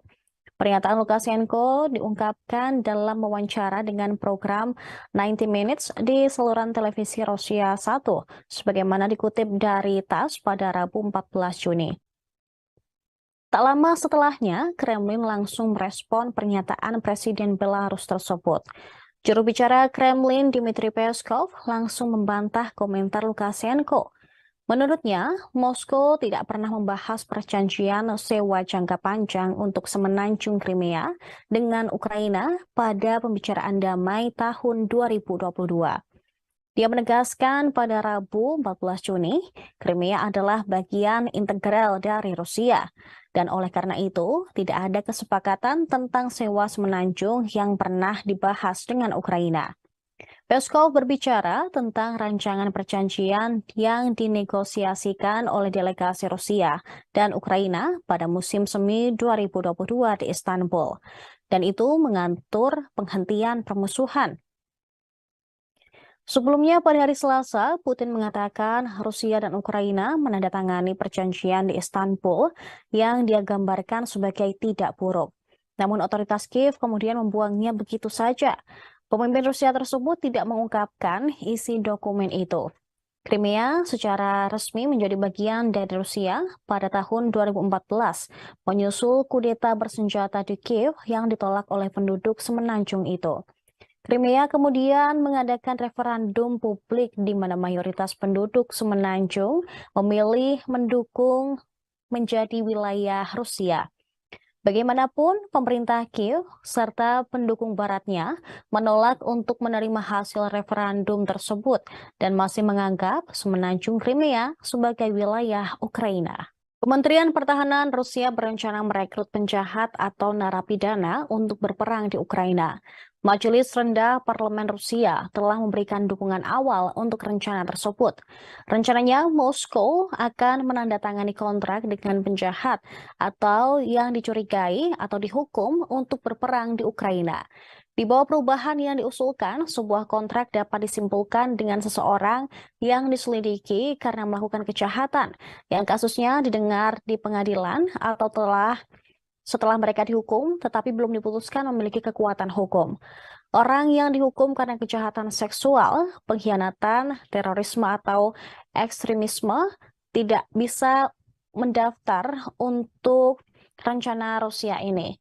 Mereka yang mendaftar akan dibebaskan dari tanggung jawab narapidana setelah menyelesaikan kontrak mereka atau jika mereka menerima penghargaan atas kehebatan tempur. Perubahan baru yang diperiksa oleh Duma Rusia tidak mencakup rekrutan orang yang sudah menjalani hukuman. Mereka yang mendaftar akan dibebaskan dari tanggung jawab narapidana atau pidana setelah menyelesaikan kontrak, atau jika mereka menerima penghargaan atas kehebatan tempur. Perubahan baru yang diperiksa oleh Duma Rusia tidak mencakup rekrutan orang yang sudah menjalani hukuman. Sementara itu, Kementerian Pertahanan belum berkomentar apapun. Rusia memang dicurigai telah merekrut banyak narapidana untuk dipaksa berperang di garis depan Ukraina. Sebelumnya, mereka juga mengerahkan tentara bayaran grup Wagner yang dipimpin Yevgeny Prigozhin. Namun, karena keretakan antara Prigozhin dan Kementerian Pertahanan Rusia, grup Wagner pun menarik pasukannya. Mereka kini digantikan oleh pasukan Chechnya, yaitu Akhmat. Pasukan ini telah menandatangani kontrak dengan Kemenhan Rusia yang sebelumnya ditolak oleh Wagner. Dengan menandatangani kontrak tersebut, pasukan akan mendapat perlakuan seperti tentara Rusia, termasuk bakal diberikan santunan bagi tentara atau keluarganya jika mereka meninggal saat berperang. Pasukan Kedirgantaraan Rusia atau VKS elit kemungkinan membantu pasukan darat reguler Putin. Menurut laporan Kementerian Pertahanan Inggris, VSK kemungkinan akan diterjunkan terutama di Ukraina Selatan. Hal ini untuk menahan peningkatan operasi ofensif Ukraina. London mencatat peningkatan serangan udara tempur taktis Rusia, terutama di Ukraina Selatan dalam 2 minggu terakhir, meningkat drastis. Kementerian juga mengatakan ini hampir pasti sebagai tanggapan atas laporan peningkatan operasi ofensif Ukraina. Karena pasukan dirgantara Rusia berupaya mendukung pasukan darat dengan serangan udara. Dia menambahkan bahwa meskipun ada peningkatan, tingkat sorti harian VKS tetap jauh lebih rendah daripada puncak hingga 300 misi harian di awal perang. Sejak dimulainya invasi, sebagian selatan Ukraina sering lebih diizinkan untuk operasi udara Rusia dibandingkan dengan sektor front lainnya. Di medan perang, selama setahun terakhir, VKS telah meningkatkan penggunaan senjata udara ke permukaan seperti bom meluncur yang memungkinkan pesawat serang tetap jauh dari target mereka. Sebelumnya, Presiden Prancis Emmanuel Macron mengatakan bahwa serangan belasan Ukraina telah berlangsung selama beberapa hari dan harus mengarah pada kondisi yang memungkinkan Kiev memulai negosiasi dengan cara paling menguntungkan. Gedung Putih juga mengonfirmasi dimulainya operasi balasan Ukraina. Dan Sekretaris Jenderal NATO, Jens Stoltenberg, secara positif menilai operasi ofensif pertama pasukan Ukraina. Pasukan Ukraina mengklaim kemenangan atas serangan balasannya di desa Storozheve yang baru dibebaskan dari tentara Putin. Reuters pada hari Kamis melaporkan mayat tentara Rusia berbaris di sudut-sudut jalan. Belum lagi kendaraan lapis baja yang terbakar habis. Adegan mengerikan menjadi saksi keganasan pertempuran saat pasukan Ukraina merebut kembali Storozheve dan beberapa desa lainnya dalam beberapa hari terakhir. Ini sebagai bagian dari serangan balasan di Ukraina Selatan dan Timur. Beberapa tentara Rusia yang tewas tergeletak di tanah berdebu di samping sekam kendaraan mereka. Sementara itu, yang lain terlihat tergeletak di rerumputan dan ladang di dekat tempat mereka tewas. Hal ini juga ditegaskan seorang tentara Ukraina. Ia menyebut dirinya Artem Dia bercerita pertempuran sengit telah terjadi di mana-mana. Tentara Rusia pun yang merasakan serangan balasan Ukraina kalang kabut. Sebuah foto juga diunggah secara online oleh pasukan Presiden Ukraina Volodymyr Zelensky, di mana tentara Kiev mengangkat bendera kuning dan biru di depan sebuah rumah yang rusak di Storovseve. Para prajurit mengatakan sekitar 50 tentara Rusia tewas dalam operasi pembersihan. Sebanyak 4 lainnya ditawan. Diketahui, Storovseve adalah salah satu dari sekelompok pemukiman di dekat sungai Morki Yali yang menurut Ukraina telah direbut pasukannya sejak serangan balasan mereka dimulai. Desa tersebut diduduki oleh pasukan Rusia sejak Maret 2022. Sebelumnya dilaporkan kekalahan Rusia juga terkonfirmasi di Neskuchne yang dicapai wartawan untuk konfirmasi independen. Neskuchne sendiri berada di antara Zaporizhia dan Donetsk di tenggara dan timur Ukraina. Dalam laporan itu disebutkan tidak ada satupun penduduk yang ditemukan, padahal wilayah itu awalnya diduduki ratusan orang. Namun pasukan Ukraina terlihat melewati jalan berlumpur dengan tank dan truk backup. Di lokasi sama juga terdapat 3 tentara Rusia yang tewas di jalan, termasuk 1 yang tubuhnya diterbangkan oleh kendaraan militer Rusia yang ditinggalkan.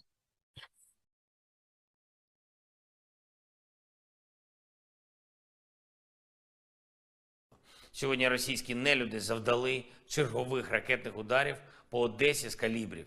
Десятки компонентів цих калібрів поставлені в Росію з інших країн.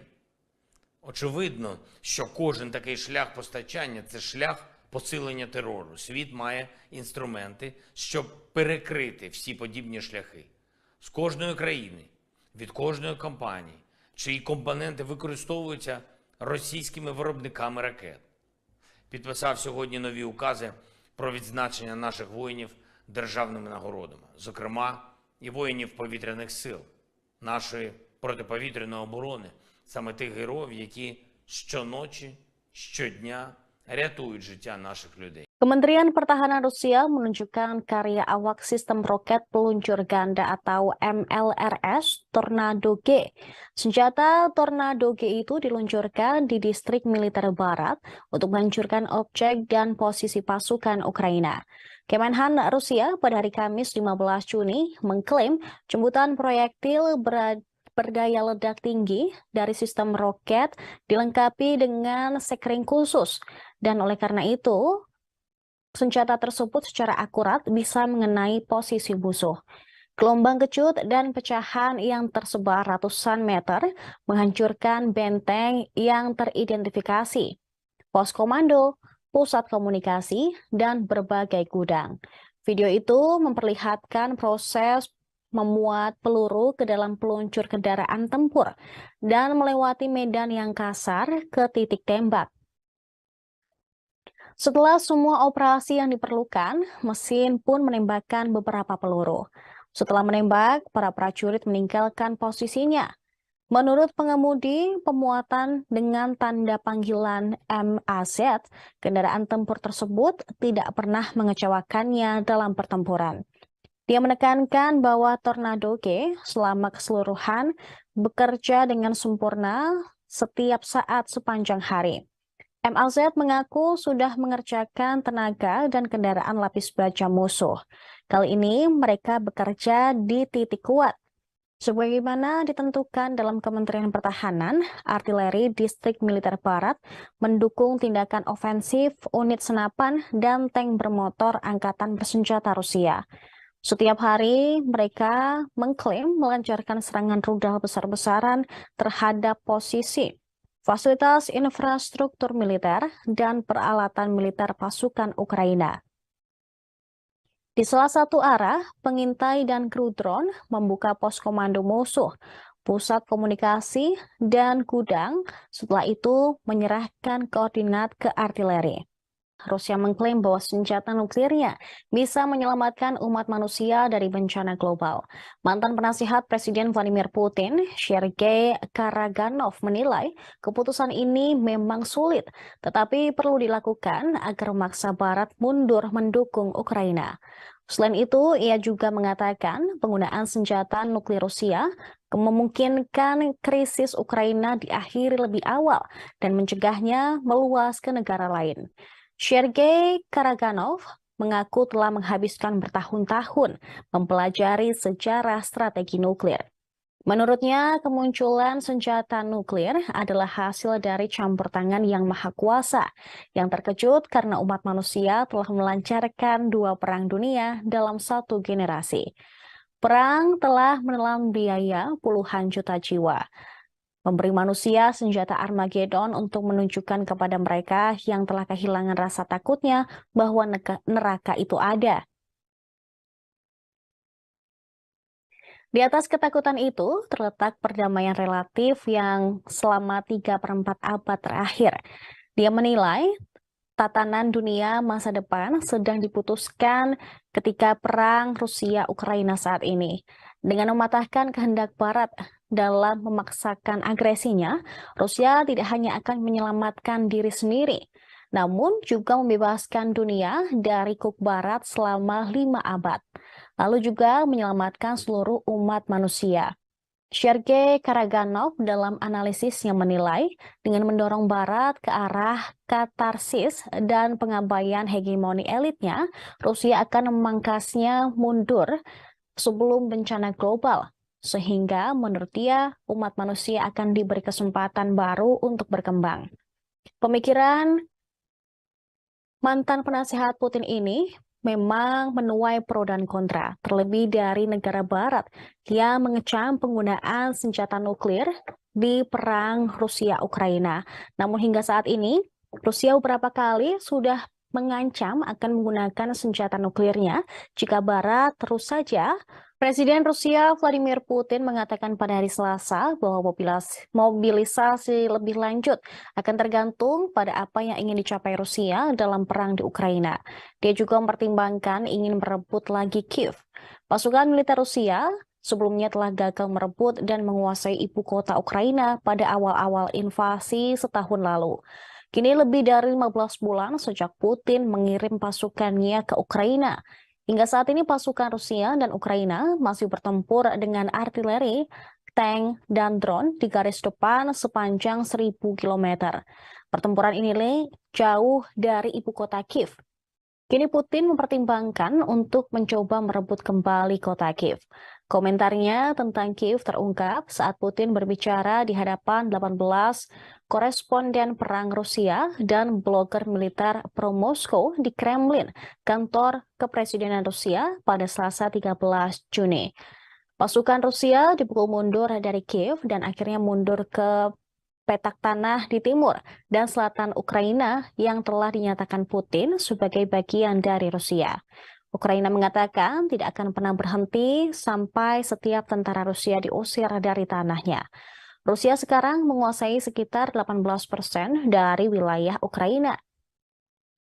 Namun perang tersebut telah menggarisbawahi garis patahan dari angkatan bersenjata Rusia yang dulu perkasa dan biaya manusia untuk sangat besar berperang di perkotaan seperti Bakhmut.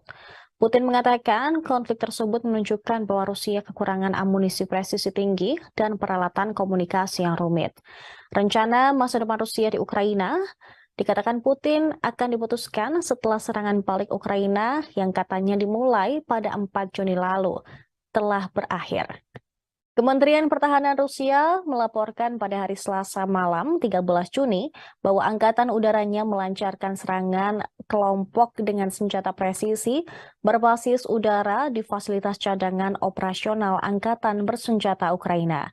Tak hanya itu, Rusia juga menyerang gudang amunisi dan senjata produksi asing.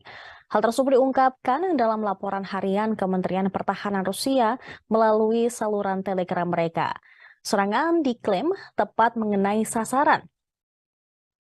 Selain itu, Rusia juga mengakui selama 24 jam terakhir, Pasukan Ukraina masih melanjutkan upaya mereka untuk melakukan serangan ke arah Donetsk Selatan serta di dekat Artemivsk, termasuk di langkah Fremetsky, militer Ukraina melancarkan serangan dengan unit-unit yang dibentuk dengan tergesa-gesa dari sisa brigade Ukraina yang sebelumnya menderita kerugian besar.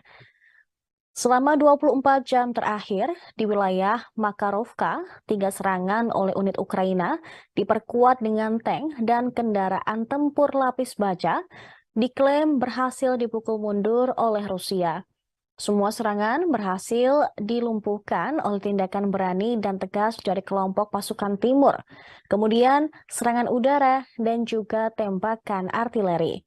Dari 10 pengangkut personel lapis baja Angkatan Bersenjata Ukraina yang berpartisipasi dalam serangan tersebut, dilaporkan 8 diantaranya hancur. 8 dari 10 pengangkut personel lapis baja itu diklaim telah berhasil dihancurkan oleh militer Rusia yang beroperasi di wilayah tersebut. Presiden Belarus Alexander Lukashenko mengatakan negaranya sudah mulai menerima pengiriman senjata nuklir taktis dari Rusia. Lukashenko mengklaim beberapa di antara senjata nuklir tersebut 3 kali lebih kuat daripada bom atom yang dijatuhkan Amerika Serikat di Hiroshima dan Nagasaki pada 1945. Radio Sputnik melaporkan pada Rabu 14 Juni, Lukashenko mengatakan Belarus akan menggunakan senjata dari Rusia tersebut. Dia mengklaim jika terjadi agresi, maka dengan cepat dia bakal mengkoordinasikan untuk menggunakan senjata nuklir taktis dari Rusia tersebut. Presiden Belarus menekankan bahwa senjata nuklir akan disebarkan ke seluruh Belarus. Dalam pernyataan terpisah sebelumnya, Lukashenko menyebut senjata nuklir akan dikerahkan secara fisik ke wilayah Belarus dalam beberapa hari. Dia juga mengklaim negaranya punya fasilitas untuk menampung rudal jarak jauh jika diperlukan. Belarus disebut juga punya fasilitas penyimpanan nuklir yang tersisa dari era Soviet dan telah merenovasi 5 hingga 6 di antaranya. Lukashenko kembali menekankan bahwa dia meminta Putin untuk menyebarkan senjata nuklir Rusia ke wilayah Belarus. Dia berpendapat bahwa langkah itu diperlukan untuk mencegah potensi agresi. Pekan lalu, Presiden Rusia Vladimir Putin telah bertemu Lukashenko di Sochi, Rusia. Namun, komentar Lukashenko bertentangan dengan pernyataan sebelumnya oleh Putin. Kala itu, Putin mengatakan senjata nuklir Rusia akan dikerahkan ke Belarus bulan depan, tepatnya bulan Juli ini. Dia menekankan bahwa senjata nuklir taktis itu bakal tetap berada di kendali eksklusif Moskow. Selama pertemuannya pada hari Jumat lalu dengan Lukashenko, Putin mengatakan pekerjaan pembangunan fasilitas senjata akan selesai pada 7 hingga 8 Juli. Dan mereka akan segera dipindahkan ke wilayah Belarusia setelah itu. Senjata nuklir taktis dimaksudkan untuk menghancurkan pasukan dan senjata musuh di medan perang. Mereka memiliki jangkauan yang relatif pendek dan hasil yang jauh lebih rendah daripada hulu ledak nuklir yang dipasang pada rudal balistik antar benua yang mampu melenyapkan seluruh kota. Pemirsa, Ukraina bisa menjadi medan pertempuran nuklir karena negara-negara Barat dan juga Rusia. Sebab AS dapat segera memasuk Ukraina dengan uranium deplet yang bisa menembus lapis baja tank Rusia. Ini terjadi setelah keputusan serupa oleh Inggris awal tahun ini yang memicu tanggapan marah dari Kremlin. The Wall Street Journal melaporkan sebelumnya pada hari Selasa bahwa AS akan menyetujui putaran tangki deplet uranium untuk Ukraina. Presiden Rusia Vladimir Putin pun menegaskan bahwa jika perlu, Rusia akan menggunakan senjata yang sama sebagai tanggapan atas laporan bahwa AS akan memasok senjata semacam itu ke Ukraina. Para pejabat AS diyakini dapat uranium yang sangat mematikan tersebut akan membantu upaya kontraofensif Ukraina dan memungkinkannya memperoleh keuntungan yang signifikan di selatan dan timur Ukraina. Karena pertempuran sebagian besar dilakukan di darat, Peluru-peluru ini akan memberi pasukan Kiev keunggulan dalam pertarungan tank.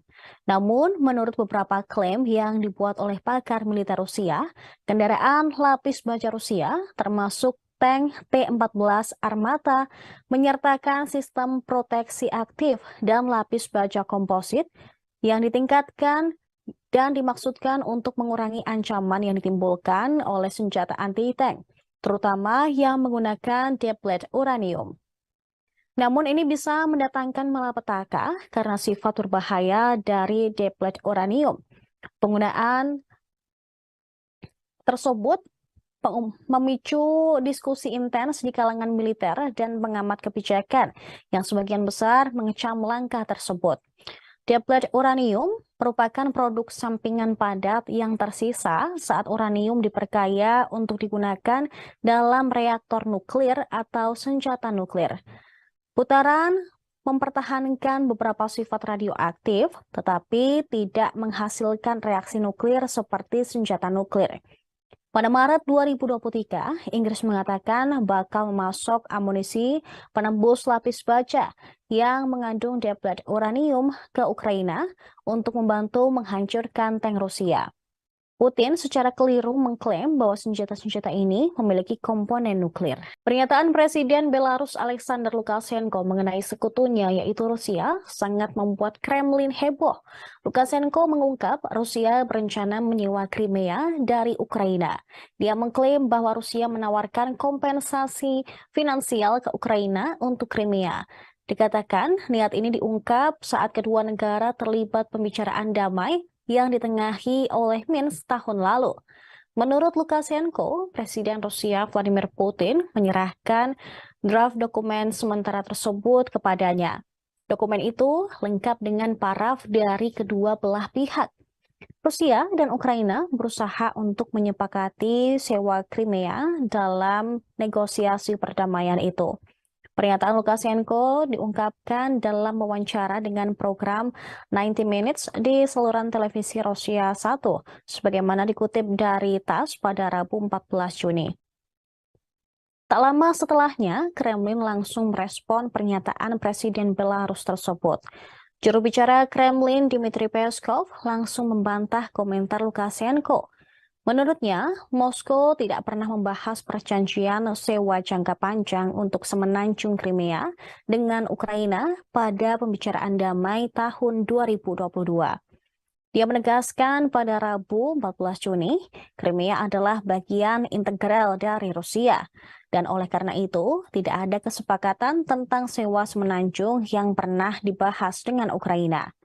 Peskov berbicara tentang rancangan perjanjian yang dinegosiasikan oleh delegasi Rusia dan Ukraina pada musim semi 2022 di Istanbul, dan itu mengatur penghentian permusuhan.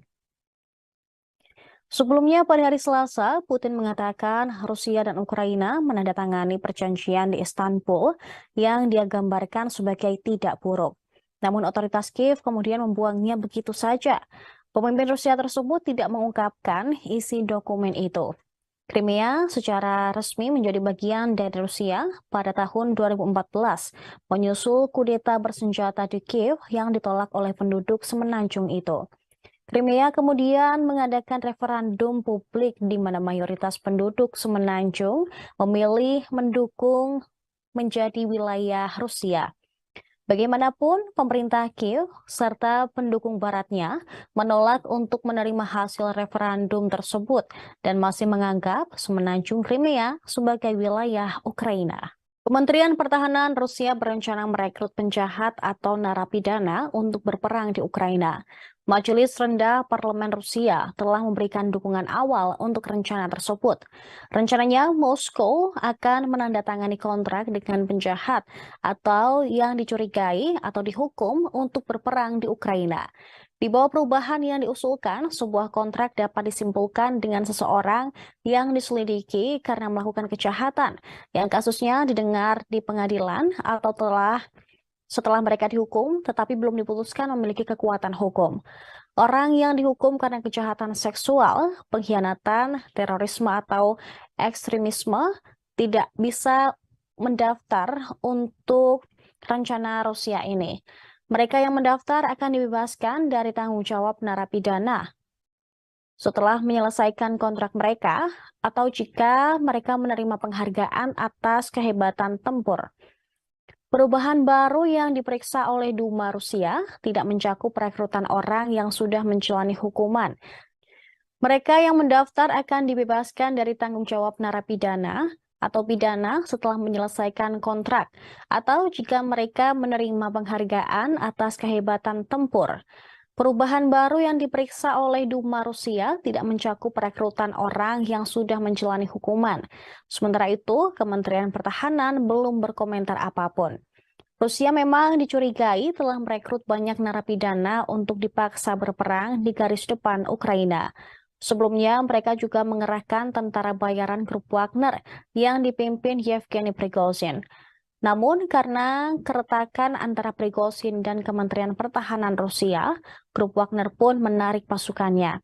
Mereka kini digantikan oleh pasukan Chechnya, yaitu Akhmat. Pasukan ini telah menandatangani kontrak dengan Kemenhan Rusia yang sebelumnya ditolak oleh Wagner. Dengan menandatangani kontrak tersebut, pasukan akan mendapat perlakuan seperti tentara Rusia, termasuk bakal diberikan santunan bagi tentara atau keluarganya jika mereka meninggal saat berperang. Pasukan Kedirgantaraan Rusia atau VKS elit kemungkinan membantu pasukan darat reguler Putin.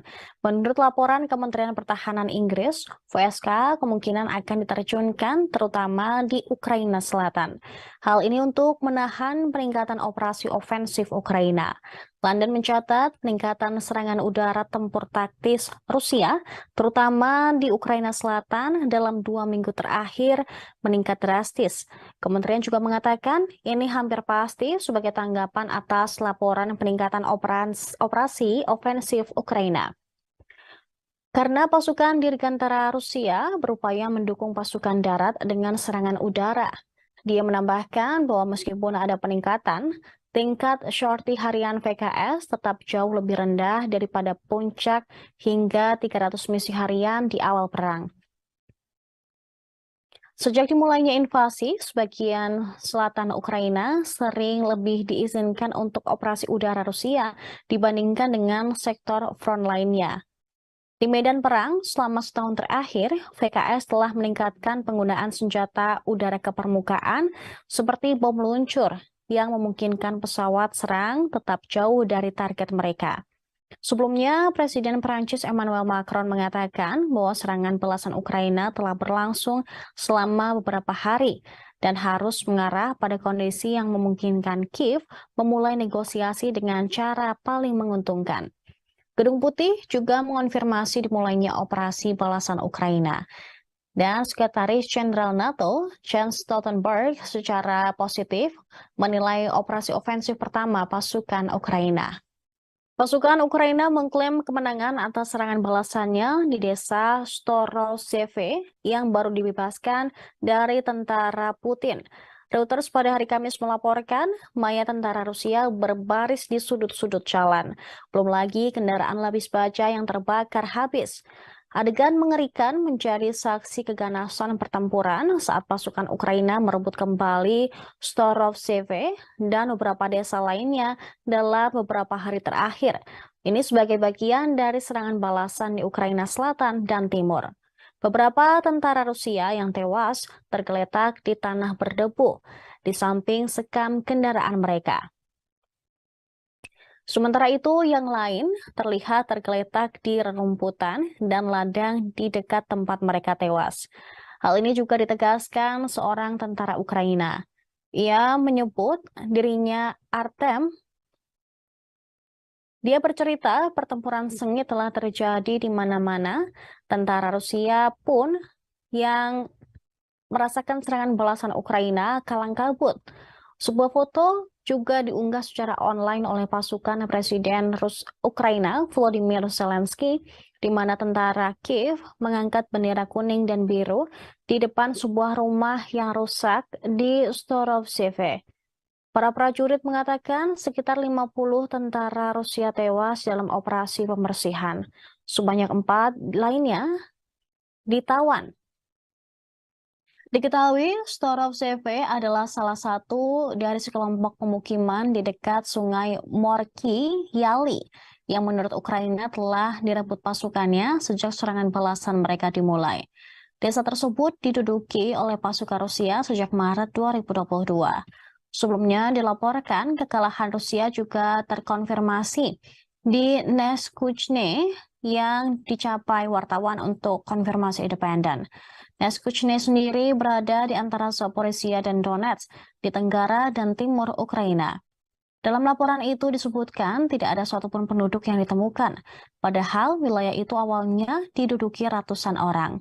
Namun pasukan Ukraina terlihat melewati jalan berlumpur dengan tank dan truk backup. Di lokasi sama juga terdapat 3 tentara Rusia yang tewas di jalan, termasuk satu yang tubuhnya diterbangkan oleh kendaraan militer Rusia yang ditinggalkan.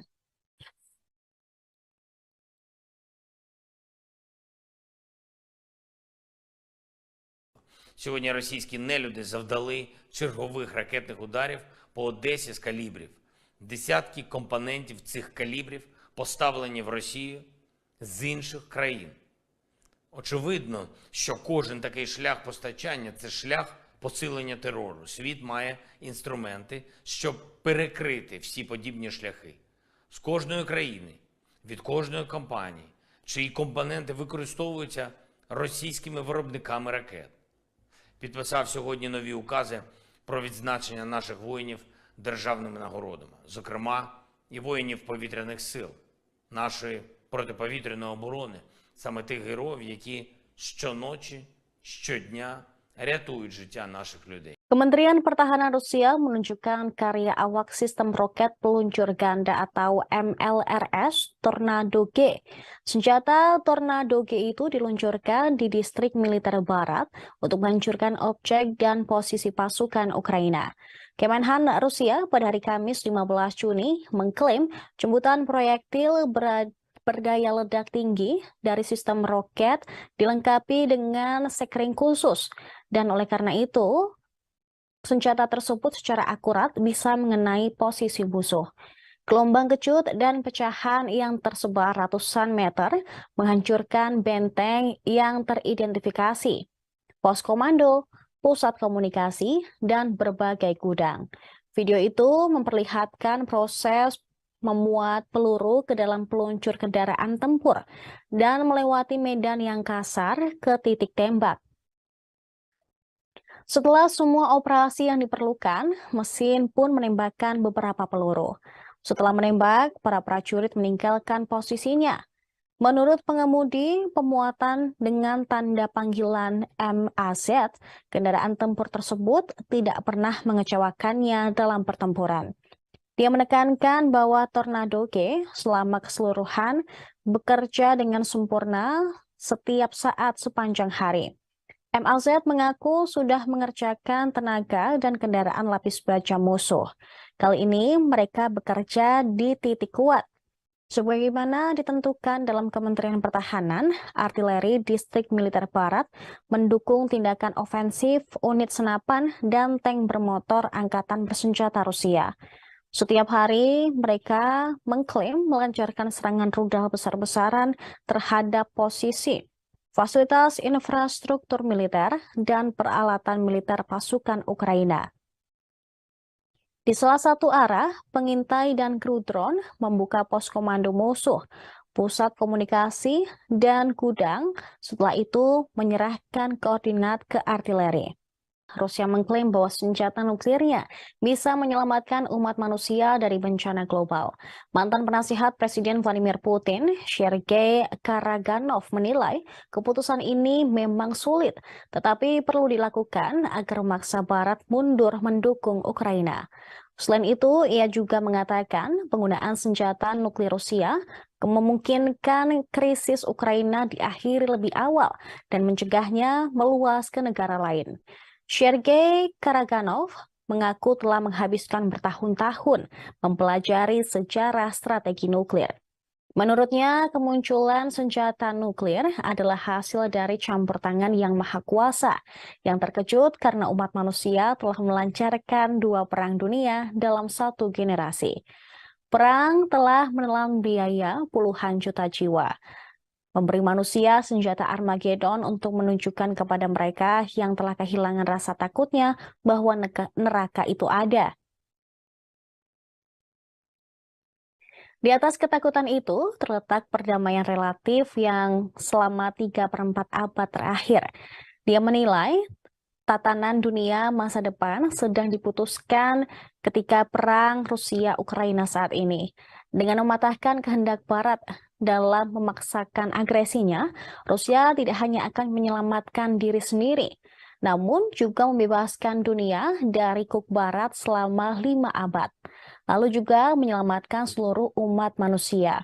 Sergei Karaganov dalam analisisnya menilai dengan mendorong Barat ke arah katarsis dan pengabaian hegemoni elitnya, Rusia akan memangkasnya mundur sebelum bencana global. Sehingga menurut dia, umat manusia akan diberi kesempatan baru untuk berkembang. Pemikiran mantan penasihat Putin ini memang menuai pro dan kontra, terlebih dari negara barat yang mengecam penggunaan senjata nuklir di perang Rusia-Ukraina. Namun hingga saat ini, Rusia beberapa kali sudah mengancam akan menggunakan senjata nuklirnya jika barat terus saja. Presiden Rusia Vladimir Putin mengatakan pada hari Selasa bahwa mobilisasi lebih lanjut akan tergantung pada apa yang ingin dicapai Rusia dalam perang di Ukraina. Dia juga mempertimbangkan ingin merebut lagi Kiev. Pasukan militer Rusia sebelumnya telah gagal merebut dan menguasai ibu kota Ukraina pada awal-awal invasi setahun lalu. Kini lebih dari 15 bulan sejak Putin mengirim pasukannya ke Ukraina. Hingga saat ini pasukan Rusia dan Ukraina masih bertempur dengan artileri, tank, dan drone di garis depan sepanjang 1.000 km. Pertempuran ini jauh dari ibu kota Kiev. Kini Putin mempertimbangkan untuk mencoba merebut kembali kota Kiev. Komentarnya tentang Kiev terungkap saat Putin berbicara di hadapan 18 koresponden perang Rusia dan blogger militer pro-Moskow di Kremlin, kantor kepresidenan Rusia pada Selasa 13 Juni. Pasukan Rusia dipukul mundur dari Kiev dan akhirnya mundur ke petak tanah di timur dan selatan Ukraina yang telah dinyatakan Putin sebagai bagian dari Rusia. Ukraina mengatakan tidak akan pernah berhenti sampai setiap tentara Rusia diusir dari tanahnya. Rusia sekarang menguasai sekitar 18% dari wilayah Ukraina. Namun perang tersebut telah menggarisbawahi garis patahan dari angkatan bersenjata Rusia yang dulu perkasa dan biaya manusia untuk sangat besar berperang di perkotaan seperti Bakhmut. Putin mengatakan konflik tersebut menunjukkan bahwa Rusia kekurangan amunisi presisi tinggi dan peralatan komunikasi yang rumit. Rencana masa depan Rusia di Ukraina dikatakan Putin akan diputuskan setelah serangan balik Ukraina yang katanya dimulai pada 4 Juni lalu telah berakhir. Kementerian Pertahanan Rusia melaporkan pada hari Selasa malam 13 Juni bahwa angkatan udaranya melancarkan serangan kelompok dengan senjata presisi berbasis udara di fasilitas cadangan operasional angkatan bersenjata Ukraina. Tak hanya itu, Rusia juga menyerang gudang amunisi dan senjata produksi asing. Hal tersebut diungkapkan dalam laporan harian Kementerian Pertahanan Rusia melalui saluran Telegram mereka. Serangan diklaim tepat mengenai sasaran.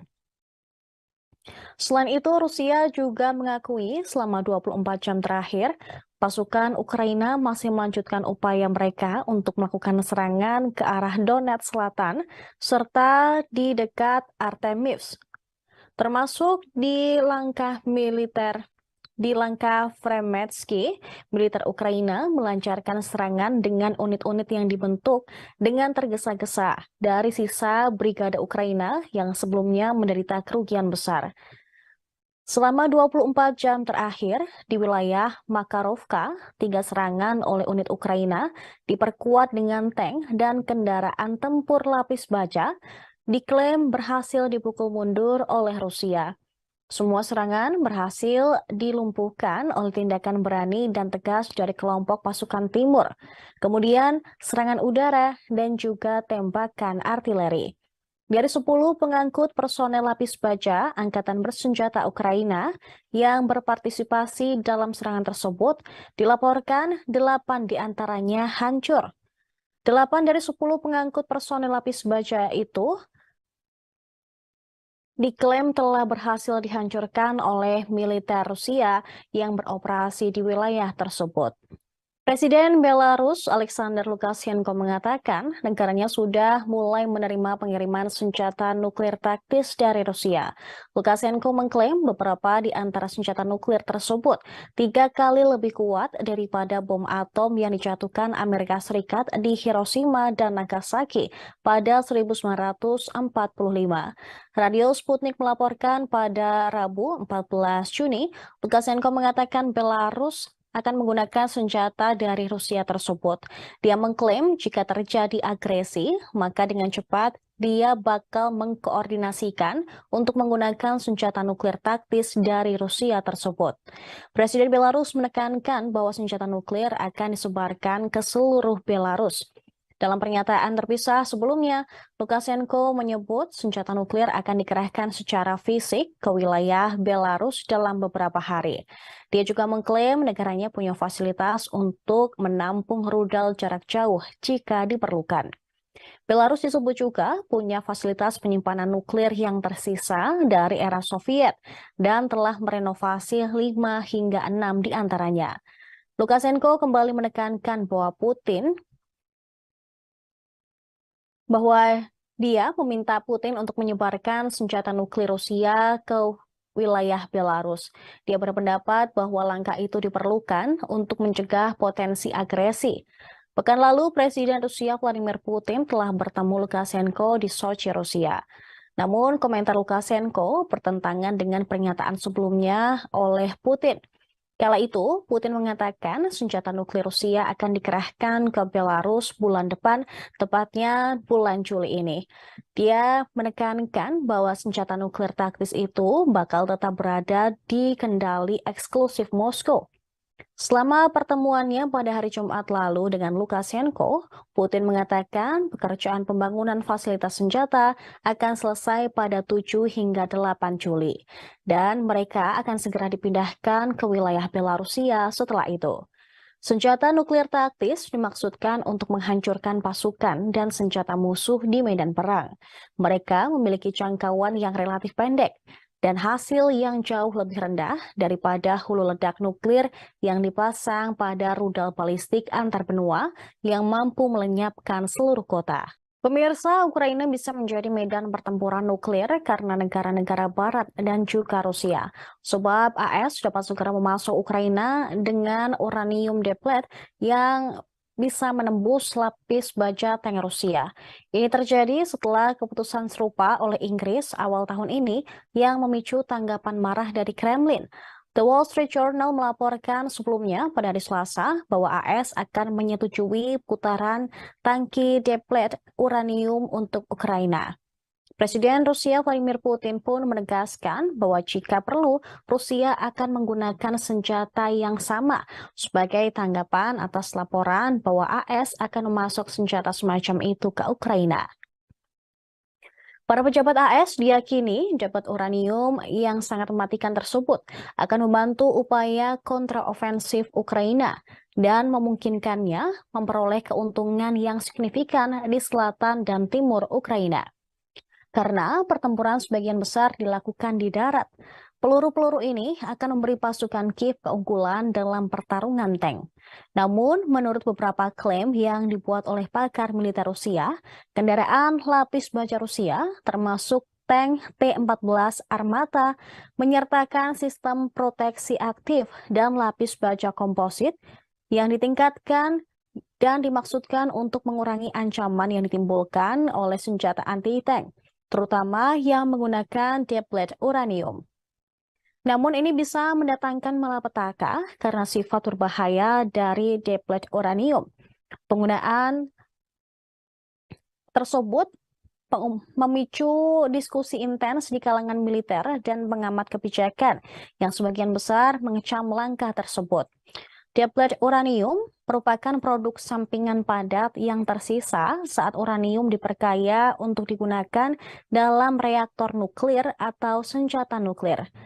Putaran mempertahankan beberapa sifat radioaktif, tetapi tidak menghasilkan reaksi nuklir seperti senjata nuklir. Pada Maret 2023, Inggris mengatakan bakal memasok amunisi penembus lapis baja yang mengandung deplet uranium ke Ukraina untuk membantu menghancurkan tank Rusia. Putin secara keliru mengklaim bahwa senjata-senjata ini memiliki komponen nuklir. Pernyataan Presiden Belarus Alexander Lukashenko mengenai sekutunya yaitu Rusia sangat membuat Kremlin heboh. Lukashenko mengungkap Rusia berencana menyewa Crimea dari Ukraina. Dia mengklaim bahwa Rusia menawarkan kompensasi finansial ke Ukraina untuk Crimea. Dikatakan niat ini diungkap saat kedua negara terlibat pembicaraan damai yang ditengahi oleh Minsk tahun lalu. Menurut Lukashenko, Presiden Rusia Vladimir Putin menyerahkan draft dokumen sementara tersebut kepadanya. Dokumen itu lengkap dengan paraf dari kedua belah pihak. Rusia dan Ukraina berusaha untuk menyepakati sewa Crimea dalam negosiasi perdamaian itu. Pernyataan Lukashenko diungkapkan dalam wawancara dengan program 90 Minutes di saluran televisi Rusia 1, sebagaimana dikutip dari TASS pada Rabu 14 Juni. Tak lama setelahnya, Kremlin langsung merespon pernyataan Presiden Belarus tersebut. Juru bicara Kremlin Dmitry Peskov langsung membantah komentar Lukashenko. Menurutnya, Moskow tidak pernah membahas perjanjian sewa jangka panjang untuk semenanjung Crimea dengan Ukraina pada pembicaraan damai tahun 2022. Dia menegaskan pada Rabu 14 Juni, Crimea adalah bagian integral dari Rusia, dan oleh karena itu tidak ada kesepakatan tentang sewa semenanjung yang pernah dibahas dengan Ukraina. Peskov berbicara tentang rancangan perjanjian yang dinegosiasikan oleh delegasi Rusia dan Ukraina pada musim semi 2022 di Istanbul, dan itu mengatur penghentian permusuhan. Sebelumnya pada hari Selasa, Putin mengatakan Rusia dan Ukraina menandatangani perjanjian di Istanbul yang dia gambarkan sebagai tidak buruk. Namun otoritas Kiev kemudian membuangnya begitu saja. Pemimpin Rusia tersebut tidak mengungkapkan isi dokumen itu. Crimea secara resmi menjadi bagian dari Rusia pada tahun 2014, menyusul kudeta bersenjata di Kiev yang ditolak oleh penduduk semenanjung itu. Crimea kemudian mengadakan referendum publik di mana mayoritas penduduk semenanjung memilih mendukung menjadi wilayah Rusia. Bagaimanapun, pemerintah Kiev serta pendukung baratnya menolak untuk menerima hasil referendum tersebut dan masih menganggap semenanjung Crimea sebagai wilayah Ukraina. Kementerian Pertahanan Rusia berencana merekrut penjahat atau narapidana untuk berperang di Ukraina. Majelis Rendah Parlemen Rusia telah memberikan dukungan awal untuk rencana tersebut. Rencananya, Moskow akan menandatangani kontrak dengan penjahat atau yang dicurigai atau dihukum untuk berperang di Ukraina. Di bawah perubahan yang diusulkan, sebuah kontrak dapat disimpulkan dengan seseorang yang diselidiki karena melakukan kejahatan, yang kasusnya didengar di pengadilan atau setelah mereka dihukum, tetapi belum diputuskan memiliki kekuatan hukum. Orang yang dihukum karena kejahatan seksual, pengkhianatan, terorisme, atau ekstremisme tidak bisa mendaftar untuk rencana Rusia ini. Mereka yang mendaftar akan dibebaskan dari tanggung jawab narapidana setelah menyelesaikan kontrak mereka atau jika mereka menerima penghargaan atas kehebatan tempur. Perubahan baru yang diperiksa oleh Duma Rusia tidak mencakup rekrutan orang yang sudah menjalani hukuman. Mereka yang mendaftar akan dibebaskan dari tanggung jawab narapidana atau pidana setelah menyelesaikan kontrak, atau jika mereka menerima penghargaan atas kehebatan tempur. Perubahan baru yang diperiksa oleh Duma Rusia tidak mencakup perekrutan orang yang sudah menjalani hukuman. Sementara itu, Kementerian Pertahanan belum berkomentar apapun. Rusia memang dicurigai telah merekrut banyak narapidana untuk dipaksa berperang di garis depan Ukraina. Sebelumnya, mereka juga mengerahkan tentara bayaran grup Wagner yang dipimpin Yevgeny Prigozhin. Namun karena keretakan antara Prigozhin dan Kementerian Pertahanan Rusia, grup Wagner pun menarik pasukannya. Mereka kini digantikan oleh pasukan Chechnya, yaitu Akhmat. Pasukan ini telah menandatangani kontrak dengan Kemenhan Rusia yang sebelumnya ditolak oleh Wagner. Dengan menandatangani kontrak tersebut, pasukan akan mendapat perlakuan seperti tentara Rusia, termasuk bakal diberikan santunan bagi tentara atau keluarganya jika mereka meninggal saat berperang. Pasukan Kedirgantaraan Rusia atau VKS elit kemungkinan membantu pasukan darat reguler Putin. Menurut laporan Kementerian Pertahanan Inggris, VSK kemungkinan akan diterjunkan terutama di Ukraina Selatan. Hal ini untuk menahan peningkatan operasi ofensif Ukraina. London mencatat peningkatan serangan udara tempur taktis Rusia, terutama di Ukraina Selatan dalam 2 minggu terakhir meningkat drastis. Kementerian juga mengatakan ini hampir pasti sebagai tanggapan atas laporan peningkatan operasi ofensif Ukraina. Karena pasukan Dirgantara Rusia berupaya mendukung pasukan darat dengan serangan udara. Dia menambahkan bahwa meskipun ada peningkatan, tingkat sorti harian VKS tetap jauh lebih rendah daripada puncak hingga 300 misi harian di awal perang. Sejak dimulainya invasi, sebagian selatan Ukraina sering lebih diizinkan untuk operasi udara Rusia dibandingkan dengan sektor front lainnya. Di medan perang, selama setahun terakhir, VKS telah meningkatkan penggunaan senjata udara ke permukaan seperti bom meluncur yang memungkinkan pesawat serang tetap jauh dari target mereka.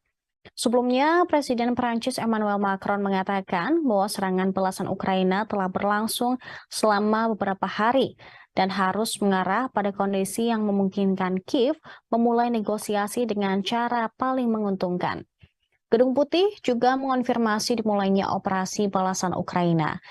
Dan Sekretaris Jenderal NATO, Jens Stoltenberg, secara positif menilai operasi ofensif pertama pasukan Ukraina. Pasukan Ukraina mengklaim kemenangan atas serangan balasannya di desa Storoseve yang baru dibebaskan dari tentara Putin. Reuters pada hari Kamis melaporkan mayat tentara Rusia berbaris di sudut-sudut jalan. Belum lagi kendaraan lapis baja yang terbakar habis. Adegan mengerikan menjadi saksi keganasan pertempuran saat pasukan Ukraina merebut kembali Storovseve dan beberapa desa lainnya dalam beberapa hari terakhir. Ini sebagai bagian dari serangan balasan di Ukraina Selatan dan Timur. Beberapa tentara Rusia yang tewas tergeletak di tanah berdebu di samping sekam kendaraan mereka. Sementara itu, yang lain terlihat tergeletak di rerumputan dan ladang di dekat tempat mereka tewas. Hal ini juga ditegaskan seorang tentara Ukraina. Ia menyebut dirinya Artem. Dia bercerita pertempuran sengit telah terjadi di mana-mana. Tentara Rusia pun yang merasakan serangan balasan Ukraina kalang kabut. Sebuah foto juga diunggah secara online oleh pasukan Presiden Ukraina Volodymyr Zelensky, di mana tentara Kiev mengangkat bendera kuning dan biru di depan sebuah rumah yang rusak di Storovseve. Para prajurit mengatakan sekitar 50 tentara Rusia tewas dalam operasi pembersihan. Sebanyak 4 lainnya ditawan. Diketahui, Storovseve adalah salah satu dari sekelompok pemukiman di dekat sungai Morki Yali yang menurut Ukraina telah direbut pasukannya sejak serangan balasan mereka dimulai. Desa tersebut diduduki oleh pasukan Rusia sejak Maret 2022. Sebelumnya dilaporkan kekalahan Rusia juga terkonfirmasi di Neskuchne yang dicapai wartawan untuk konfirmasi independen. Neskuchne sendiri berada di antara Zaporizhia dan Donetsk di tenggara dan timur Ukraina. Dalam laporan itu disebutkan tidak ada satupun penduduk yang ditemukan, padahal wilayah itu awalnya diduduki ratusan orang. Namun, pasukan Ukraina terlihat melewati jalan berlumpur dengan tank dan truk pick-up. Di lokasi sama juga terdapat 3 tentara Rusia yang tewas di jalan, termasuk satu yang tubuhnya diterbangkan oleh kendaraan militer Rusia yang ditinggalkan.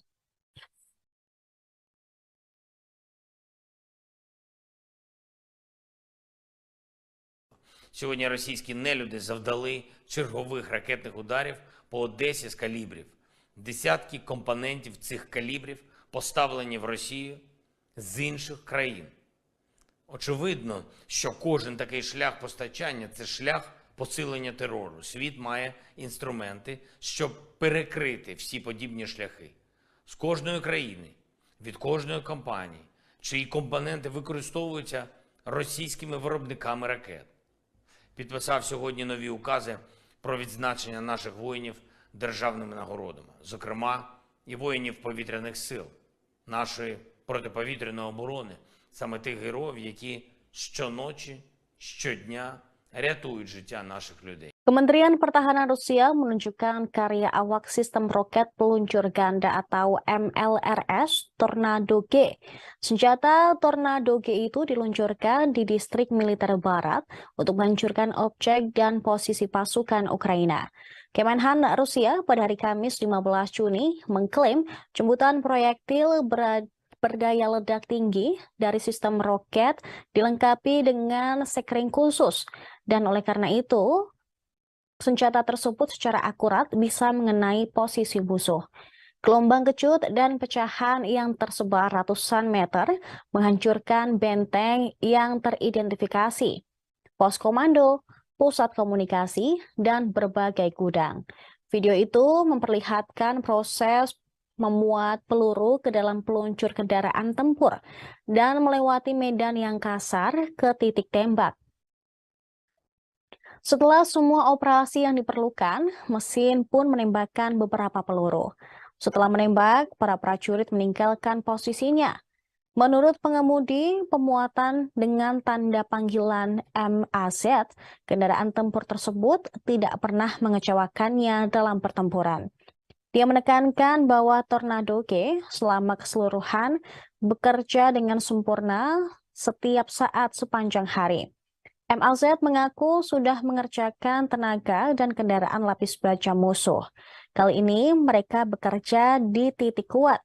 Sebagaimana ditentukan dalam Kementerian Pertahanan, artileri distrik militer barat mendukung tindakan ofensif unit senapan dan tank bermotor angkatan bersenjata Rusia. Setiap hari mereka mengklaim melancarkan serangan rudal besar-besaran terhadap posisi, fasilitas infrastruktur militer, dan peralatan militer pasukan Ukraina. Di salah satu arah, pengintai dan kru drone membuka pos komando musuh, pusat komunikasi, dan gudang, setelah itu menyerahkan koordinat ke artileri.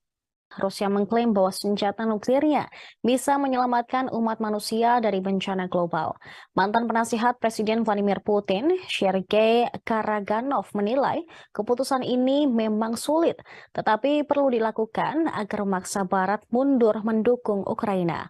Selain itu, ia juga mengatakan penggunaan senjata nuklir Rusia memungkinkan krisis Ukraina diakhiri lebih awal dan mencegahnya meluas ke negara lain. Sergei Karaganov mengaku telah menghabiskan bertahun-tahun mempelajari sejarah strategi nuklir.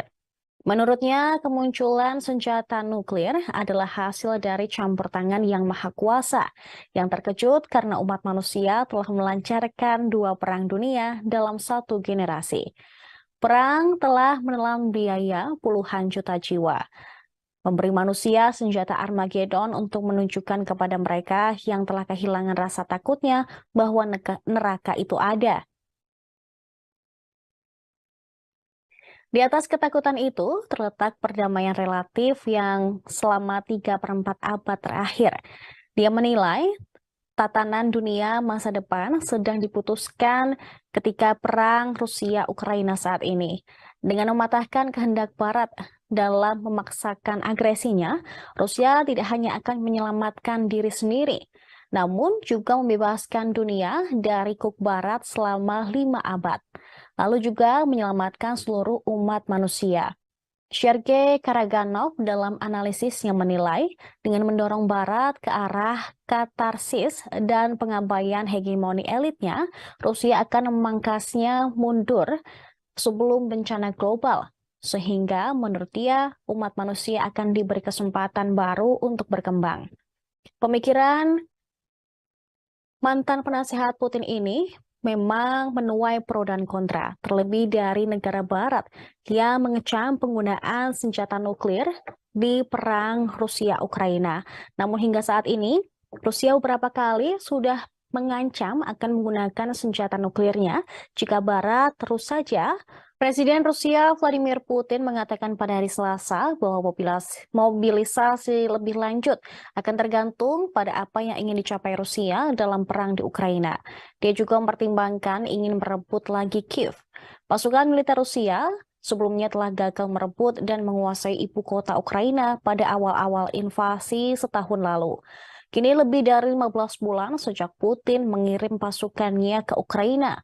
Hingga saat ini pasukan Rusia dan Ukraina masih bertempur dengan artileri, tank, dan drone di garis depan sepanjang 1.000 km. Pertempuran ini jauh dari ibu kota Kiev. Kini Putin mempertimbangkan untuk mencoba merebut kembali kota Kiev. Komentarnya tentang Kiev terungkap saat Putin berbicara di hadapan 18 koresponden perang Rusia dan blogger militer pro-Moskow di Kremlin, kantor kepresidenan Rusia pada Selasa 13 Juni. Pasukan Rusia dipukul mundur dari Kiev dan akhirnya mundur ke petak tanah di timur dan selatan Ukraina yang telah dinyatakan Putin sebagai bagian dari Rusia. Ukraina mengatakan tidak akan pernah berhenti sampai setiap tentara Rusia diusir dari tanahnya. Rusia sekarang menguasai sekitar 18% dari wilayah Ukraina. Namun perang tersebut telah menggarisbawahi garis patahan dari angka